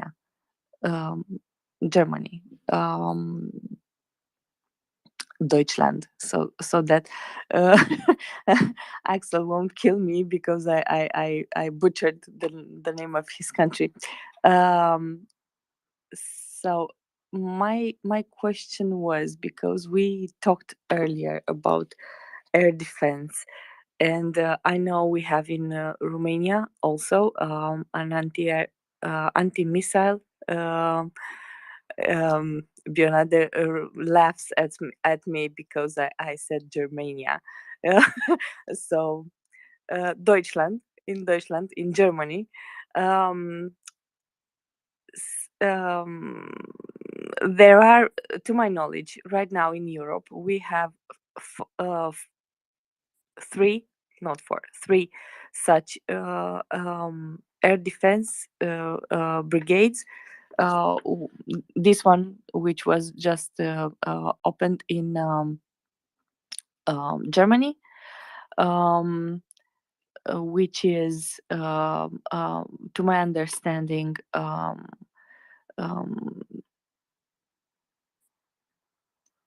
will have the support of Century Atlantic Operation, and also we have in Romania one, and there is one in Poland.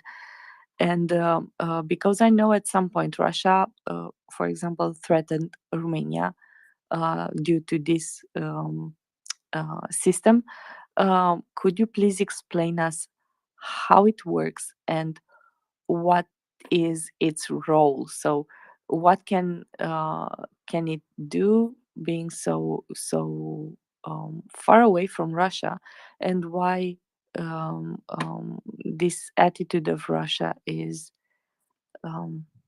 a cause to have more of this? Do I make sense? I'm sorry, which specific system are you asking about? Okay, so I lost you. I hope I didn't lost many others. So I was asking, what is the role and how they function? So these anti-air brigades, um, um, artillery brigades, which are constituted on NATO country soil. What is their role, generally speaking, and how are they supposed to work? Sure. So it depends on what units are going to be subordinated to the brigade. So for this new one, I know that there's at least one regiment that's equipped with Patriots, and then some of the other units probably have short range air defense systems. But I don't know specifically if there's a public table of organization and equipment for all of the systems that exist in this brigade. Some of the other air defense brigades that are currently operating in NATO armies, I'm sure I could find that if I went looking for it, but I don't have that at my fingertips right now. But generally speaking, the purpose is just to organize air defense capabilities under one roof, um, in a brigade command to provide air defense for a larger core army formation. So they'll have different systems to achieve that goal. So Patriot is one of the systems that they might have, and then other. They say Avenger, so they say there are Okay. 36 SHORAD systems, Avenger type, and 36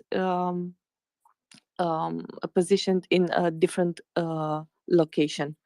So this one in Germany has Avenger. Okay. Yeah, so Avenger is a system that I have spoken about extensively on the space since the war.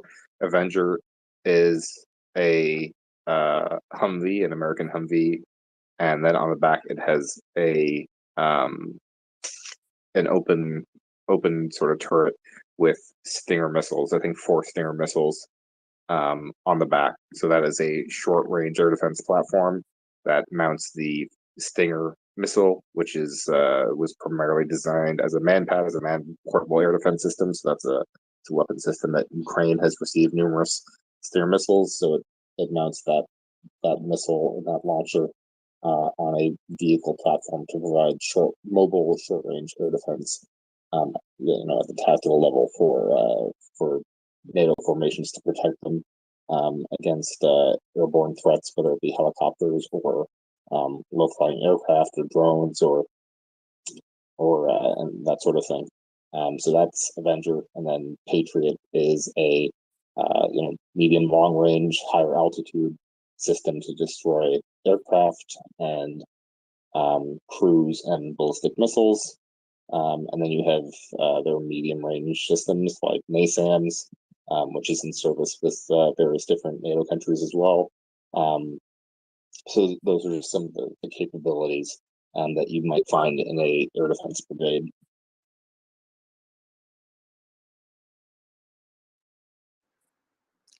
Thank you. So, my second question was, how are they supposed to work, not intrinsically, but as a protection for NATO? And I'm referring to that because they are not right on the border. So that's why. So as a tactical level, how do they how are they calculated? How are they positioned, and why? Does it make sense?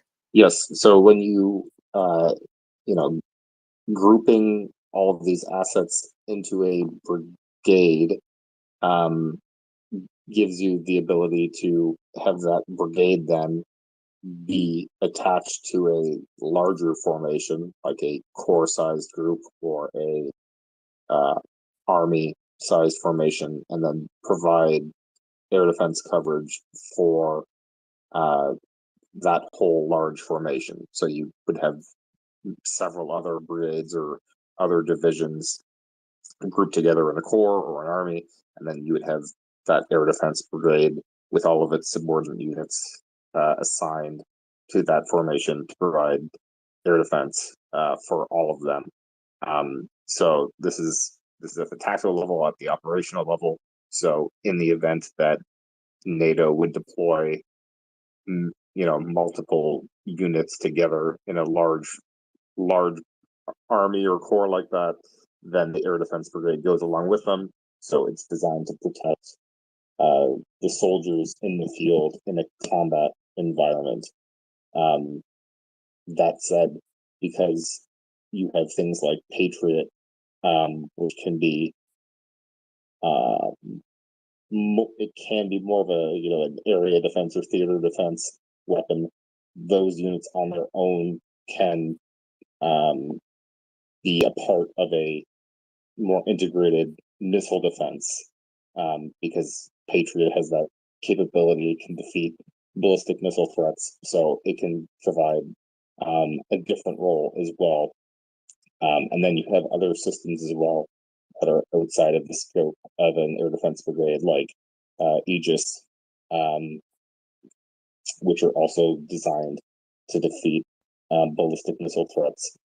Those are more part of a missile shield that is designed to protect territory and assets and infrastructure against incoming ballistic missile threats from hostile countries.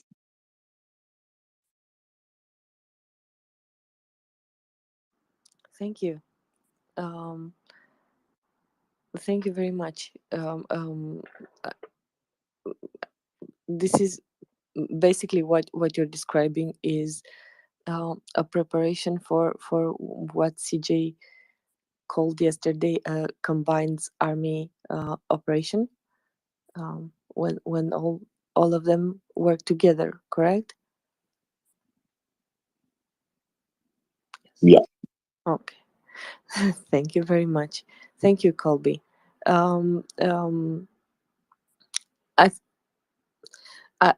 when as I grew up, I always thought it is important to clarify to myself what certain things or events have, what is their effect or how they work, because I don't know, this is how my brain works. I very rarely ask why. I usually ask what's the scope, where are we going, and why. Thank you very much, Colby. You have been awesome today and all the other days in which you grace us with your presence and enlighten us when we have no explanation why or something is happening. It's really helpful to have you on the panel, and thank you. And I see some approval from the group, so I'm not the one with the only one with this opinion. Thank you very much. Moving a bit the discussion further. I wanted to talk to Joseph, to ask Joseph if he has or had more information on the 29 settlements that were liberated in Ukraine. You mentioned earlier an article about some settlements near Mykolaiv and Kherson, and I wanted to know if you have any more on that, or we can move a bit further if we can talk about that, because guys from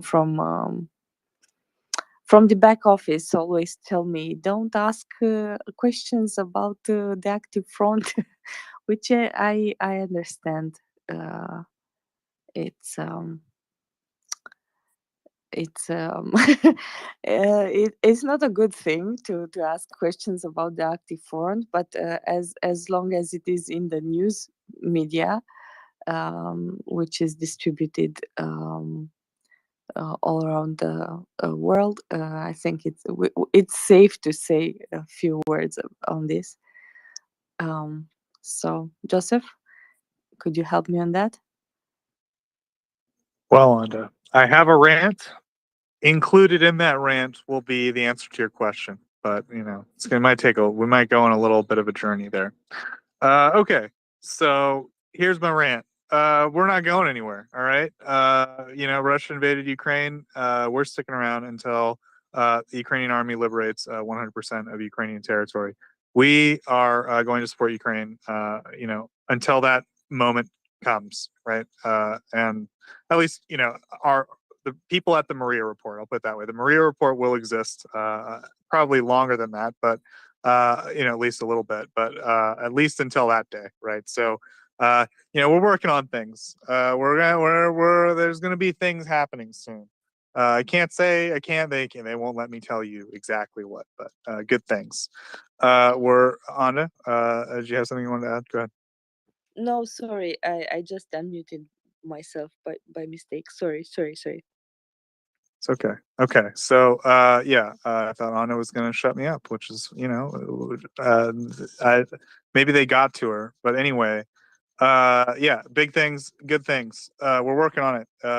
Yeah, it's a lot of work. Working on it. Anyway, yeah. So we're sticking around. I don't know. Ukraine right now is clearly being their military success is occurring both in Kharkiv and Kherson, right? So we've witnessed a very successful counteroffensive in Kharkiv. We've already witnessed a very successful counteroffensive in Kherson. We're now probably in a phase where I guess we might call this like something like a punctuated equilibrium, right? Right now, Ukraine is engaged in more or less, I guess, what they call shaping operations. They're preparing. They're building their new defense line along the territory that they just captured. It's about like half the size of New York City in the Kherson area. It's about the size of New York City in the Kharkiv area, if I understand correctly. So it's a lot of territory. They've got to sort of consolidate all that territory, build a new defense line, get everything supplied, get the troops rotated out, get all the new ammunition and equipment in for the next attacks and the defense and so forth. And so that all takes time. In the meantime, what Ukraine is doing is taking HIMARS and systematically dismembering Russian logistics points. They're hitting ammunition depots. They're hitting HQs, and slowly but surely, Russia's capabilities in terms of their ability to command their troops and their ability to fire artillery, which are basically the two kind of key factors. If their command structure is so centralized that if they lose the guys at the top, they tend to we've actually heard reports of them basically driving around like chickens with their heads cut off. I mean, that's the best way to put it. So yeah, if you decapitate them and you take away their artillery, I don't want to say they're not a threat, but they become a manageable, something Ukraine can manage. And we've been seeing that with the two recent counteroffensives. The one in Kherson is unfolding a little bit differently. That's mostly, in my understanding, because of the different terrain, and also, just quite frankly, because Russia did reinforce Kherson. And one of the reasons the Kharkiv counteroffensive was so successful was because a lot of those guys in Izium got rotated, or I don't want to say rotated. They got moved. They got carted over to Kherson to reinforce it, and that sort of, it didn't stop Ukraine, but it made Ukraine, I would say, it made operational command south of Ukraine, the people responsible for taking Kherson, do it in a more slow or methodical way, right? And now we've seen the end result. It's been very successful so far. I'm sure that we'll see more results in Kherson soon. All indications, both on the Kharkiv front and the Kherson front, is Russia's military capabilities are further degrading. It looks like, and again, I'm not saying the Russian army doesn't like fight back at all. There is a war going on. Like, don't like, don't get it twisted. I think might be a good way to put it. But I would say that Ukraine's biggest obstacle right now is logistical. They're doing their best to organize everything and make sure that they're ready and able to have an organized, well supplied attack against the Russian forces. And they do that, right? We've seen these two major moves, and then we see them prepare for the next ones, right? And so that's where we are now. If anyone is just tuning in and hasn't kind of been paying attention recently, so I just thought I would maybe summarize that whole situation. It's been really spectacular to watch. There was a time in April around this time when I was going, you'll all see down in Kherson, they're going to close the trap shut and Russians will run away and all this stuff, right? And we're watching it. You guys saw what happened in Kherson. It was pretty impressive. So it's gonna take time. It's not going to happen overnight. It's not going to be easy for Ukraine. They are going to they're attacking, right? That's not easy. For the attacking side is going to take losses. I mean, that's just going to happen.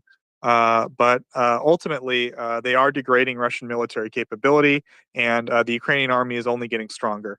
Thousands and thousands of Ukrainian soldiers are being trained every day in the UK. Other countries are helping, mostly Commonwealth countries.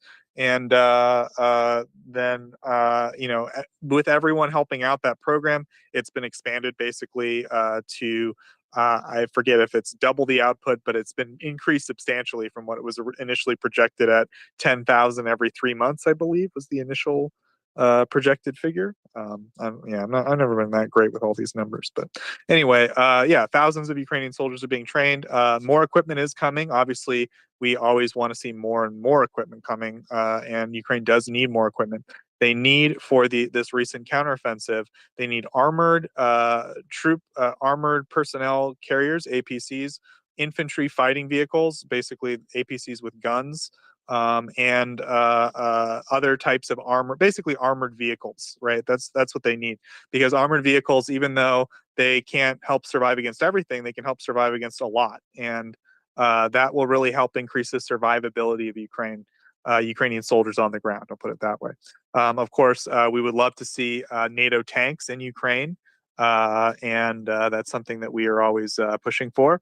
Of course, more HIMARS. We recently heard an announcement that 4 HIMARS are going to Ukraine. HIMARS has been a huge, revolutionary change in the military situation on the ground. When HIMARS came in, we saw a real transformation of the dynamic of what was going on. I think, right? We were very excited. CJ had been telling us about what HIMARS could do for a long time, and then we saw it in action, and it's been very impressive, right? We don't talk about HIMARS o'clock anymore because it's become so mundane. But Ukraine blows up basically 2 ammo depots and an HQ a night in the south, and I think about the same in the north. So it's really remarkable, and I don't know. It's some of Ukraine's successes are so they've achieved them so well that they've become mundane, right? Like the level of strikes against Russian logistical capabilities. But we should remember that every day, Ukrainians are very carefully and smartly executing plans to strike at Russians deep behind Russian lines, and right, of course, right on their front lines, and they're achieving really impressive things. And I don't know, it's just sometimes we should just kind of zoom out and try to look at what's going on, right? It's for me personally, to see Ukraine's military success over the last few weeks, I guess the last month or so, it's been really, really great. And I think that we will see a continuation of it. I don't think anything Russia has done in the last month, despite constantly trying to sidetrack and distract and derail and ruin their own economy through this silly mobilization. They've maybe bought themselves some time, but they haven't changed the fundamental situation, the way this is going. And the only reason well, I'll put it this way: we want to see more equipment to Ukraine because that will end this sooner. That will save Ukrainian lives. It's only going to go one way. Ukraine's going to win, but they need more equipment, and doing that will save lives. And we should do our best to encourage everyone around us, and especially those who have the power to make such decisions, to of course help arm Ukraine. And we hear a lot of hot takes from a lot of people that talk about some kind of peace. They talk about, oh, Ukraine needs to make peace. It's very simple. Russia needs to get out of sovereign Ukrainian territory. That will result in peace. If Russia just leaves, there doesn't need to be any kind of special deal or negotiation. And they're losing. The Russian army is losing. That is peace. I mean that's the end of this. They're going to get out of Ukrainian territory, and then there won't be a war anymore unless they shoot artillery from Russia. At which point Ukraine will have every right to retaliate according to the UN Charter, which guarantees and enshrines the right to national self-defense. And then Russia, because their artillery sucks, will be in a worse position than where they started, just like everything else they've done. So, I mean, that's where this is going. The ethical thing to do, the smart thing to do, this is something we can all do in our lives meaningfully to support Ukraine through this very difficult time. It will end at some point. And so anyway, so ends my rant. Thank you. I'm going to be very gracious to the people who now have their hands up, and thank God for hands. Huh, Anda? To you. It's a miracle just that we have hands up. I don't have to keep talking about weapons. Oh my goodness, Colby. Let's cherish it. Let's savor this moment. Anda, back to you. Yes, we have hands. Thank you. But also thank you, Colby. I wanted to add to your point, because you Joseph said earlier that we don't even notice that another Russian ammo dump exploded this morning in the occupied city of Melitopol. If Finance would have been here, he would have said that there is the only place where you should smoke at the camps, responsibly, of course. I don't quite have his pitch, but he has a really great pitch of at the camps, and he's a good a faithful fan. Let's say. We will go to hands. We have Florian up, and then Waypoint. Good morning. Good morning. Your rant was quite useful, because I think something else is happening that may be not seen on the American side of the Atlantic. 3 days ago, the Bertelsmann Foundation, one of the German big political foundations, made a poll among all EU citizens. They polled around 15,000 people, and 70% are in favor of EU membership, 60% are in favor of arming the Ukraine with heavy weapons, and 72% are in favor of supporting the Ukraine no matter what happens to the energy markets. The battlefield success is now turning public opinion European-wide, and what is probably hard to understand if you come from a political system such as the American one, where you have confrontation and clear leadership, countries like Germany work on consensus. German leaders do not lead. They follow the public opinion. So I checked, the German public opinion has now turned. 60% want heavy arms for the Ukraine, 75% want to stay the course despite energy problems, high prices, and so on. And I think the battlefield success is turning the political perception that will turn European political leader of the cautious type to do more. And I think this is a positive feedback loop that has now been initiated. And I think it's not the military side. Military and politics and economics are connected. And this is now a very good sign for the Ukraine. And I was very positively surprised on this European-wide poll. I can share it later from the Bertelsmann Foundation. I made a tweet 3 days ago, but I think it matters to what you say on the side of the battlefield successes. Also, Germany and France will now start another training program for Ukrainian soldiers in similar size to what the UK is doing. So just as sort of interesting news from this side of the Atlantic this morning. Amen to that, Florian. Yeah, I don't think I have anything to add. I think it's absolutely brilliant. We'll be happy to put that up in the nest. Thanks. Back to you, Anna. I think Waypoint is up now, and then Charles Ray. Oh, real quick before Waypoint goes, sorry about that. Anna, do you have to go? I think you're about your time's about up, eh? Yes, I will have to go to work because this is volunteering and I have to earn my pay. So I will leave you guys in the capable hands of Joseph, and you have great panel.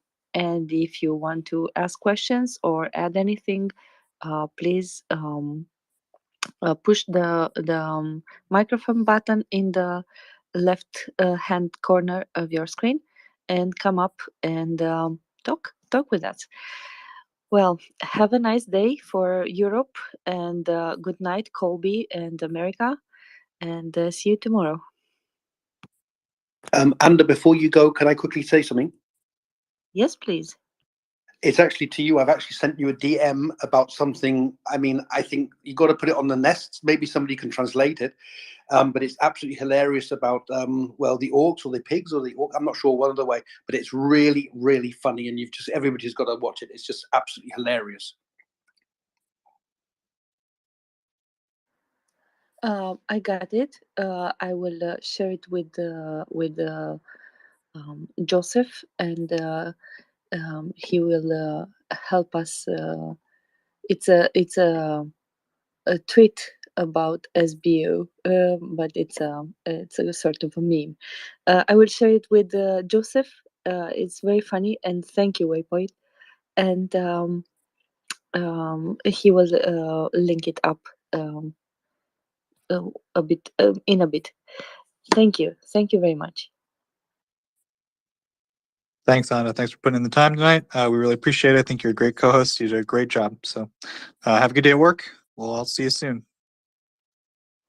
You're doing a great job as a coach, and also as a co-host. So thank you. I have great people to learn from. Okay, Waypoint. So I'll get that thing in the nest for you. If obviously I'll take a look at it, but Anna seems to think it's good. So, but yeah. So was that it? Do you want to add anything else? Go ahead. No, that was actually it. I'm just listening in today a little bit more. You're doing a really great job, with Anda as well. It was really, really interesting listening to you all today. Thank you very much. Thanks, man. Just making sure. With that, we'll go to Charles. Charles, go ahead. Good morning. I woke up this morning to a round of tweets going around a possible chemical grenade attack. Did you discuss that already this morning? Oh boy, so I've been so crazy busy lately that I normally wouldn't be able to answer this question, but I just happened to catch sort of an answer. So Okay. yeah, we did talk about this. The people that know. So here's the deal, right?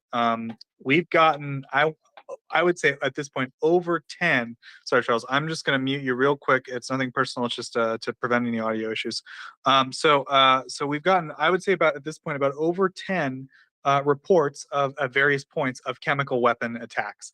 These are like grenades that are dropped from like usually drones that are supposedly like chemical agents of various types. Now, and again, like these are just different reports, usually some type of Ukrainian source saying, you know, we're getting hit by these. When we've tried to dig up like specifics or answers or like something solid on it, we never quite come up with anything. And this latest one in particular, I know John is very interested in this topic, and he was trying to figure out because basically the source was claiming that it was a particular type of chemical agent used from a particular type of grenade, and John was doing a very technical like understanding and saying this thing doesn't work in this grenade and so forth. I'm sorry, I gave John a funny voice there. I probably shouldn't have, but the point is, like John was saying, like it didn't the recent report didn't really add up in terms of like the equipment described and the chemical described. So I can't really speak to it more than that. I think at this point, you know, it's I personally, if you just want my personal opinion, I think that Russian forces at somewhere in Ukraine are using chemical grenades of some type from drones, probably. That doesn't seem crazy to me. When it comes to actually like getting the facts nailed down and figuring out like how Russia's doing it, or like which units are doing it, or exactly what grenade they're using and so forth, we've never quite been able to find a good report that we can sink our teeth into. Does that like answer the question, Charles? Yeah, actually, that was exactly my point. I know a bit about ordnance, and this attack just didn't add up, like you said. So if you've discussed it, that's great. I'll leave it. But that K-15 grenade that's pictured with it doesn't do that. Not to say that they aren't using chemical agents in certain ways, but that one, this attack looks more like a fragmentation thing to me. But thank you. Yeah, thank you, man. So yeah, it's just I just happened to sort of catch that discussion between John and some other people. I think I would just count myself as lucky. I think Colby might have something to add. Go ahead, Colby. I won't beat around the bush at all. This is a bogus report, and if Russia was going to engage in chemical warfare, it certainly wouldn't be with just one single grenade. It would be much more significant than that. I think they're not going to just deploy a single grenade if they're going to resort to chemical warfare. Yeah, I think like it's certainly possible. Like some unit got a hold of some and threw them on drones, just to do it. But I think you're probably right, Colby. Like I don't see the Russian military itself. I'll put it this way: like there's nothing they can get out of escalate. I don't want to use the term escalate, but there's nothing they can really get out of going to chemical warfare as an option that they can't get with the millions of like regular ordnance they already are using. And doing it would not. It wouldn't have any gain for them, and it would result in like bad, blowback. I guess, right? I mean, would you agree or disagree? No, 100%. Like, there's a lot of fear around chemical agents, but in order for them to utilize them with any significant effectiveness or impact, a lot is going to go into that. It's easier for them to just use conventional munitions because using chemical agents, you introduce a lot of risk to yourself because if you mishandle things, you can have a bad accident on your hands. Much higher risk than just handling regular ordnance. So it doesn't really make sense. But if they were going to deploy it, I don't think that we would just see like a grenade here or there being deployed because these agents are tightly controlled. It's not something where the average soldiers can go to the ammunition depot and pick up a chemical weapon. That's not how this works. I mean, to begin with, officially, Russia doesn't have chemical weapons. They declare that all of their stockpiles were destroyed, and there isn't like a whole lot of evidence to suggest that they do, in fact, maintain like very significant stores of military grade chemical weapons. Obviously, we know that they have used chemical agents in the past, but more for like assassinations, which is totally different than battlefield use. So chemical weapons, two different things entirely. Obviously, chemical weapons were used very extensively in Syria, but that was more to the extent that the perpetrators could be identified. It seemed to be more by the regime forces than the Russians themselves. Although the Russians certainly may have been may have participated in some of that. But as far as chemical weapons stockpiles within Russia itself, officially they all were destroyed, and there isn't a whole lot of publicly available knowledge to indicate that there's large quantities of deliverable weaponized munitions available for usage on the battlefield right now. Yeah, I think that's perfectly reasonable. I don't have any objections, Colby. Donnie, go ahead. Yeah, I think our friend John Ridge came up like that. It was literally impossible for the container that was shown on the image to have contained that chemical. It would have leaked. It's not. I'm pretty sure he verified that it must have been tear gas. I could be wrong, or like I could be misstating it somewhat.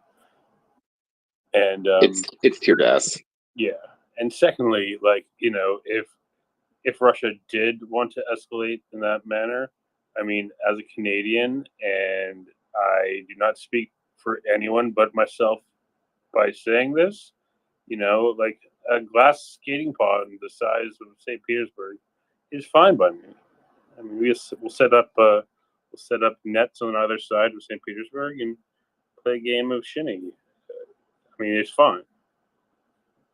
You know, but that's just me.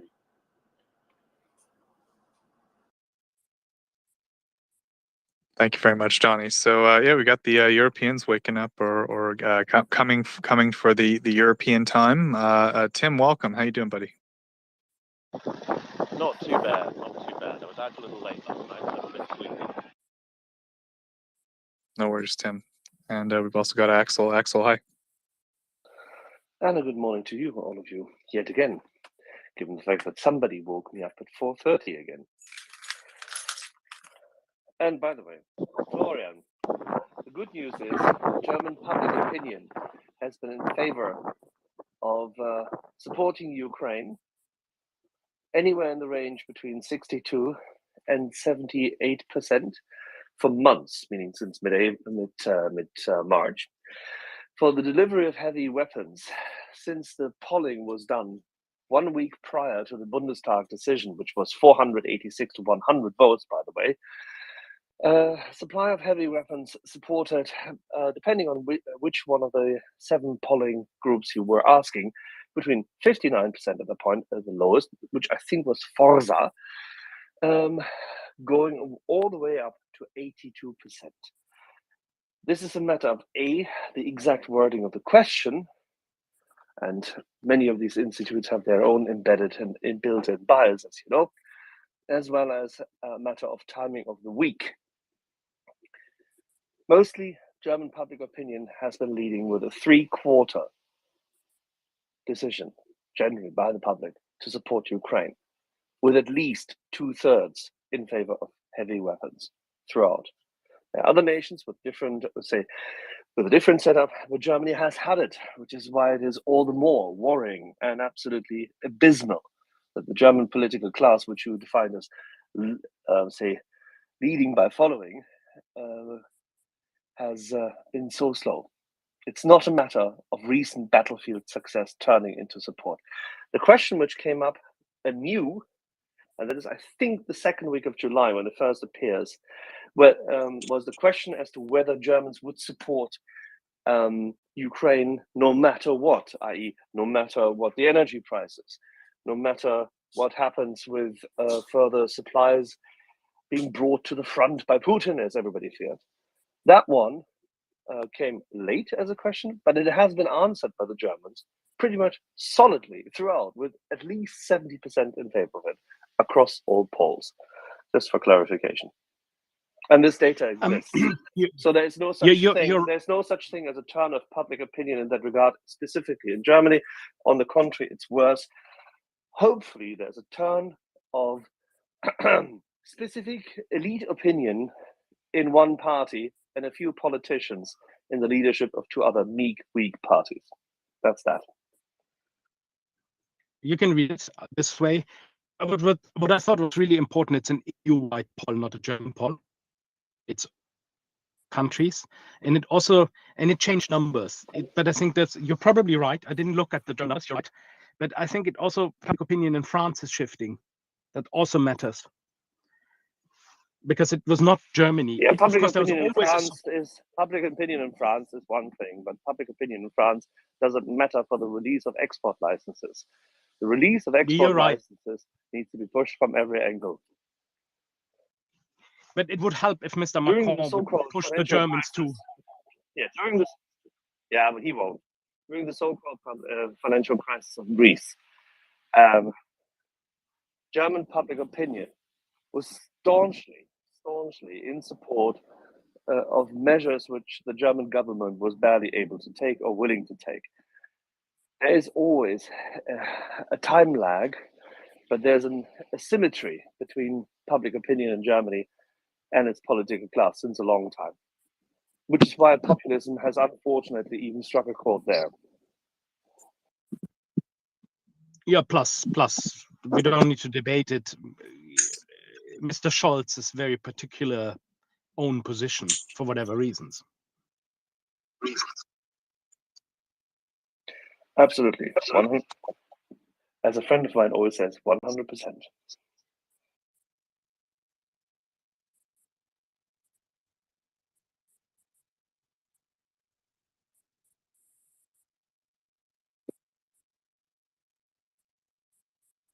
Well, so Axel, we're going to be talking to Dr. Gardner again today in about a little under 10 hours. Is that right? 100%. Yeah, I'm excited. I remember he was here last time, and it was a very illuminating discussion.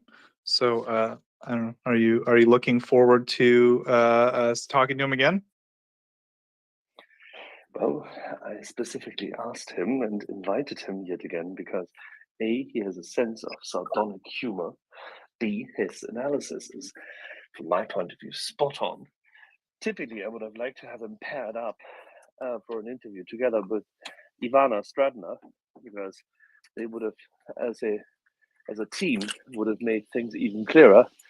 But specifically in recent days, Ian has been yet again a clear advocate of reason, and I like that a lot. So yes, I'm very much looking forward to that. Yeah, I definitely enjoyed when he was here last time. I think he's a really smart guy. I don't know. I mean, what can we say about And Ian we in like terms to of listen he's to the good? piano. We like to listen to the piano lessons of the kids and his wife in the background. Yeah, I remember that. But what can we say about Ian? I mean, he sort of analyzes Russian culture. Would you say? Would you say anything else about him in terms of what the listeners need to know? I think that he is at the nexus of, or his analysis and his review, and his forte is directly at the nexus of Russian culture, Russian strategy, and therefore it pertains very much to what we are facing at the moment. Meaning, yeah, the dissolution of the impact of one Siloviki group and potentially a complete implosion of their strategic calculus. Yeah, so I think a lot of our listeners are kind of curious about that stuff. I think it comes up on the space a lot. We try to avoid talking too much about Russia. We don't want people to come on the space and go, what's this Ukraine stuff? And then we're in here and the subject is the future of Russia for like 2 hours, right? But, we're going to have Dr. Gardner here. He's an expert on Russia, right? I mean, so this is kind of a good time for our listeners to, try to think of a good question and try to have a really productive discussion about this with an expert who can really give some solid, solid framework for this analysis. So yeah, I think it's a great opportunity. I really love having Dr. Gardner here. And yeah, it's not that we don't, ever want to talk about Russia. It's just we want to get someone who can really explain it and give some structure to it, right? So, yeah, looking forward to it, Axel, for sure.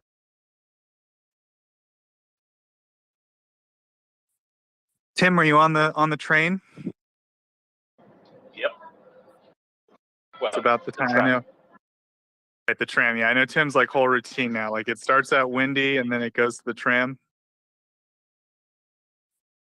Then you can hear the heavy breathing on days when the elevator doesn't work.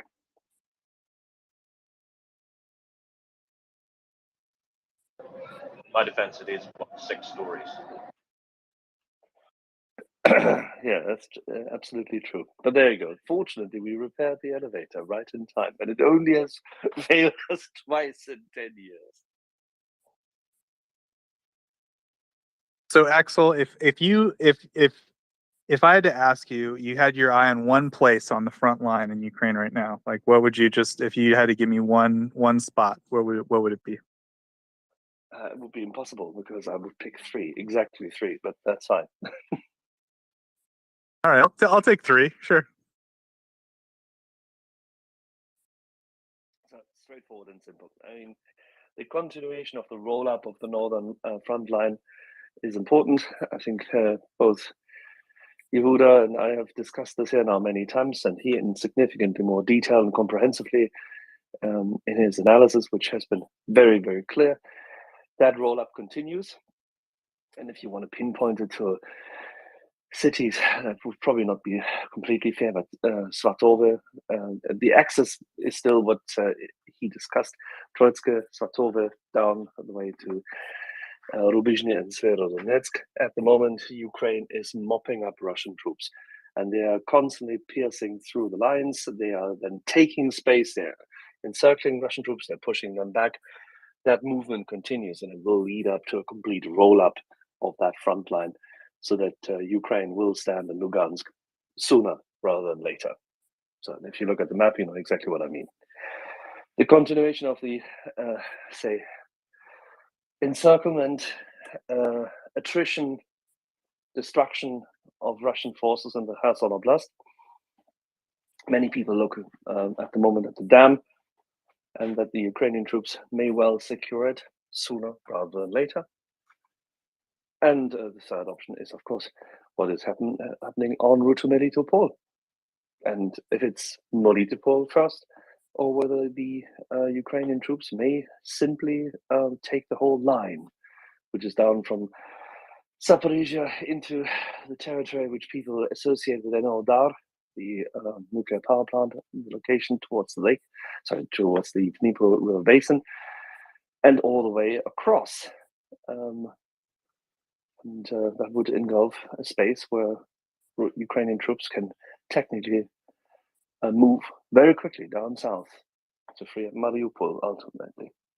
So there's 3 attack vectors which matter a great deal. And the Russians will want to come up with the fact that they yesterday in Bakhmut made a gain of 300 meters. I mean, hardly a fought. We could also say that the Ukrainians at some point in time took one of the positions back, and then yet again, directly after, shelled the Russian troops into submission.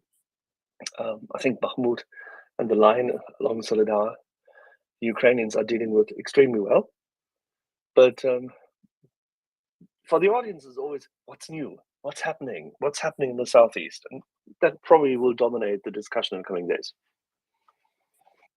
Yeah, I think that was like a great summary. I guess like I'm curious, Axel, what is, without breaking up any kind of operational security, of course, like what is happening in Melitopol? Or the Melitopol direction, I should say.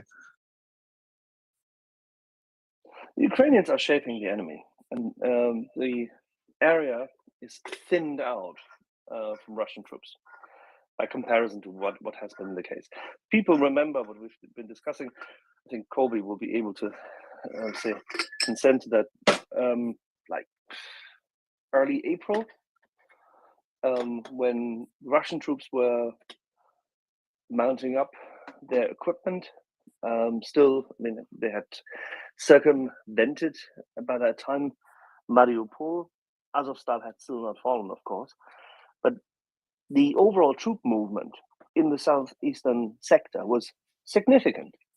And since then, no real new troops have come there, but troops have been withdrawn. Troops have been attrited after Azovstal fell, and Russian troops were less tied up surrounding it. And by the way, few of them, I mean, quite a few of them were lost.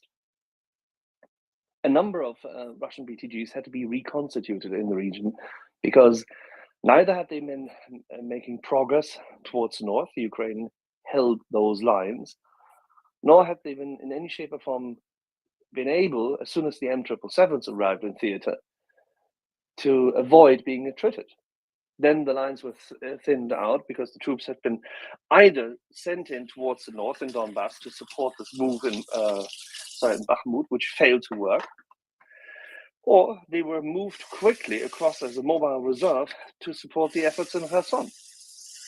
So at this point in time, surrounding Melitopol, or in the area surrounding Melitopol, all the way down to Berdyansk, Russian troop presence is significantly lower than it was before. That's what's happening. It is an opportunity. Yeah, I'll be paying more attention to Melitopol after what you just said, Axel, for sure. So if anyone has any questions about what's going on in the Russian invasion of Ukraine and the Russian genocide against the Ukrainian people, you can always press the microphone button in the bottom left-hand corner of your screen. Then once you get up here, it's nice to raise your hand so we know what order to go in. So you press the little heart icon in the center, and then in the far right, you can raise your hand. And then, of course, please do check out MriyaAid.org. We here at the Maria Report, we don't monetize anything. We don't have any merchandise. There's a separate organization, though. They're called MriyaAid.org. They're focused on getting non-lethal aid to Ukraine. So we just ask everyone to please go over to MriyaAid.org, check out what they do. Please, and if you're so inclined, please do consider, sending any support their way that you can. They get things like bandages, tourniquets, body armor, night vision, thermal vision, drones, vehicles, armor for vehicles, firefighting equipment, mine disposal equipment, all kinds of great stuff that Ukrainian soldiers and civilians need on the ground right now. So we want to support MriyaAid.org. Everything we do, we try to help promote what they're doing, and we think they're doing such a great job. So thanks, guys. Please check out MriyaAid.org, and thanks so much for everyone's support who has helped them out in the past. And last but not least, please do retweet the space. Let people know that we exist. Let people know that we are here to answer any questions that you have about the current military situation, or of course, if you have any general questions about the Russian invasion of Ukraine. And then we're here 24 hours a day, 7 days a week. We never stop. It's run completely by volunteers, and we do our best to get you guys experts, people that can answer very difficult questions like Dr. Ian Garner. And also, of course, military experts like General Ben Hodges, General Mick Ryan, and so forth. Of course, last but not least, we do have a couple of hands, so thanks so much for coming up, guys. I will just plug our Spotify account. So we do have a Spotify. Not only does it have all our carded interviews up there, we have editors that professionally edit them. So they're in podcast form. They're really great. Please do check them out. Just go to MriyaReport on Spotify, one word, or go to Google and just do MriyaReport Spotify. Please do check it out. It's a great way to introduce the space to people and show them what we're all about. So with that, I think we can go to hands. Tim? Absolutely. Hi, Steve. Welcome up. Good morning. Hi, good morning. Thank you for accepting me again. Just going off with the links and everything, if someone can send me all them links, I have a big social media following on Instagram. So if someone possibly could send me all them links, so I've got them in one place, I wouldn't mind sharing them because I'm a musician. That's first of all. I would easily do that for you guys, of course. I love listening to what you guys do. I think it's amazing how you're keeping us informed of what's going off and not with some of the stuff that's being put on the internet. That's the first thing. And also, I read a report about Biden making a comment about something to do with, I don't know if he said he was concerned about the nuclear thing, or he said we're the closest we've been since about 40 odd years. Is the report true? Is the report fake? Obviously, because like as you've seen over the last few days, there's been a lot of fake reports going around what are not quite true, i.e. to do with the nuclear weapons being taken on the plane and stuff like that. Not plane, train, sorry. So yeah, I think you're finished there, or maybe you're breaking up. Not sure, but so I'll do my best to answer your question. So first off, yeah, thanks for offering. I'm not sure specifically which videos you mean, so maybe after this I will ask again and you can explain. But so as far as the question about the recent speech, yeah, I mean, I personally, here's my like hot take. You know, it's just my opinion, but I think it was sort of a little bit taken out of context by the media. I think sort of what Biden was trying to say was, look. Russia has been waving this nuclear saber around, obviously, for months. We've all heard it. Not a day goes by that someone comes in here and goes, I'm worried about nukes, guys. And that's because Russia's been saying, we're going to nuke people for the last, 6 months. I think that you could take that and as already, reflecting, something like, being close to what he's talking about. I don't think it means that there's any kind of meaningful security change in Russia's posture. I don't think any of the relevant organizations or institutions like Department of Defense or anything or intelligence agencies have disclosed any change in Russia's nuclear posture. And so I think the important takeaway from what Biden was saying was, look, if Russia does do anything, there will be a major response from the United States. And there's no like fuzzy line there. I think it's still not entirely specific, but reading between the lines, I think that the clear takeaway is it'll be a massive conventional military response if a nuclear weapon would be used in Ukraine.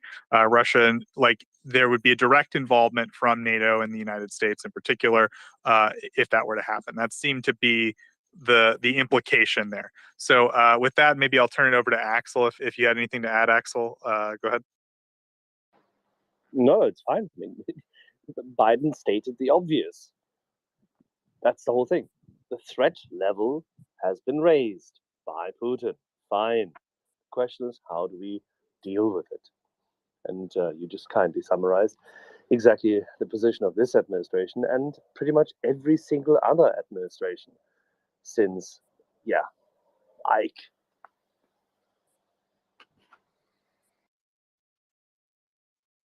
Yeah, thanks, Axel. So yeah, I think the important thing to kind of take away, I think a lot of people took that as, and the media maybe tried to spin it as, and I hate saying the media did this, but I just read some of the headlines going, and then I dug a little deeper and tried to understand the context. And I think they read it as there was some kind of fundamental change in Russia's nuclear posture or communication. And I think it was just, he was making a general remark that Russia has made by constantly threatening nuclear war, they've made, they've made the world less safe. I mean, that's the bottom line here. So I don't think we shouldn't take from his remarks that there's been some kind of a strategic, like that Russia's putting nukes on trains and moving them somewhere, I guess. So that's like what I'm trying to convey. So that's another with that, thing. go ahead, Axel. Yeah, that's another thing. We should end the story about the nukes on trains. This was that was a fairy tale. It was a narrative. We said so that it would be that morning because all indications, as soon as the news story hit and was quoted by someone at the Times, who I hope has been taken out to the woodshed and been treated to the wider part of a cricket bat,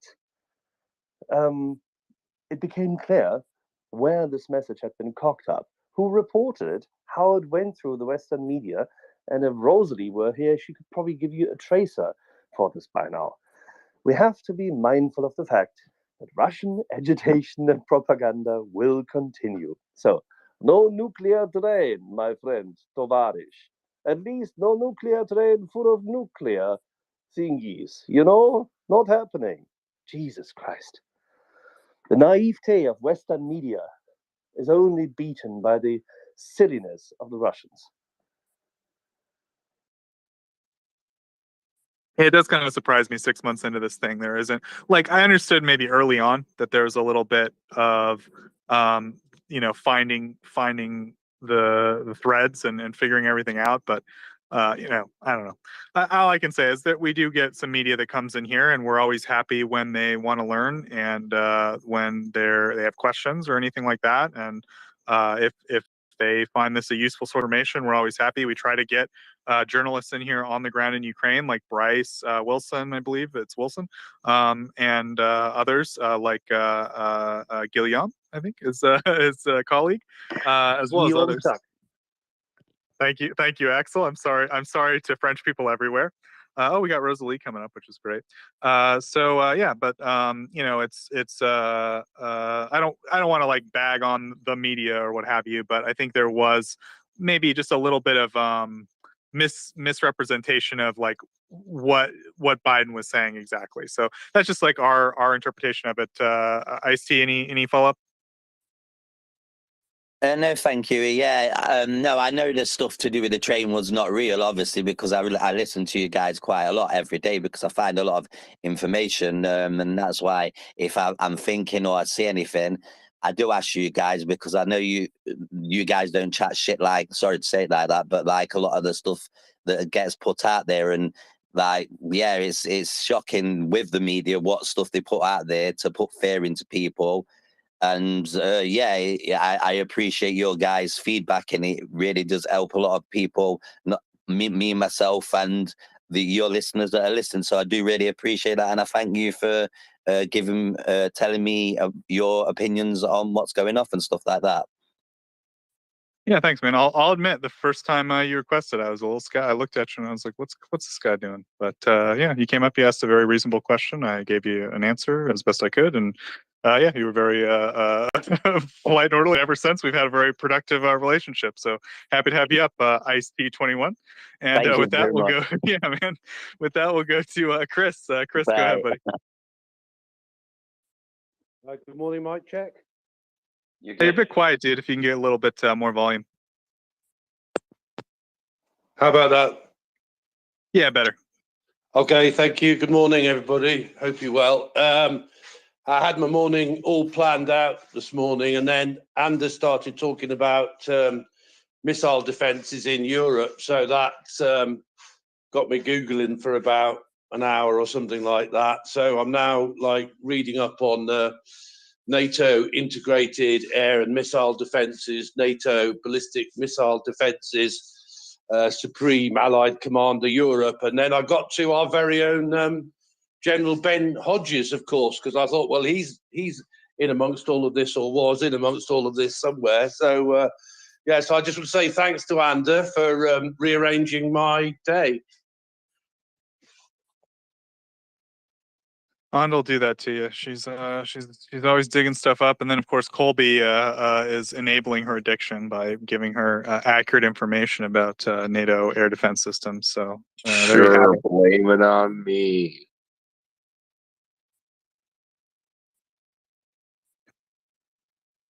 Okay, so thank you very much, Chris. And yeah, if anyone does have any, you want to come talk about air defense, we do it all the time. We got irises, we got Patriots, we got what else? Books, we got S300s, and so forth. So yeah, please feel free to come up and ask any questions about it. Pesco, I'm a little curious. What's going on? Hey, good morning. You can hear me well? Yeah, pretty well. Oh, perfect. I was wondering about the free Leopard stuff, because what's hard to argue in public opinion is, why does Ukraine need Leopard 2 tanks when they have, by the grace of Russian government, so many T-72s and T-80s now? What's the true argument to say they need those tanks? Because I hate this discussion in this country, in Germany, that it doesn't move forward, and that the politicians, let's say, are a bit stubborn. So I feel like there's no other man except Axel to sell you a Leopard 2, but if not, then we'll go to Colby. Axel? Colby is more than qualified to summarize this and argue the case. I'm not going to belabor this point at all. The argument for Leopard 2s or any other Western made battle tank is that the T-72 is a piece of crap and it does not protect its crew, whereas a Western made battle tank does. And it's generally a good idea for your tank crews to live, and living is not something that tends to happen if you're driving a T-72 or any Russian main battle tank. So it is also like there's a tank museum in Germany. They did a YouTube piece on this, which they derived the tank design from the military doctrines. And it's like you say, it would be helpful to have the tanks with better protection, right? For the crew, to save on people.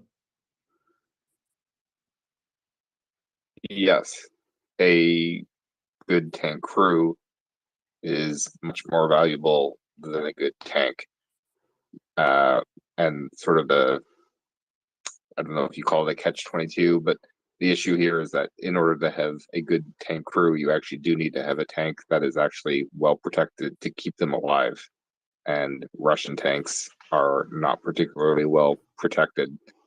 And it would be beneficial for Ukrainian tankers to have tanks available for them that have a reasonable chance of keeping them alive if they get hit by something. No, and to probably reduce maintenance effort for Ukrainians, since there's a lot of maintenance capabilities in the European countries, right? Well, if we're being honest, maintenance would be complicated by adding main battle tanks, but it's not an insurmountable challenge for Ukraine. Okay, perfect. Thanks. I had something to add quickly on that. A discussion we had yesterday about with some American armored veterans yesterday about the Russian versus Western tanks. As one of the advantages that Western tanks have is they operate with a 4-man crew. Now, on the face of it, this might seem like a disadvantage in that you need more people to operate the tank, but actually, this works in the Western tank's favor because it takes a heck of a lot of in-field maintenance to keep a tank moving and shooting, and it's an enormous effort involving moving lots and lots of heavy stuff around, and a lot of hours spent tinkering with the tank, or tank tink, whichever way you want to look at it. And if you have 4 guys, it's a lot easier than if you only have 3 guys. And what we're seeing on the Russian side is, to add a little nugget, is that they're often operating these tanks with only 2 crewmen. So they're dispensing with the commander role completely and just having a driver and a gunner, which makes the tank far, far less effective. So, yeah, Western tanks and 4-man crews generally fare better in the field than Russian-style tanks with 3-man crews. Speed, accuracy, sensor, and gunning. The European tanks, be it the Challengers, the Kirks, or the Leopards at the forefront, as well as the M1 Abrams, outgun anything and everything the former Warsaw Pact / in this case the Soviet Union / the current incarnation of Russian imperialism, the Russian Federation, has ever brought into the battlefield. Bring the Leopards into the field and they'll cut through Russian mechanized infantry and armor like a hot knife through butter. Okay, perfect. So then today more free the Leopards and fuck you Putin at Olaf Scholz, right? Tweets. 100%. It is a moral obligation of Germany to release the willingness of at least 13 nations owning Leopard 1s and Leopard 2s to dedicate them, designate them, donate them, or sell them to Ukraine. Germany must not stand in the way of Ukraine winning this war faster. Yeah, I agree with you 100%. Thanks. Thank you. Waypoint, good morning. Yeah, thanks very much, Tim. Peskov, my previous occupation, I actually personally witnessed about 20 meters away from me how a T-72 round hit a Challenger tank and literally just bounced off it, and the turret turned on the Challenger, and yeah, well, it, as Axel said, it split it through in two pieces like a piece of butter. There is a hell of a difference between what they can do and what Western tanks can do and what they're capable of. In every sense, comparison with the Russian one, there is absolutely no difference. You cannot compare. It's like using a bloody bobby car, literally against a normal Western tank. There is no comparison whatsoever. I mean, there really is that much of a difference. I don't know what round the Iraqis actually fired at us at the time. I was not in a Challenger tank. If it would have hit my tank, I would no longer be here. And as I say, it wasn't very far away from me. And yeah, there's a reason for the Leopard. They're there. They're waiting to go. They're fueled up. They're oiled. Every single lubricant is in them. They can be sent. And that is just as simple as that.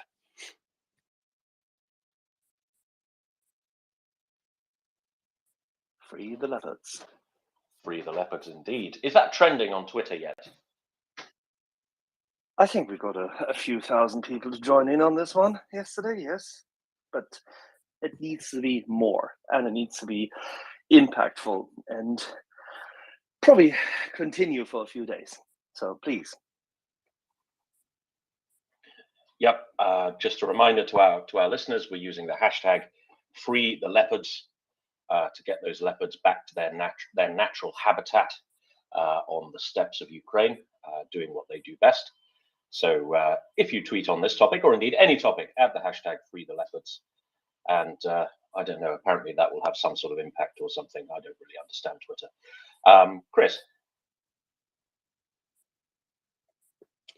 Yeah, Tim, it's doing very well, that hashtag, I'll tell you. I don't know what the exact position Chris, in the trending is. Trying to speak.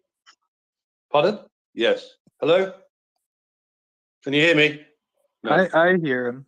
I can hear you fairly well, yes. Actually, perfectly. Tim, you can't Yeah, hear Chris? rejoin Tim. I'll wait. Okay. Yeah. So I was just going to say thank you very much for those that just confirmed you can hear me. Yeah, the hashtag is doing, extremely well, and there are just some absolutely fantastic tweets and that. So I'm sure it's getting to a lot of people. As Axel wanted, a lot of important people have been copied on those tweets and that. So that's doing really well. And I think Axel really, again, as usual, took the words out of my mouth, because I was going to say, the reason why Yehuda has said we need 500 tanks and we need 2,000 APCs is, as Axel put it, because we need to cut through the butter with a hot knife, because we don't want Ukrainians a day longer than necessary being killed and tortured and their teeth pulled out and the children stolen and etc. So as Axel said, we need to get this over as quickly as possible and get the Russians out. Thank you, Chris. Couldn't agree more. Paulie. Good morning, Axel and Joseph and all the talkers. Now that the Russian army is losing a lot of T-72s, T-80s, remaining T-90s, what they have, and they basically, maybe in a few months, they will rely on 64s and even 62s. I'm quite confident that in that phase, we rather nice to have the Leopard 2s in the field.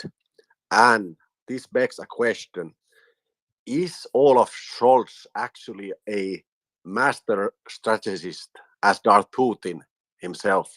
He's withholding the Leopards for this reason. Just kidding.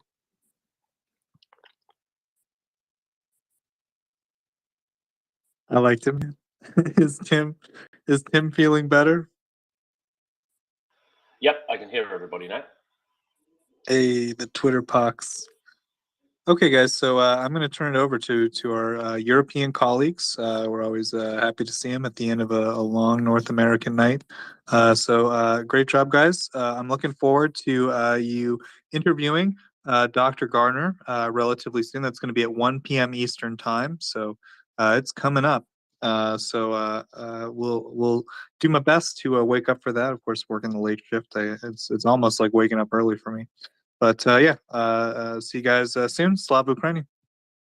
Slava. Thank you very much, Joseph. Rich, welcome to the panel. Hi, thank you. I've just been looking at the sort of maps and stuff and how the Ukrainians are progressing. And it just got me thinking, as they get sort of closer to the coast, will the Russian Navy come into play anymore? Or is this something we can kind of deal with when we get to? And that's it. Thank you.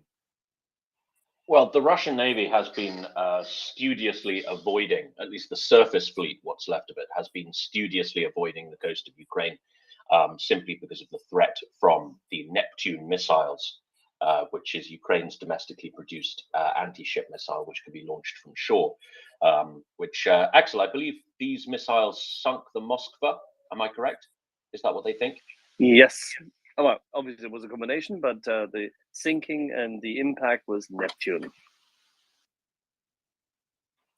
So yes, the Russian Navy has not been seen very much in the wild. Where it has been seen, it has been kind of cowering on the other side of the Crimean Peninsula. It doesn't approach Ukrainian-controlled coast very much because of that missile threat. If they fancy losing a few more ships, they are very, very welcome to try and use it against the Ukrainian forces as they get closer to the coast in Russian-occupied Crimea. But they might have a very, very sad afternoon.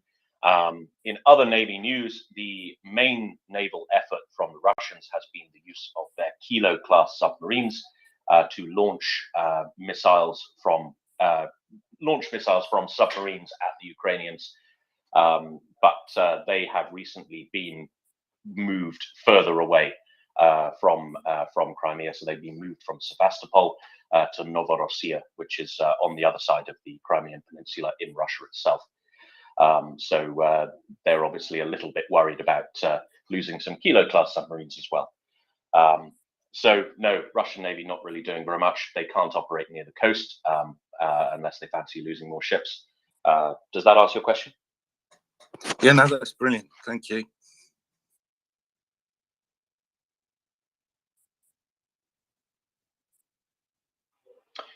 Thank you very much. So a very good morning to you. This is the European shift of the Maria Report. We are here 24 hours a day and have been since was it the night of the invasion, Axel? Yeah, actually, some of us started even the night before, but yes, I definitely entered with the night of the invasion. So we have been here since the night before the invasion. There we go. We have been providing 24/7 coverage of the Russian invasion of Ukraine in the information space. We're here to provide information, analysis, and expert opinion from our regular guests and regular speakers. Collectively, we donate to Maria Aid. There is a link at the top, MriyaAid.org, who provide non-lethal assistance to the Ukrainian military and other Ukrainian civil defense organizations, including but not limited to bandages, tourniquets, drones, body armor, optics, etc., etc. So if you like our work, you enjoy the space, please chuck your pennies over to Maria Aid. They are another charity with, well, they are a charity with zero overheads. So you know that all of your monies are going to be going to aiding Ukraine in their entirety, rather than paying for expensive PR and expensive chief executives. I see our favorite Ukrainian MP, Victoria Wojtycka, has come up. Victoria, very good morning to you. Very good morning to you too. I have a very quick question to you guys because I really want to help with this hashtag free the leopards thing. And you mentioned that there is a coalition of 13 willing countries to release. We're trying to find the confirmation of the willingness. Do you have actually any documents, any articles that support this statement? Because 13 countries, we understand it's those countries that have them, but are they willing to release them? That is the question. When we talk about 13 countries, it combines those countries in Europe as well as in North America, by the way. There's one. I'm looking at you, Kobe. Which one in North America? Canada. Canada. Canada Okay. has leopards. Yeah, Canada has leopards. We combine those countries willing to supply Leopard 1s and Leopard 2s. Leopard 1 is a recce tank by now. The very much upgraded versions have fantastic sensors and as a light scouting tank, it is absolutely useful and it stands the test of time, albeit that it doesn't have the same deflector shield and doesn't have the same kind of gun, but still a very forceful one as a Leopard 2. And yes, it's not just Denmark and Spain willing to part with Leopard 2s. There's a number of others, and there's data for that. By the way, in the meetings in Prague just now, there we had 44 nations, if I'm not quite mistaken, meeting, which included a number of nations not necessarily included in the core of Europe, for that matter, albeit that geographically you can include them, of course. But even the Turks were there, don't forget. And who was one of the biggest off-takers of Leopard 2s from Germany? Who took in 3 full tank divisions worth of Leopard 2s from Germany? The Turks. So yes, there's good data as to those 13 out of 19 nations willing and able to supply tanks in one or the other form, be them the old A14s or the A15, up to even the very most modern ones. I can send you a quick list if you don't mind, but I need about half an hour because I'll be in the car in just about 5 minutes. Absolutely. Absolutely. That's fine. You know where to find me, Victoria. Pardon me? You know where to find me. Absolutely. Okay. Yeah, please share with me the info. It's really going to be quite beneficial. Thank you. So, Axel, presumably the sticking point is the German re-export license. Yes, exactly. Sorry, mate. I need to write something and I can't talk while writing at the moment. Not a problem. Not a problem. Okay. So, Victoria, how are things down south? It's a good question. I'm right now in Warsaw. I was at the Warsaw Security Forum. I was on a panel talking about energy as the another dimension that should be considered when any country is building its security. So the security, national security, is intertwined and interdependent on energy security. And we had very interesting discussions, including with the member of Bundestag from Liberals on issues, for example, related to what's the future of energy mix, short-term future and long-term for Germany, given the fact that they've intentionally made themselves dependent on Russian gas for a long time by giving up their nuclear power stations and nuclear capacities. So it was an interesting discussion, and overall the security forum was an interesting venue to be at. Definitely, everyone is publicly or off the record saying that we do support Ukraine, we do want Ukraine to win. But the biggest concern is, well, there are two basically, right? The absence of clear understanding of what the right response to possible nuclear attack should be. And I've heard your guys discussing that it's all the Russian narrative, and we shouldn't follow it, and we shouldn't give it an energy. On the one hand, on the other hand, we also need to understand that politicians, and not just politicians, because Warsaw Security Forum was mostly about people, military people, they are concerned, especially given the fact that what Putin was saying. I don't know whether you remember. Do you remember just prior to February 24th, there was a press conference of Scholz and Putin was really like sarcastically smiling and saying, "Well, NATO bombed Belgrade, so you did it. Like you've created the precedent." That was a remark about whether Russians should ever even consider bombing Ukrainian cities. And then February 24th, Kiev is shelled and other cities are bombarded. So people are taking his